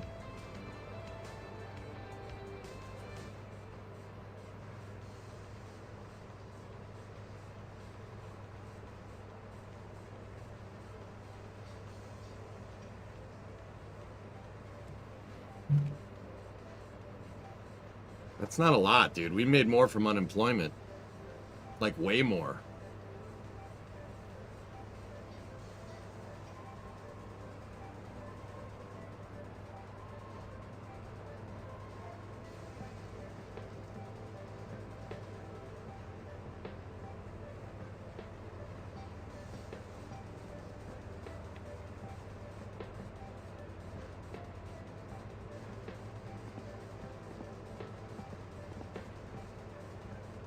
Oh, nice, Nader. There you go.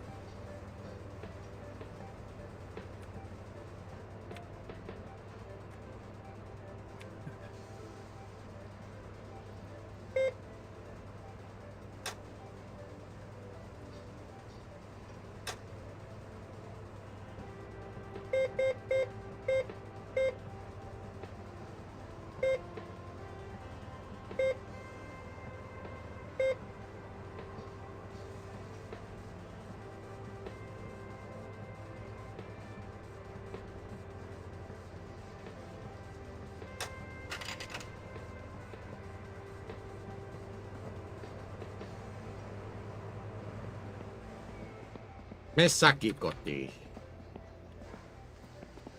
Hey, how you doing? Car parts.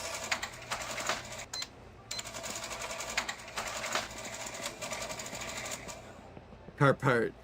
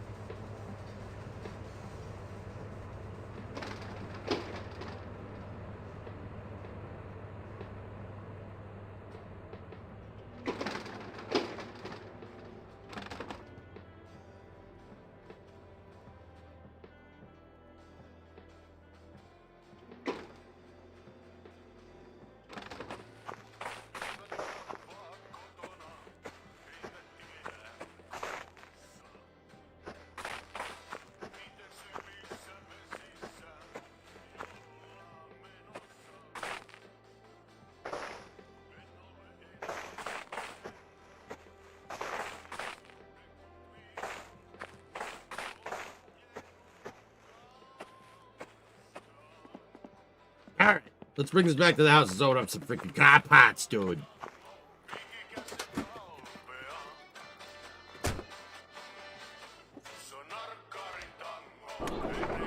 Hey, Nazalik. You just got Starlink. Very good to get out of the Stone Age. All right. You have joined the 21st century. Me.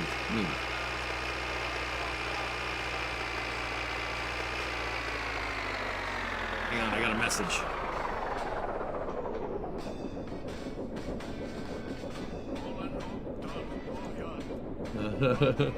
Okay.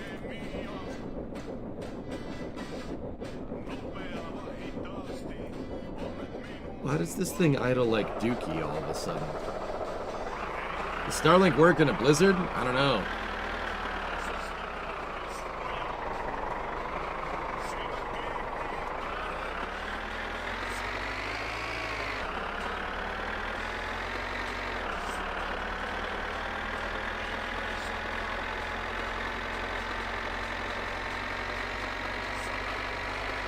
I just got paid by the taxi service. It's about 1,500 marks.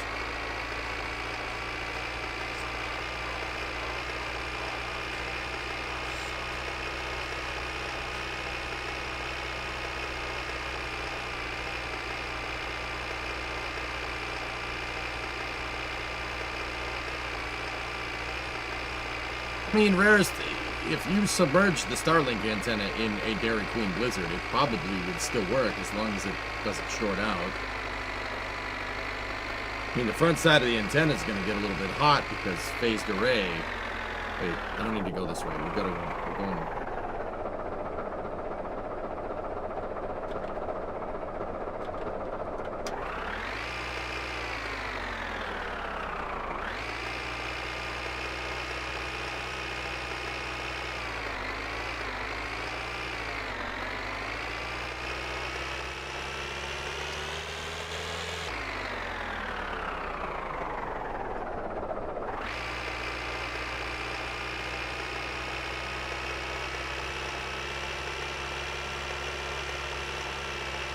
That's cool, that's neat. Starlink connection was spotty during the storm because you... Okay, rest. Yeah, I mean, so it's because... So Starlink's using a phased array. And the phased array is, well, it's just an array of antennas that... And they modulate the power that each one of the little mini antennas that are, it looks like a Connect 4 board or something, and with each one of the circles being a little antenna, and they modulate the power between the antennas to basically create an azimuth. You can broadcast the signal in a certain direction even though the antenna is flat. It's called phased array. So the thing about that is that phased array, Starlink's using very high frequency phased arrays. So because it's high frequency, right? It's very directional. So it's very, very spotty if there's a storm over your head. But that's the thing. With the Starlink constellation, it might be able to like the antenna could theoretically go around the storm, and it goes to the horizon, right? And it could catch a Starlink satellite that's going over the horizon because you can modulate the direction. It's not like DirecTV, which is trying to communicate with a satellite that's way up in geostationary orbit. It doesn't work like that. If there's a storm coming through with your parabolic antenna, good luck, right? But with Starlink, because there's a swarm of satellites and the satellites are closer and they're constantly going by, a satellite that your antenna is going to be communicating with isn't necessarily up. It isn't necessarily through the storm. It could do it through the horizon.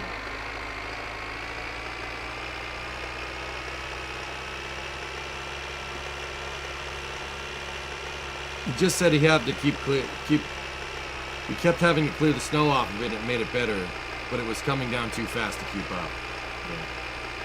Yeah, high frequency stuff, rarest, is very much dependent on line of sight.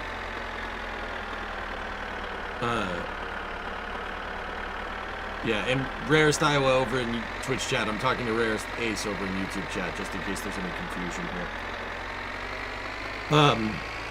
Yeah, Starlink is a high-frequency antenna. Cell phones also use high-frequency. Cell phone connections are very much dependent on line of sight. That's why, you know, if you go over a hill, you're going to get terrible reception.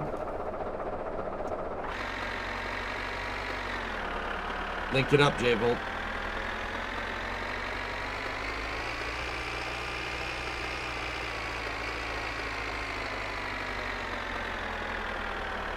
Yeah, Nader, Starlink should be able to see underneath the storm. Like, if you're storm chasing and you see the storm, you're out on the plains, right? But you can see the horizon, right? It'll catch the Starlink satellites that it can actually see. And the antenna will just turn and do that automatically, which in itself is a really, really... That's a cool piece of tech. Heck, dude, like, because it's phased array, the antenna technically doesn't even need to turn. What it's going to do is it's going to find the average point of highest connection and point the antenna in that direction. But that doesn't necessarily mean that it's pointing right at the satellite, because on top of the phased array antenna, the phased array antenna can modulate a signal 180 degrees to the plane of the antenna, which is, once again, that might as well be witchcraft to me. Like, I don't get how... Like, I get how it works, but also it's like, wait, what? Oh, great, now there are two of them.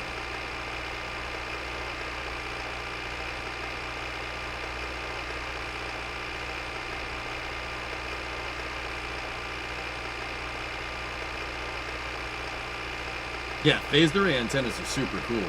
The military has been using them for a long time. If anybody out there is a squid and you served in the U.S. Navy, the Aegis weapon system, well, the Aegis on the destroyer, it's not necessarily a weapon system. Aegis is a phased array antenna. Smart, real smart, actually.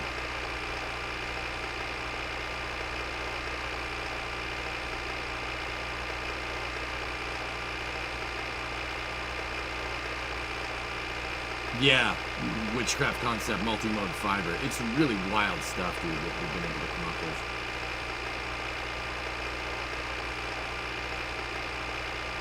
Yeah, exactly, Wisp.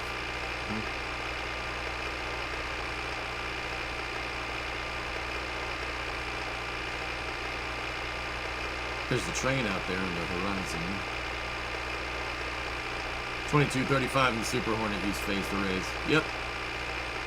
Yeah, I mean, you know, once upon a time, Nader, you know, you get into the 4th gen and 5th gen fighters during the Cold War, or the 4th gen fighters during the Cold War, they either had a downward scanning radar or a forward scanning radar. You know, like it was either designed to look at stuff on the ground or look at stuff in the air. With phased array, you can do both of those things. Yeah, so it's good for in the application of like a multi-role fighter, so like the F-35, perfect. Hornet, the Super Hornet, mint.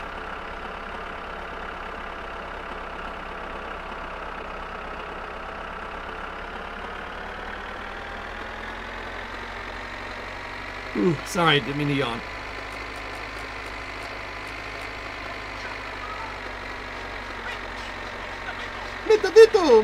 Veto!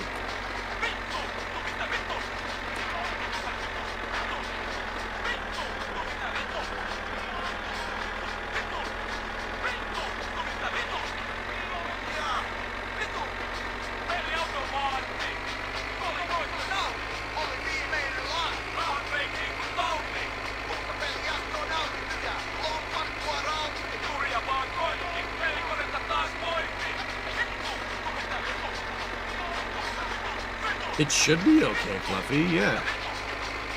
I mean, I don't know how good your internet is out there.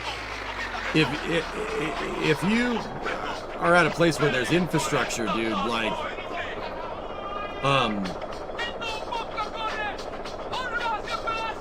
I would always pick the fiber line over Starlink, but yeah, if you're out in the sticks, dude, and I'm pretty sure you are, yeah, just...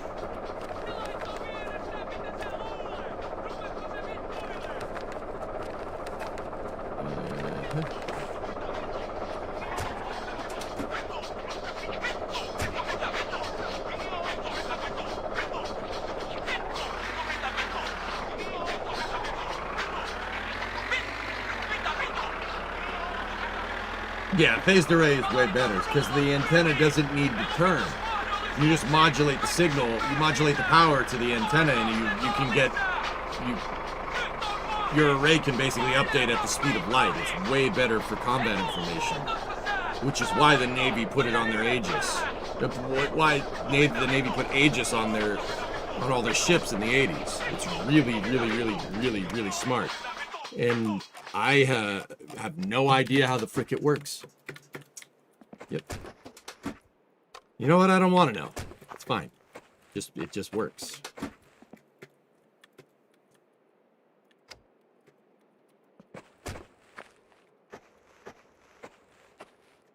Beto! You know what? Let's turn the radio back on.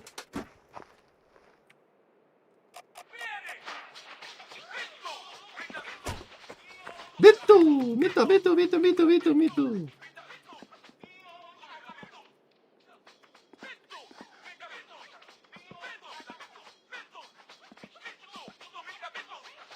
200 megabytes a second on a good day. They just jack the rates to 95 a month. Bro, yeah, just get Starlink. Just get Starlink. They can get fricked. All right. Time to open up some car parts. Yeah, see, like, guys, I have a fiber connection because Massachusetts, so I don't need Starlink. But if I was anywhere else, yeah, I'd probably have it. All right, let's see what we got. We got a fender and a seat. Oh, dude, beige seat. All right. That matches the, Mito.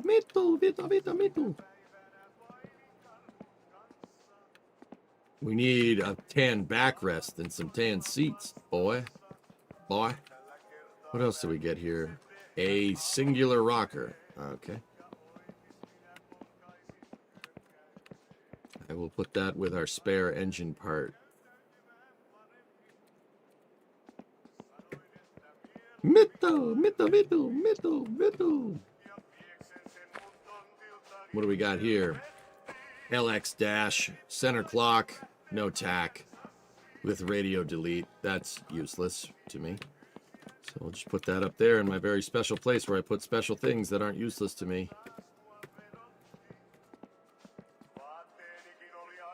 Radiator hose.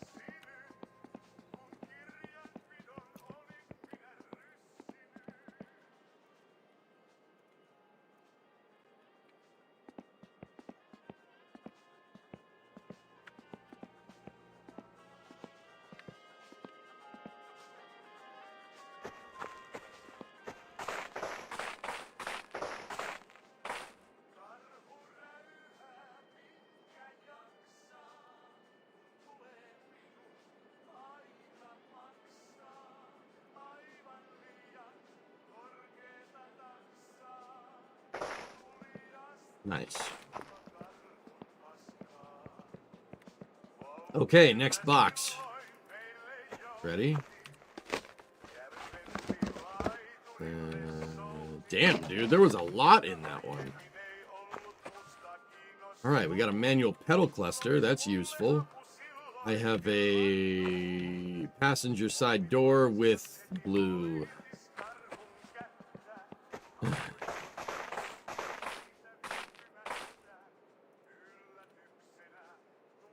I need the tan door card, dang it. Well, that's a tan door card, but it has the crappy mirror on it. Hey, Chaos, what's going on? Oh, dude. Tan passenger seat. All right. Nice. Do I have I don't have any other tan things. All right, cool.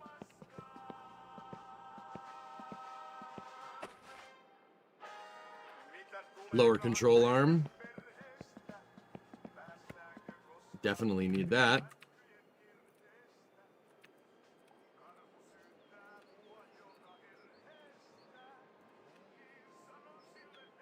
We just need one spring and another lower control arm, and we have all the front suspension.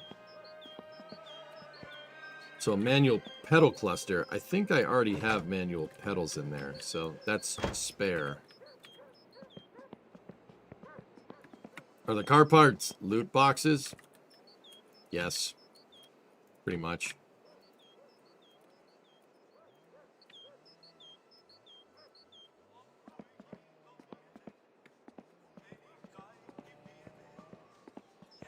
That's a timing belt.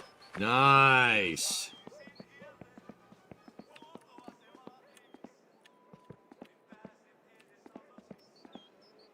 Oh, wait. I'm pretty sure I have a timing belt. I do have a brand new timing belt. We just need the crank pulley. So I'll put that right there for now. Or no, we have the crank pulley. We need the auxiliary pulley.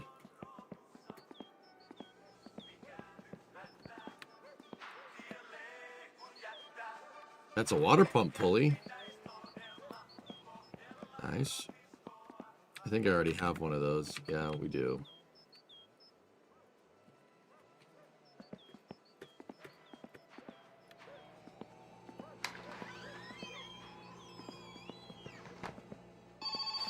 Oh, telefono. Come on. Meidän likakaivo on ihan täynnä taas. Tules tyhjentämään se. Money. Heti. Money.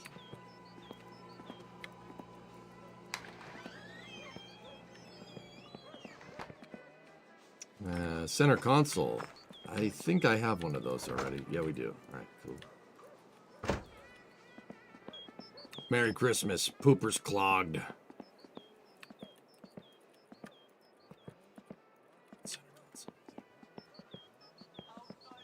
47 Lamborghinis in my Lamborghini garage. That's an air cleaner. I don't even know if we have that already, but whatever. How do you know where the job is telling you to go? There'll be a dart. There's a dart on the dartboard that tells you where it is on the map. We're right here right now. We're in Castellin. That's where the garage is. Your apartment's right there in Periarfi. It'll put a dart on the map. You know what I like more than knowledge is this new chorus rivet here. It's fun to drive in the hills of Finland.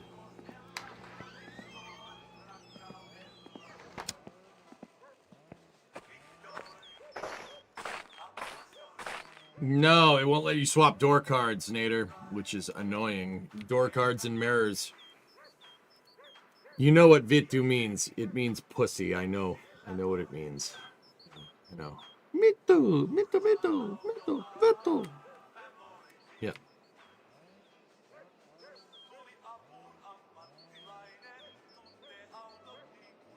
Yeah, you know Macbeth Foster, who could say pussy the most?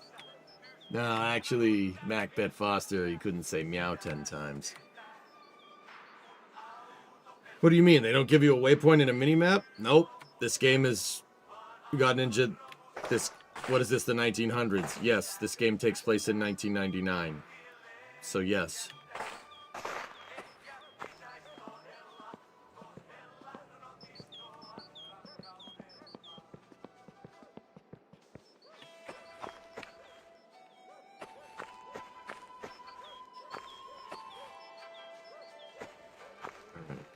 Ready? What do we got in this one? Yeet. Oh, power brakes. Hell yeah. That's what I needed. Yeah, baby.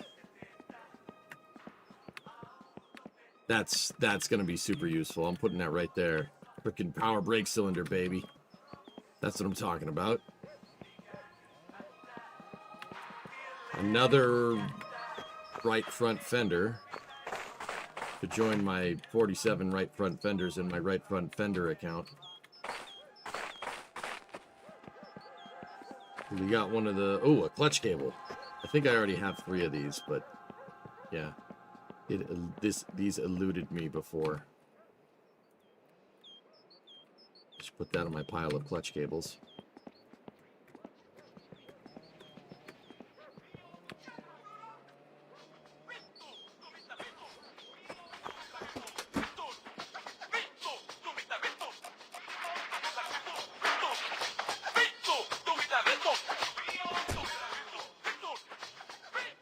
There's one of these terrible bumpers from facelift that try to make it look stupid.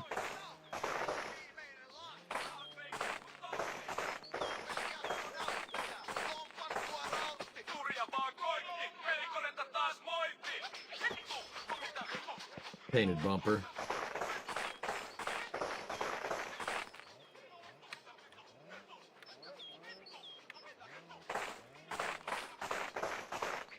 Mitu. Oh yeah, Chaos? Oh, I don't mess around, dude. What do we got here? I saw a spring. Center console, 4-speed manual, another LX dash, thermostat housing, auxiliary shaft, 4.5-inch spring at 270 pounds. I think that's a rear spring, I think.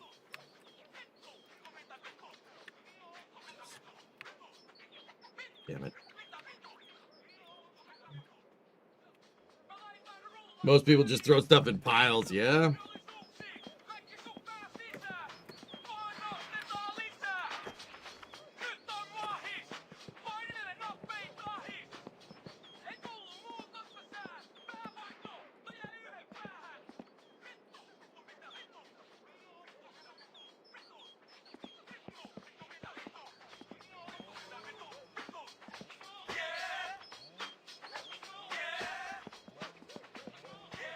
This is junk.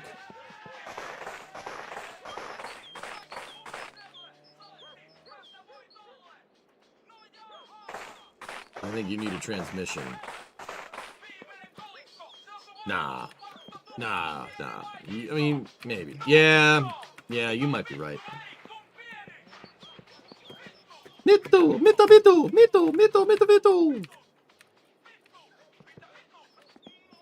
I already have a thermostat housing.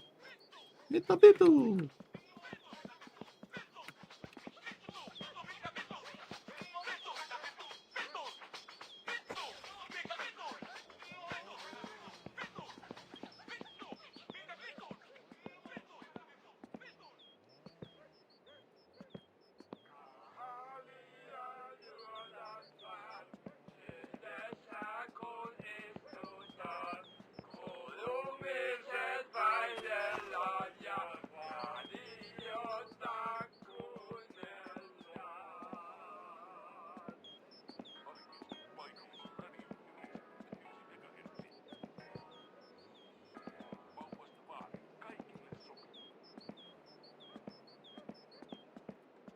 We must organize.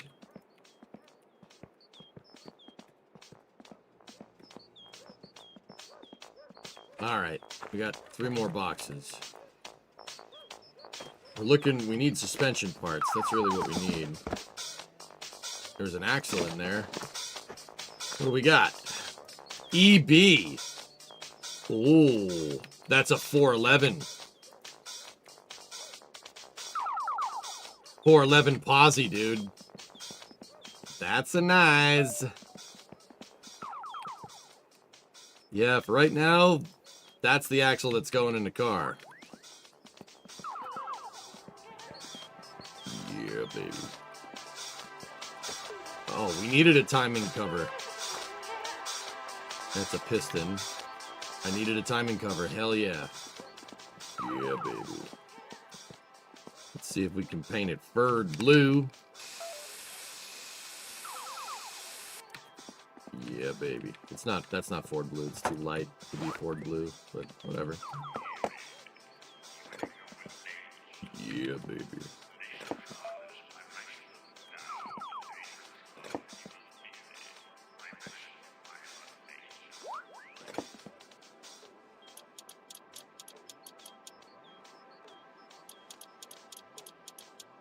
Probably shouldn't put this on considering there's no timing belt in there. And I might forget that there's no timing belt in there, and then, yeah, run the engine with no timing belt in there. So, yeah, probably, those aren't tangs. Actually, they're the right color. The Backoff toolkit is the right color. Just saying. I think it's supposed to be like Bacho or something. It's orange. So, fun fact, your boy's eyes don't work as well as they used to. Yeah, I thought that was a, very interesting bit of lore around my, me.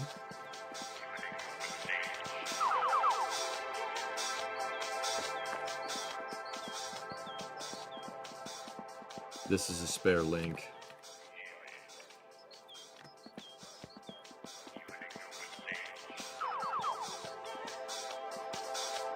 We got a passenger bucket. Yes, getting old. My only weakness. This is another crappy... Dude, I've gotten... Every dash that we've gotten in this haul has been that dash, exactly. So guess what? I'm going to start putting them out here. I'll put all the crappy ones out here. At least that one has a factory clock. What's that, Phil? First Starship V3 has left the build site to begin pre-lunch testing. We love lunch.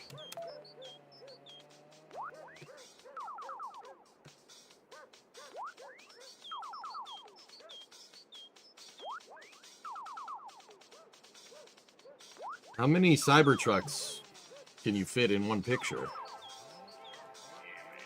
What's your favorite car color? Blue. No, red.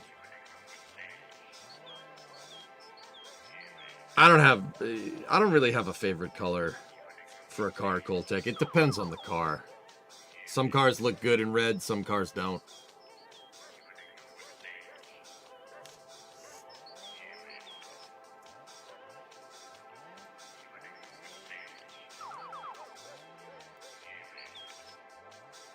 Eric, your back's sore from shoveling 41 inches of snow. Yeah, I know what you mean, dude.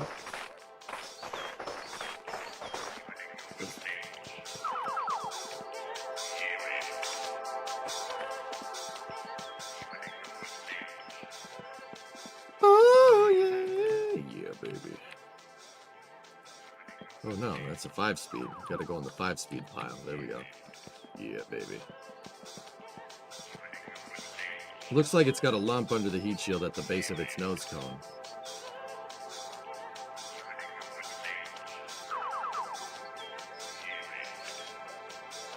Starlink, maybe.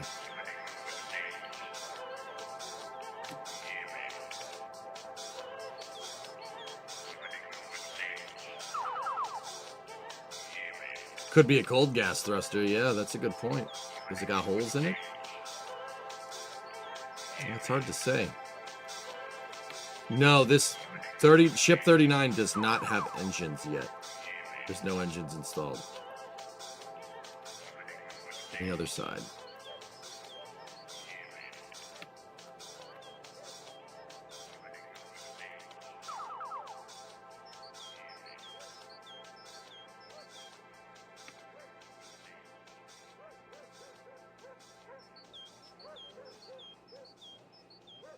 Thoughts, predictions? I think it's going to work. I think it's going to work because it has to freaking work. Jeez. Those pictures are mint. Dude, that's so weird to me that I've walked right there. That's just peculiar. Man, that was over a year ago. Dial and Alex.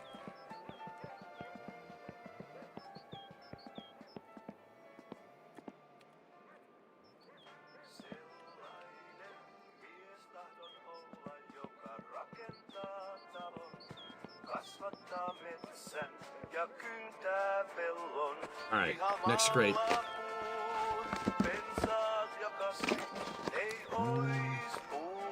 Got another one of these bumpers that are useless.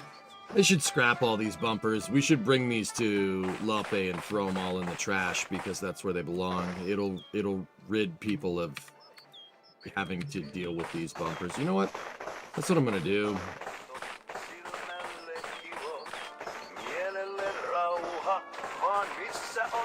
We'll finish looking through our parts, but yeah, that's what we'll do. Dude. Yo, look. Factory speedo, factory tack, center gauges, defroster with the radio. That's our dashboard. Yep. Yep, that one's gonna go right there. Because that one has the radio. Nice.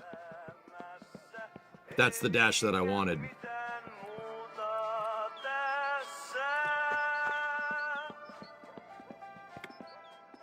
Very nice.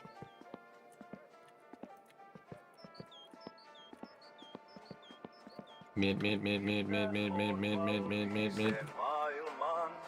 And we got a spare pre-facelift bumper.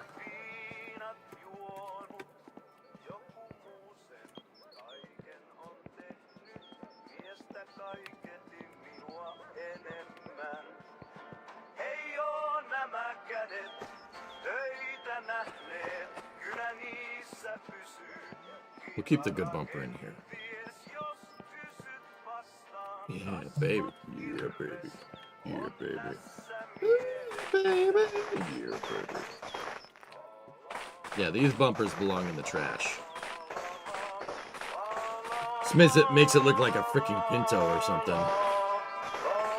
We'll just bring those to Fleetari and scrap all of them, so it's one less of these bumpers to in market circulation.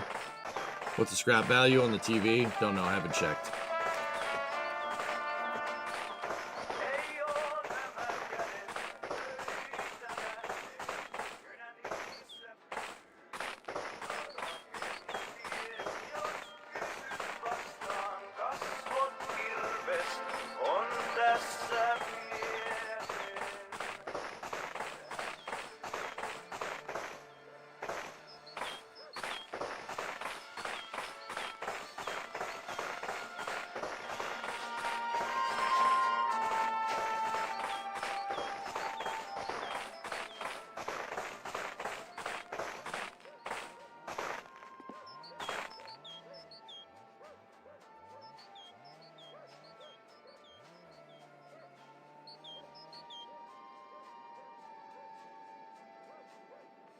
Oh, that's a good grill.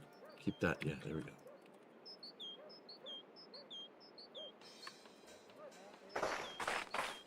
Yeah, we only keep the good parts here, okay? We only play 80s Joel, all right?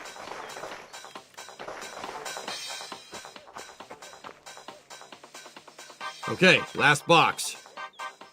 Good. Our last box of the day. There was not much in there. Automatic shifter. 4.5 270.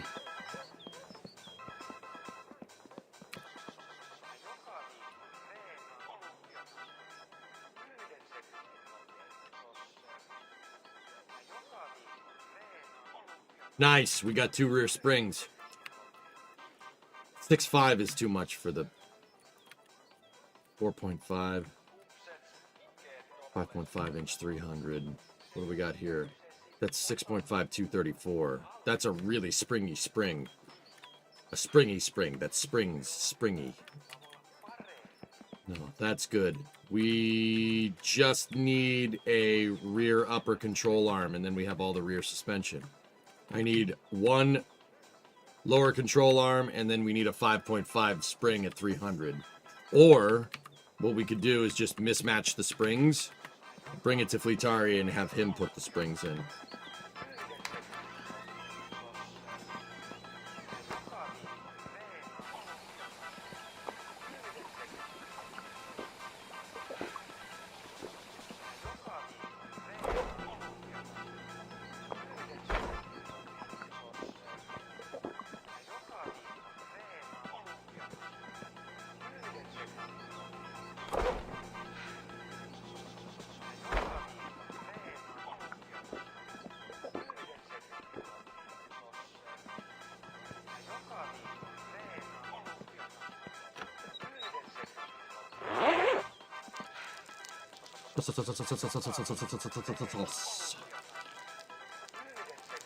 Ah.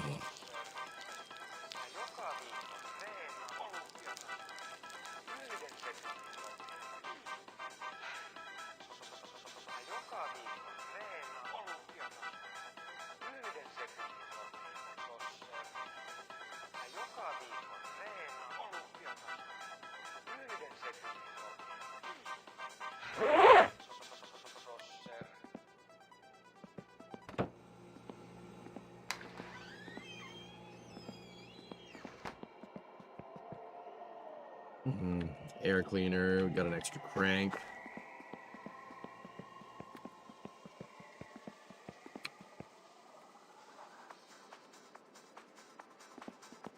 Just need the aux sprocket, damn it, and then we can put that engine together.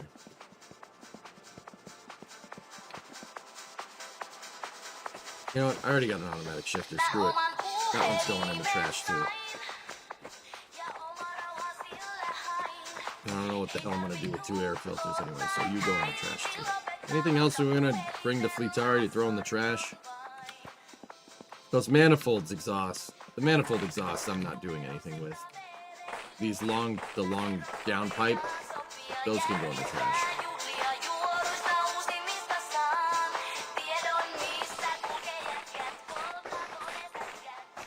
See how one has a longer tube than the other? This one is for the exhaust manifold. This one's for the exhaust manifold, that one's for the exhaust headers. We're not putting the manifold on there. Bye-bye!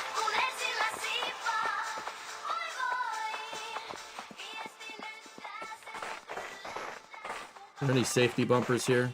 Yeah, safety bumpers can go in the trash.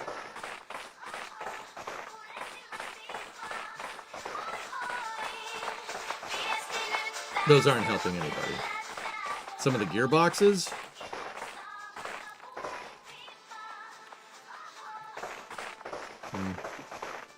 I don't know. I like keeping them because transmissions are a wear item. Bumpers are not really.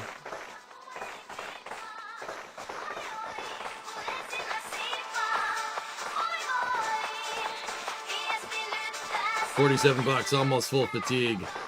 Cold, almost dark. This is my life. Get out of my head.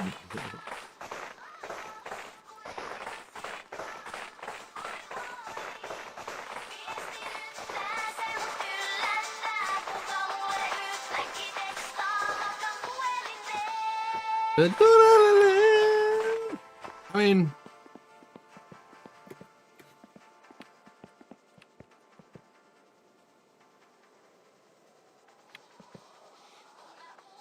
we're putting the 5-speed in, so I mean, maybe keep the 4. Maybe keep 1 4-speed. Keep 1 4-speed and keep 1 automatic in case we ever wanted to do that. I don't know why, but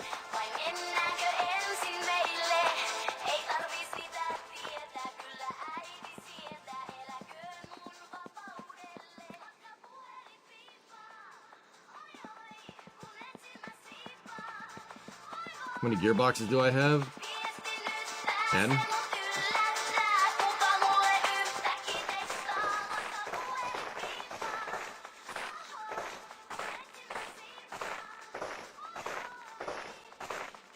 Do I really not have any left-hand doors? These bumpers can go in the trash. I hate these things.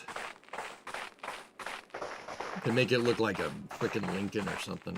And it's not really. Well, not a Lincoln. It looks like a. I don't even know. An Oldsmobile or something.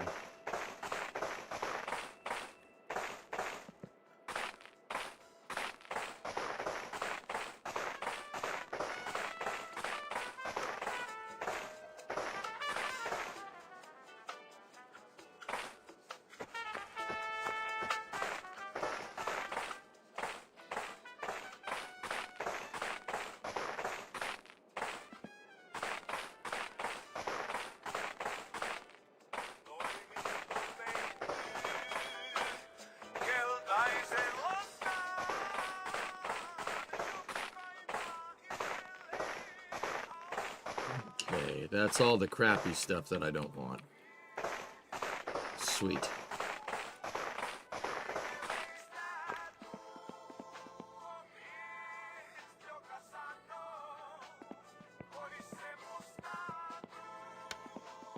All right.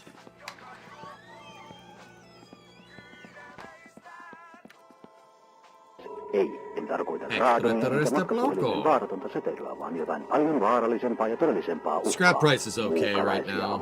It's kind of down a little bit. Että suurin osa ei-toivotuista muukalaisten huoneistoihin tunkeutumisesta tapahtuu seinäpintojen lävitse osmoottisesti tunkeutumalla. Muukalaismolekyylit värähtelevät, etsivät Yeah, it'd be heikkoa cool, kohtaa Fluffy. ja alkavat osmoottisesti tunkeutua suoraan betonin, kipsilevyn ja tapetin läpi ilman ääntä. Yeah, Dominic, it's an SLX. Yep. Tietoinen. Mutta ei hätää, minulla on nyt ratkaisu tähän ongelmaan, josta ei puhuta uutisissa. ET-blokku.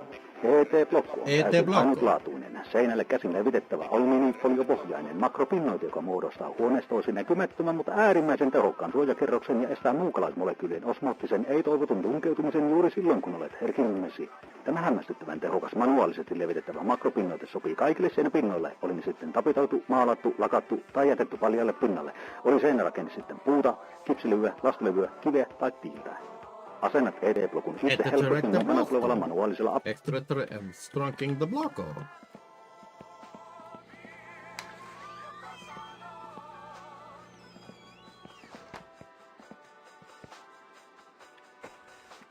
Scrap price is kind of low right now, but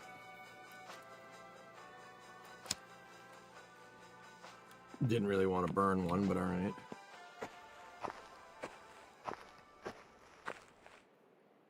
Have you seen the UFOs? No, there's no UFOs. They're just airplanes.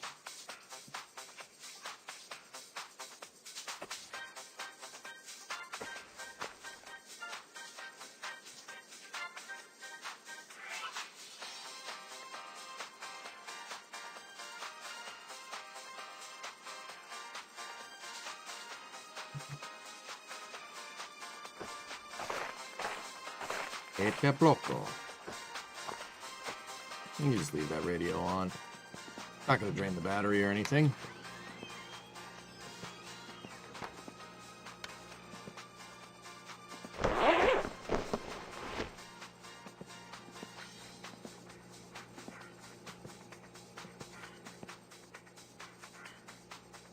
Este bloco.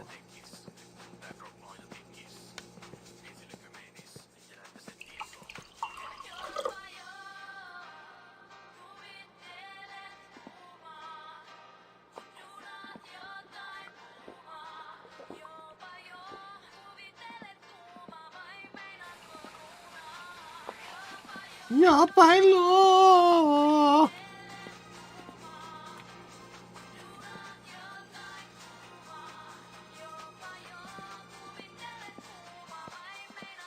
It's fine, Fluffy. Suojausmekanismi, joka toimii koko yön joka yö, ilman että muukalaiset edes ymmärtävät, miksi eteneminen pysähtyi. Tilaan nyt, ennen kuin seuraava yö alkaa.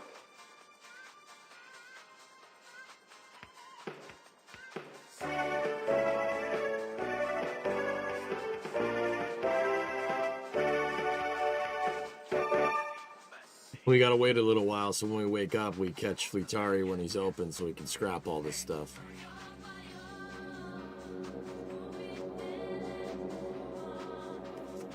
Kuvittele hetki, että Okay.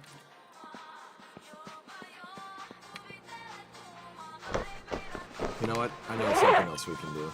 We can put the brake master cylinder in the car. That'll take some time. You were watching that. Spoiler alert, it blocks the aliens.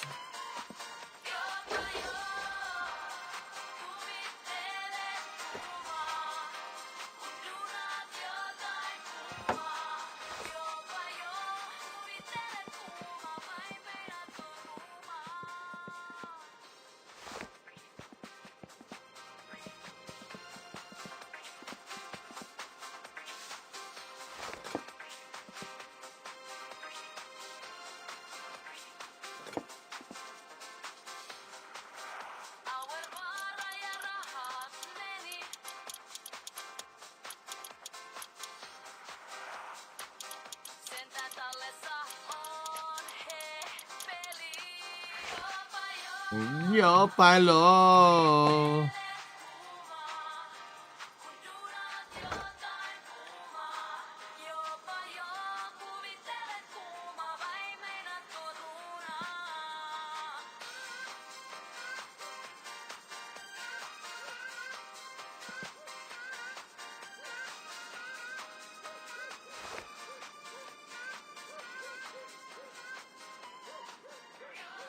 I don't even know if you hook up the pedals. I can't see anything anyway.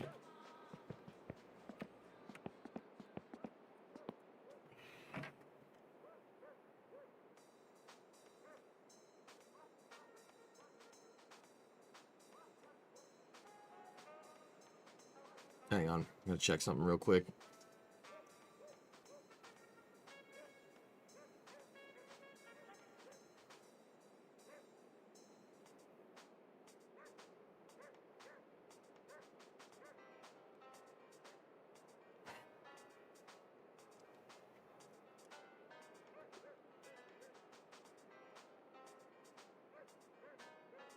Oh, score. That's what I was waiting for, dudes. So, the rocker patch panels are coming for the Coronet tomorrow. Unfortunately, they're gonna come sometime during early hours. So I don't know. Maybe we go out in the shop tomorrow, before Flame Trench. You know. And if those patch rockers that I bought get here, then we can start fixing stuff. Yeah, baby, that's what I've been waiting for.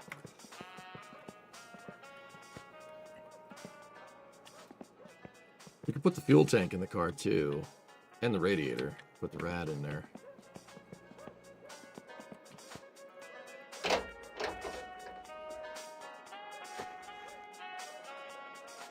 Louisa, how you doing, man? I haven't talked to you in a little while. How's things? I cannot see. You know what? I'm not going to put it in there, because if I put it in there and I don't tighten the thing down, I'm going to forget that I didn't tighten it down, and yeah, then it'll fall out when we're driving. Don't want to do that.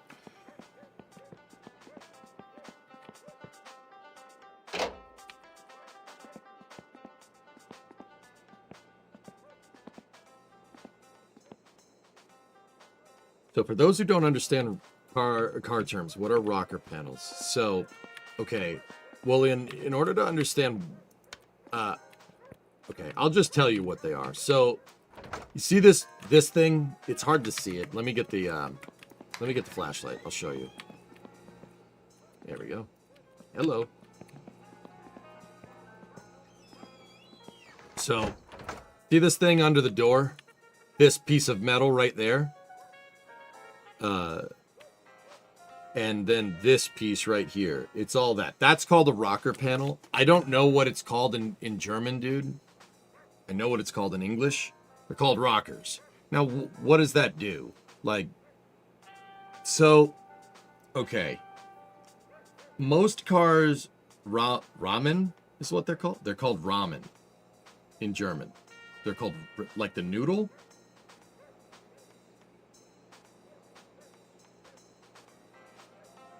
We call them sills. Yeah, Nightmare. Yeah, it's still, I've heard them called sills before, yeah. So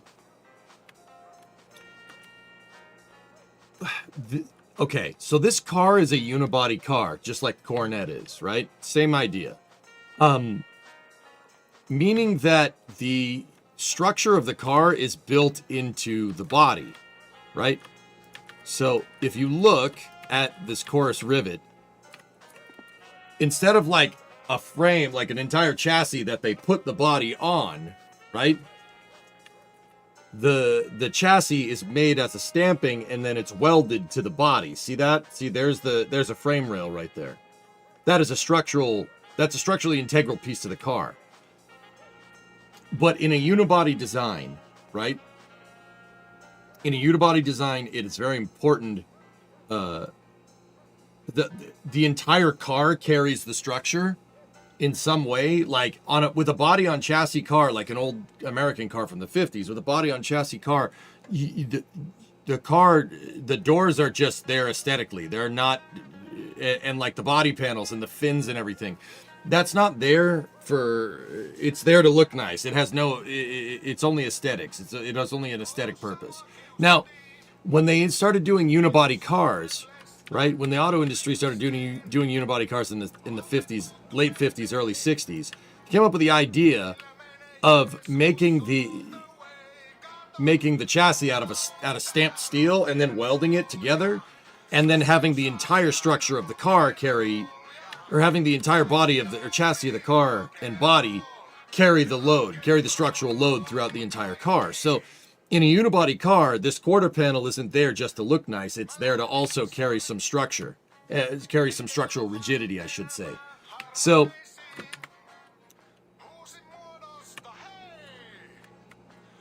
no, not like the noodles. Yeah, I know, man. It was a joke. So the reason why the automotive industry switched to a unibody design, it's cheaper to make. It's cheaper to make and it's stronger.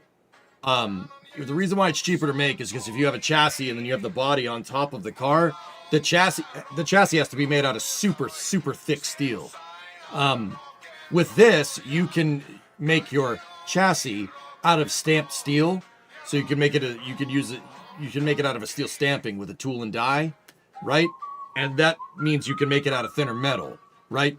If overall all the metal on the car is a little bit thicker and your frame rails are a little bit thinner, right? And then you weld everything together, you can end up making something more structurally rigid. Fun fact, that's basically how most cars are made nowadays. It's just all stampings. And if you want more structure in one area, they just stamp 3 or 4 of the same panel and weld it together to make thicker steel. That's how modern car design works. The Mercedes does that, Audi does that, BMW does that, Dodge does that, Ford does that, everybody does that.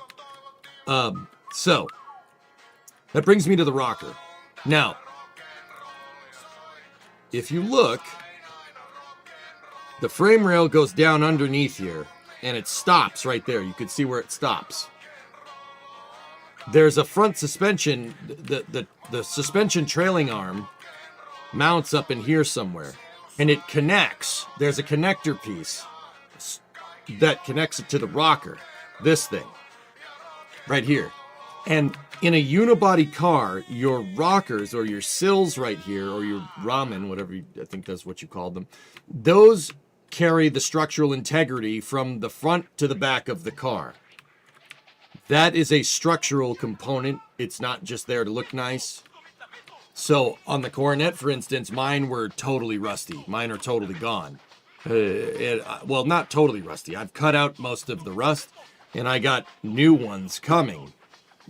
New patch panels coming. It's not a total reproduction of the original stamping. So this piece, I have those. They should be coming tomorrow. This piece is a quintessential piece of structural integrity to the car. It connects the front and the back of the car structurally together. Mine even had a beer can in it. That's right.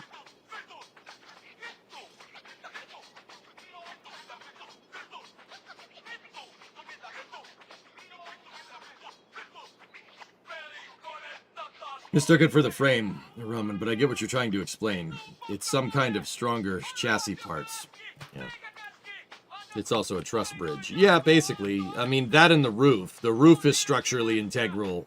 And the A, B, and C pillars on a unibody car. Very, very, very important.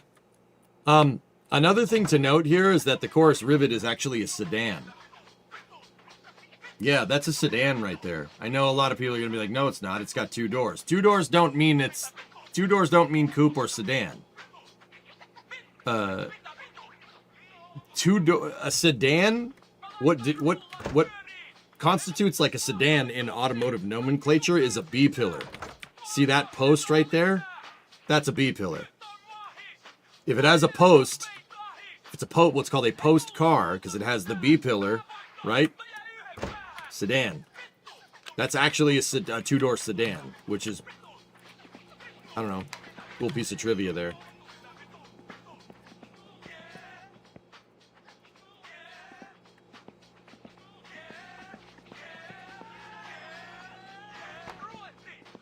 Yeah, 2 doors doesn't mean coupe. 4 doors doesn't necessarily mean sedan.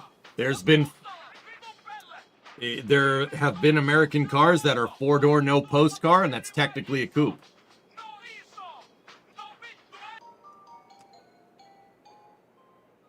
What car doesn't have a B pillar nowadays? Not many. I don't think I can think of a car that doesn't have a B pillar.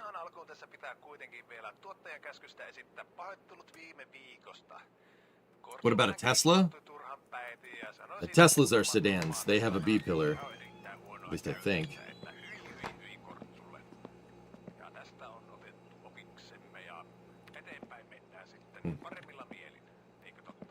Yeah, just some cool car facts, I guess. Just trying to burn some time. arvaa oikein, niin hänelle lähtee tämmönen Alivieskan paikallisradion reppu täynnä yllätyksiä ja herkkuja ja kaikennäköistä patukkaa ja kaikkea hienoa kivaa. Ja numero on kaikille tuttu. Mercedes C207. Ja sitten itse tämän päivän arvuutukseen. Minä annan täältä tämän ensimmäisen vinkin, niin päästään pelissä alkuun. Eli kyseessä on eläin. Eläintä siis arvuutellaan. Yeah, that's a coupe. In the very, very literal sense of the term, that C-class is absolutely a coupe. See? No B-pillar. Sieltä otetaan ensimmäinen puhelu. Halo? Nice. Halo? Kukas siellä? But, you know, I'll be 100% honest with you, and I mean this in an endearing way. The Germans would abide by the proper nomenclature, because if you don't have a name, what's the point of the naming convention if no one follows it? Yeah, see, no B pillar. That's just there's just an A and a C pillar. That's it. That's a coupe. That is a coupe in the most literal sense of the term. Jotkut syövät, mutta sanoisin, että ei syödä yleisesti ottaen. Now check this out. Mikäs on sun veikkaus? Palokärki. Palokärki? No ei ollut palokärki tällä kertaa. No kiitos vaan soitosta ja arvauksesta ja sieltä sitten seuraava. Kukas siellä, mistä soitat? Hey, you want to see something cool? In the 60s, Chevy had the Impala, right? That's a 63 Impala. That's not a sedan. That's not a sedan. No B pillar. Even though it has 4 doors, that's not a sedan. That is a 4-door no post car. It's not technically a coupe, but you could call it that if you abide by the nomenclature. And then so they made that, and then Chevy has the 4-door post car, which is actually a sedan by definition, right? If you look at the same car that has the post design, that's technically a sedan. See how that one has the post and the other one doesn't? But it's the same car. Pretty cool, huh? Little cool stuff like that. See? Same car, same doors. Actually, I think that's a 62, but you get the idea. Pretty neat, right?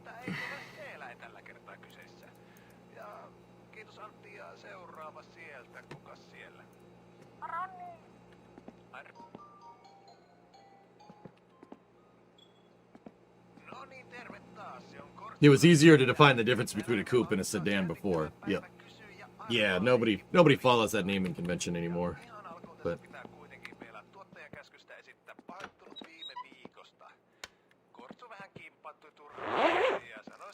and then the crazy thing is, right?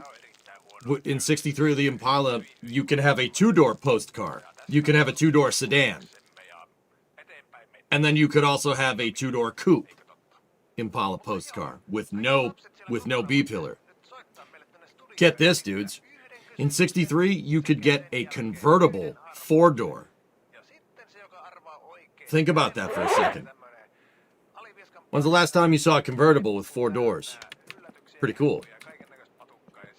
The reason why they were able to get away with that is because the Impala's body on chassis. It's not a unibody design. So it has a chassis, like I said, and there's a body on top of that. So the body can be used for structure for the doors, and the chassis is good for rigidity, so you could get away with making a convertible with 4 doors. Is that an actual pillar or just a guide for the windows?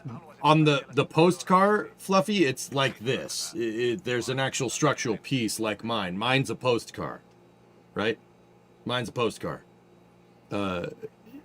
On cars that aren't a post car, right? It's just the glass has a track that the door can go up in.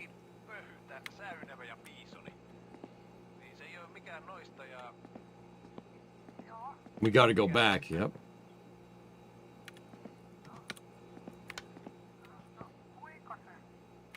We have to go back. Yeah, man. Se osaa kyllä uida, That'd be mutta cool. se ei mielellään ui, että se suoraan sanoen vihaa vettä. 4 doors more. Girls. Itse asiassa tän mukaan taitaa yksi uimatyylikin Yep. olla olemassa, että sen verran vielä. Ja sanotaan, että se ei ole kala. Sen verran vielä. So Dominic, I have a 4-door. My car's a 4-door, and I don't care that it's a 4-door. I really don't, because if in the truth be told, that the engine technology has improved a lot since the 60s. If you can't figure out a way to make that 4-door go faster than a coupe, you failed as a technologist, right? Like, dude, that thing will go faster than a Hemi Charger from '69, from the factory. To the point where it's going to be borderline sketch. We got to reinforce the chassis. We're going to have to reinforce a lot of that. 454 big block. Well, hey, it's a Mopar. It needs a 440, okay? 440 big block. But yeah, no. I got a 5.7 Hemi for it, dude. Joo, mitä veikkaat? Ei kun siis mitä kysyt? No, mikä värinen se on? Minkä värisiä niitä on? No, kyllä niitä on aika monen värisiä, että on mustia, valkoisia, raidallisia, tiikerin raita. Almost time to go to sleep. Ja kaikkea tämmöstä ja yleensä aika pörröisiä eläimiä ovat nämä, että nyt kyllä tätä vähän liikkautuneen vinkkejä, mutta mitä sä näiden perusteella sanoit? Dude, we got the good... yeah, we got the good dash right there. Oh, yes. Ai, että semmosia tiikerin raidallisia pörröisiä lehmiäkö sä näet, häh? No ei oo, että nyt kannattaa katsoa vähän tarkemmin sitä koulun kirjoa, että minkään näköisiä You gonna put a blower on it? on. Ja katsotaan, jos Maybe eventually, dude. viisaampia. Haloo? No terve Simo. Simo tietää varmaan tämän, mutta kysypä eka nyt. Yeah, a low-profile supercharger on it would be really nice. Pilot, I mean, Kysy nyt joku toinen sieltä. No minä sanon sen. I don't know. Call me a little bit of a traditionalist, dude, but I think 400 horsepower is more than enough for a car like that. That's more than enough to have fun. I mean, dude, that thing with 700 horsepower, I'm gonna park it up a tree. I'm not gonna lie to you. There's no, I don't need that. How's your week going? It's all right, Clayton. Didn't you already ask me that today? Simo nyt oli kyllä lähimpänä tähän mennessä, että sanotaanko nyt sille, että jos se ei ole koira, niin silloin se on mikä? Sieltä sanoppas Simo. You know, that thing with 400 horse is more than enough. And if you can't make 400 horsepower out of a Gen 3 Hemi, you're doing something wrong. 400 zeros is what I'm going. How's your week going? It's fine, Clayton.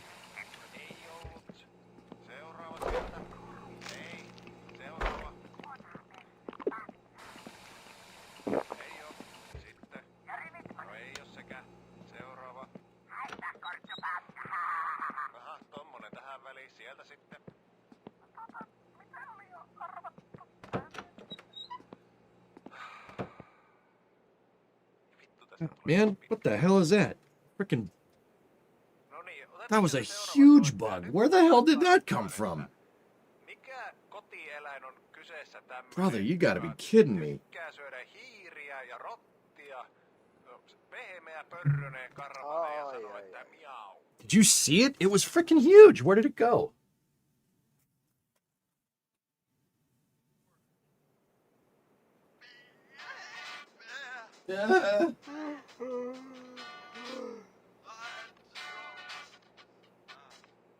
They're in the walls.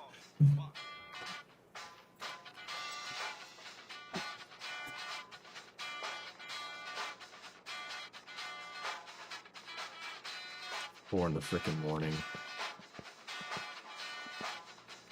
We'll have to shower every once in a while.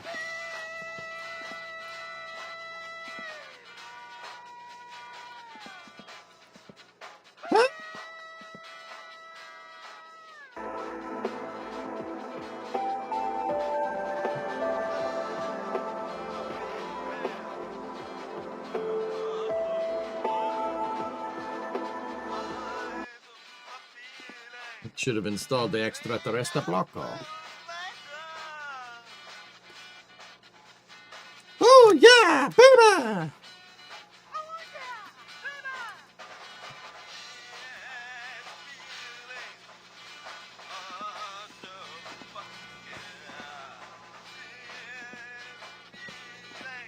let's just make our way to Futari. Screw it.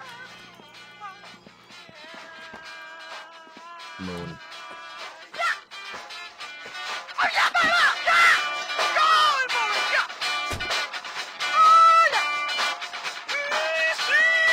Bug snuck out of Factorio. Actually, speaking of that, let's drop these parts off, and then I think I might switch over to Factorio because I have to stop work at 10 tonight. So I said I'd get both games in today, so that's what we're gonna do.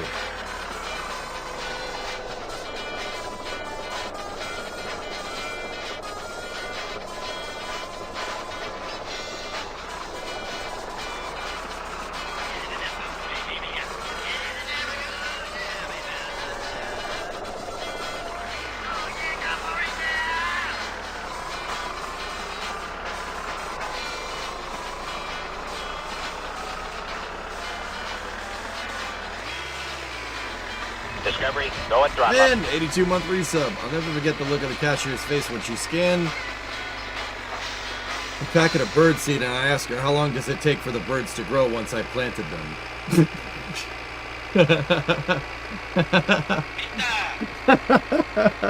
Alright. Alright. Alright.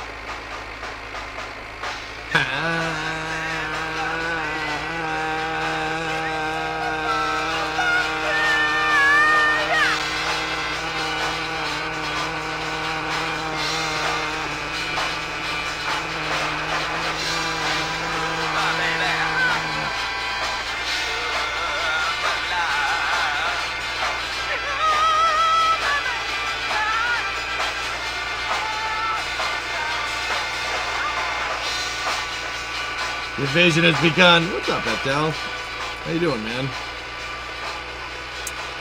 fell asleep with the Invicta playthrough on. I still don't really understand what's going on in that game, but it kind of looks like a game that I might enjoy, you know? Like, guys, Epdal's playing Terra Invicta right now, which looks pretty cool, but I'm like, I was watching, I don't know what to do with my hands. You know?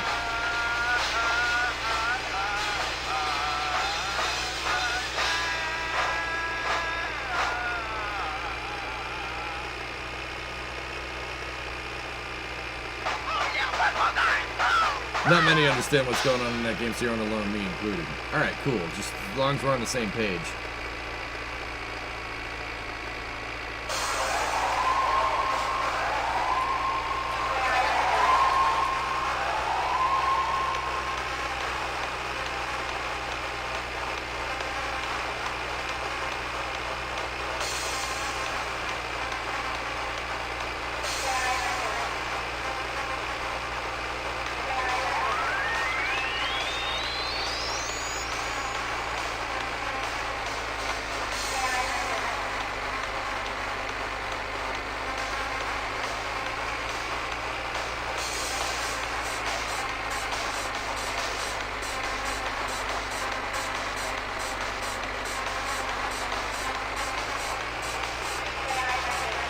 If you like hearts, I think there's a pretty good chance you'd like Terra Invicta.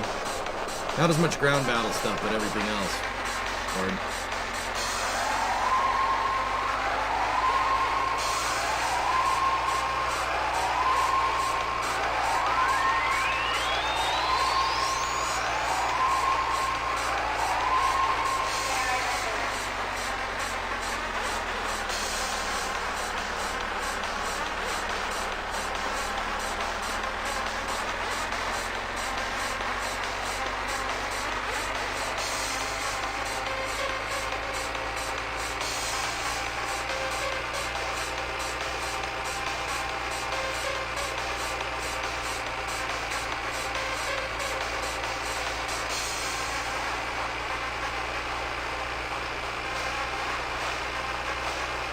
keeping an eye out for that damn bug again, dude. That thing is freaking huge.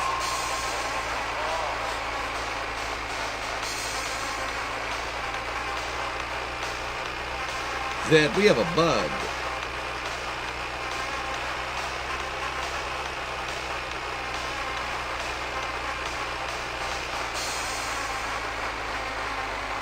How far are you in this life?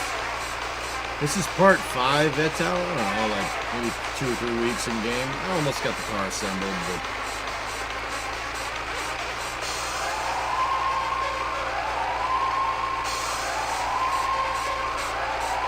what the heck's going on up here?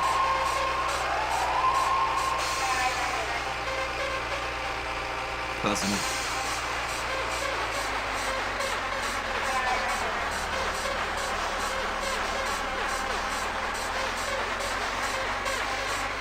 Said I could be Agent M.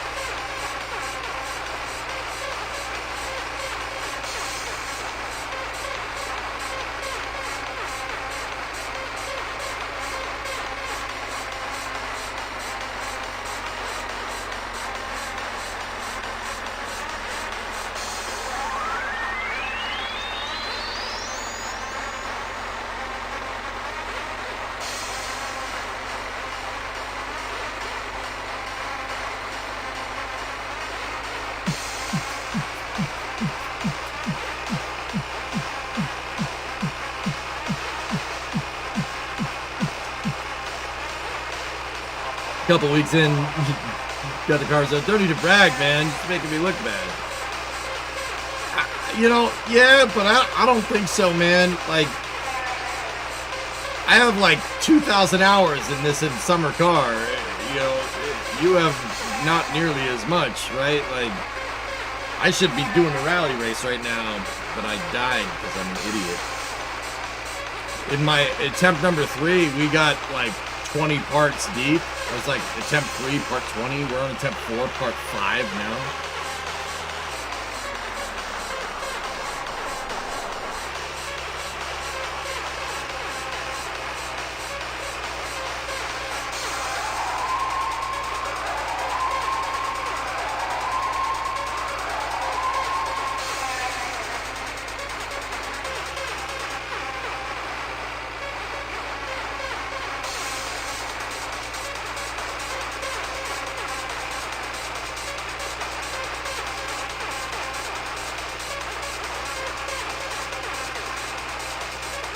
Almost to Lope.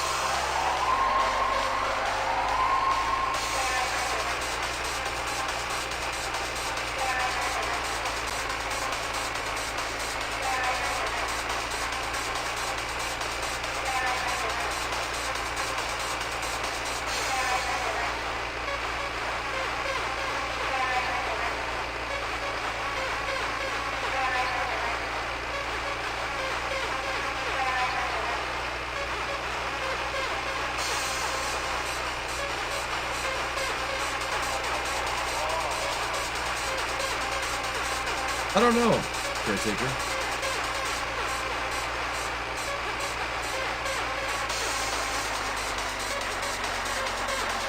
Just a random thought. Would Jared be able to hold Bill Nelson accountable for any of the Starliner stuff, considering that he was the NASA administrator during that failed crew mission? If he did, Rarest, I think he can, but if he did, it would be unprecedented, dude. Like, no one's ever done that.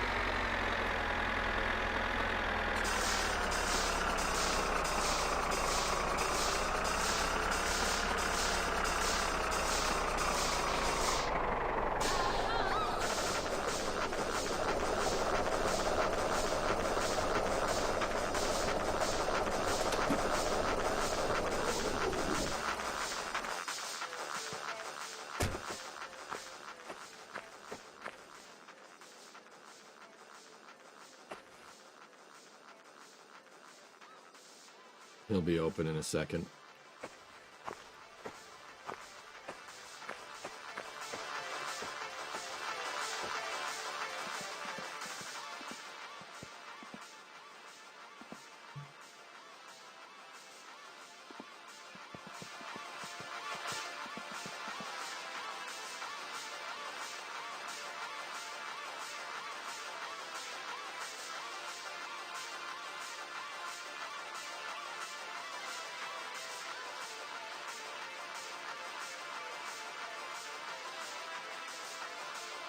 Sorry, I'm just burning time. We gotta wait till he's open. He opens up at 8.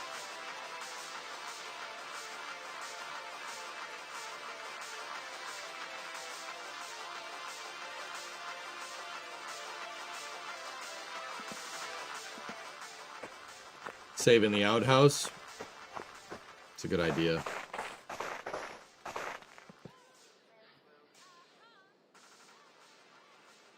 Remember your coveralls this time? Yep.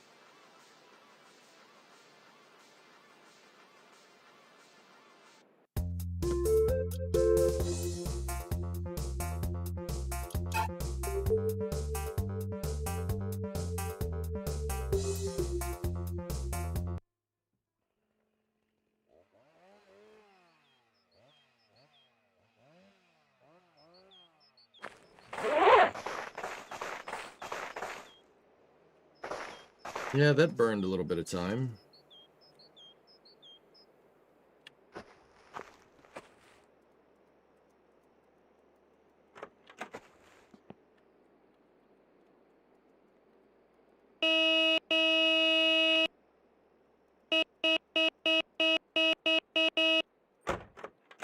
We got the taxi money. It wasn't much, dude.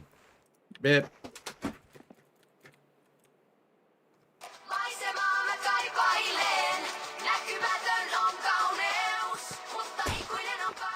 Oh, he's open.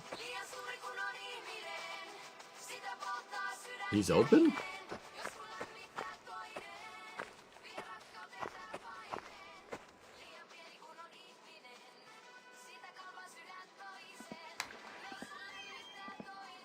Terve, terve!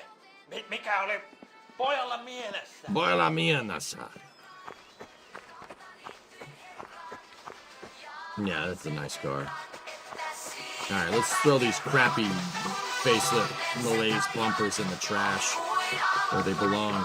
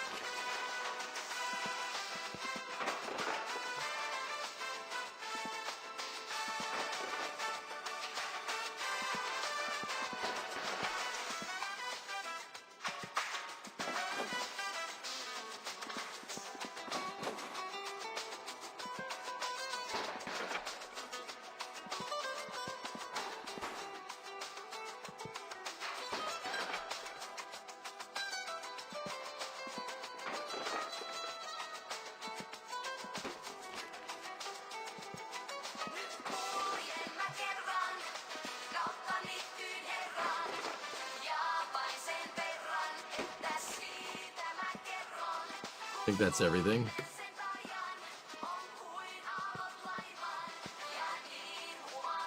Oh yeah, the automatic shifter. Give her that.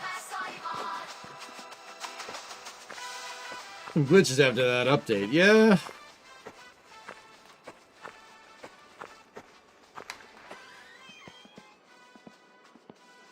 Oh, ho ho, $130. All right.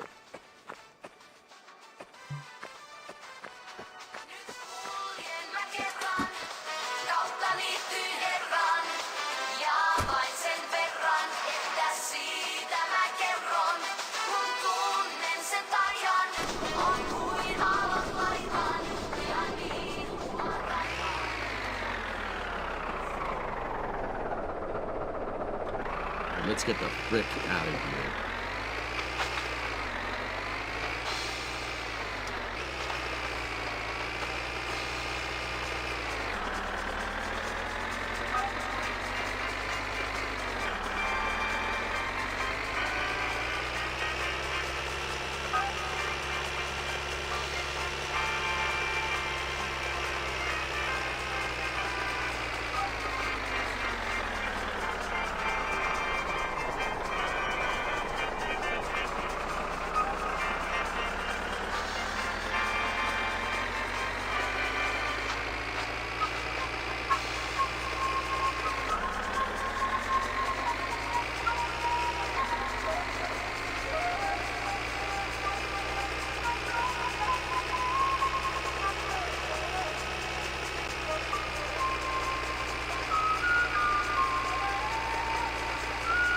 Did you pick up that card and recycle it for money? What do you mean, Spaceboat?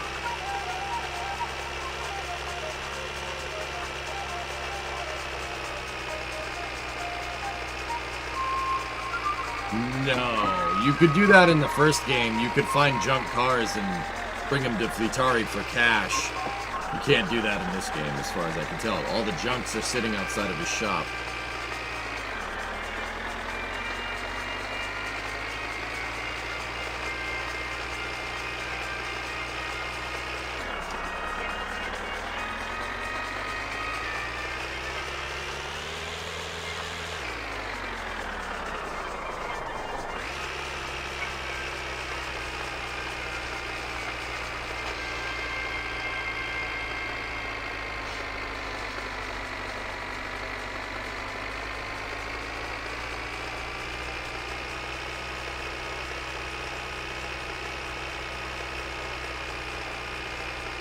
Yeah, right.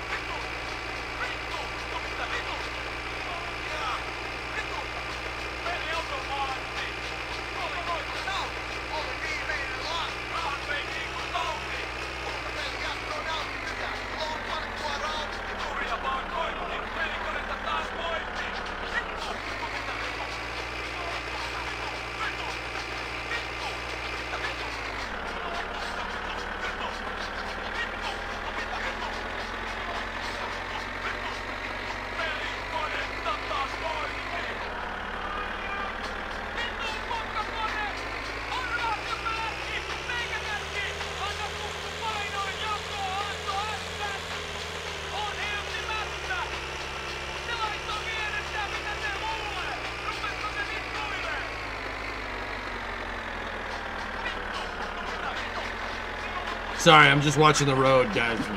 Not really much to commentate here. I don't need cousin flying out. There's the ski slopes over there. Just don't need cousin flying down the road and hitting me.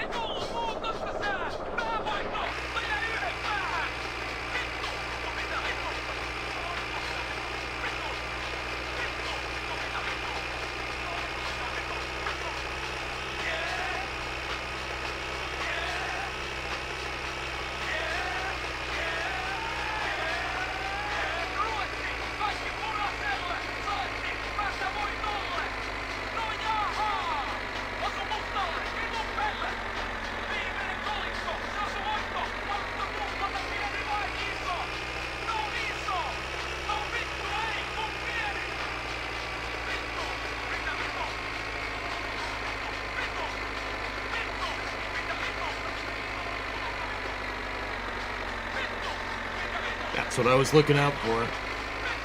Luckily, he spun off the road.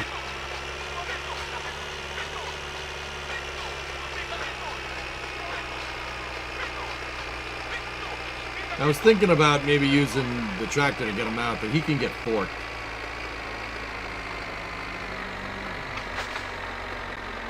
Get it?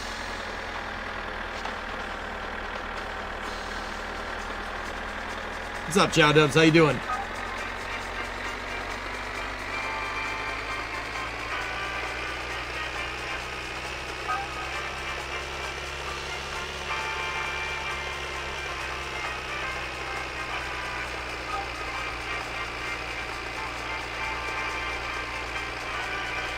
I'm doing just fine.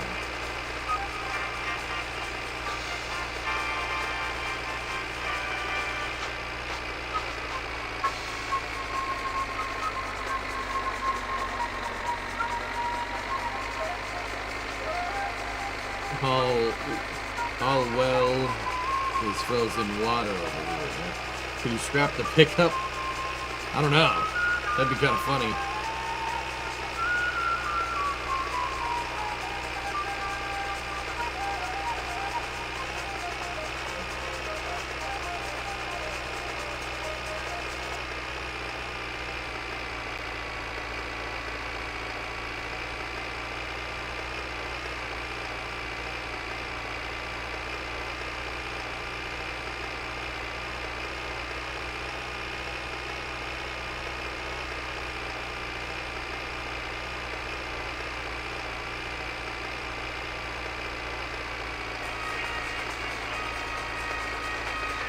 Why does the radio just randomly turn off?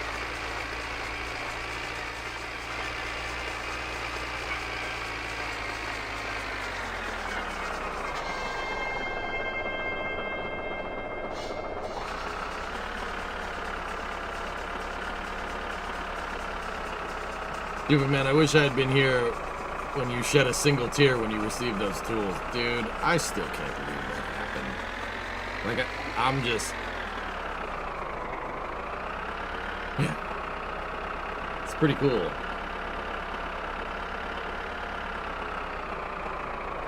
It's pretty damn cool, dude.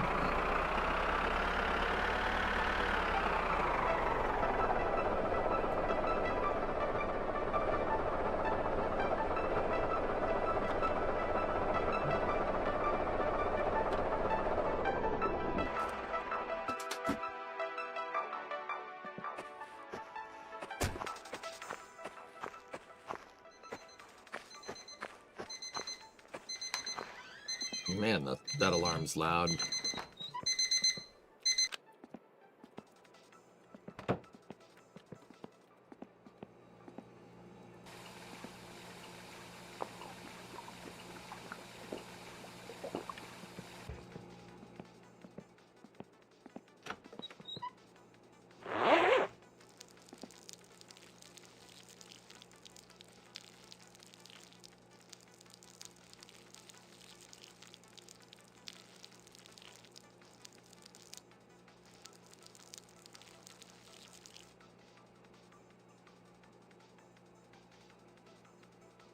How's the search for more parts going?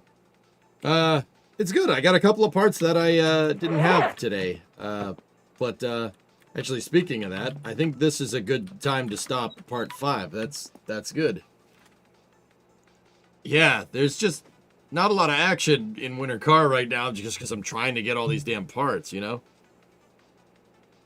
But yeah, I think we'll stop part 5 right there. That's a good place to stop. And we'll switch over to Factorio here. So I hope you enjoyed part 5, guys. On YouTube, I'm going to jog the VOD. You guys know the drill. I'm going to jog the VOD, and we will switch to Factorio.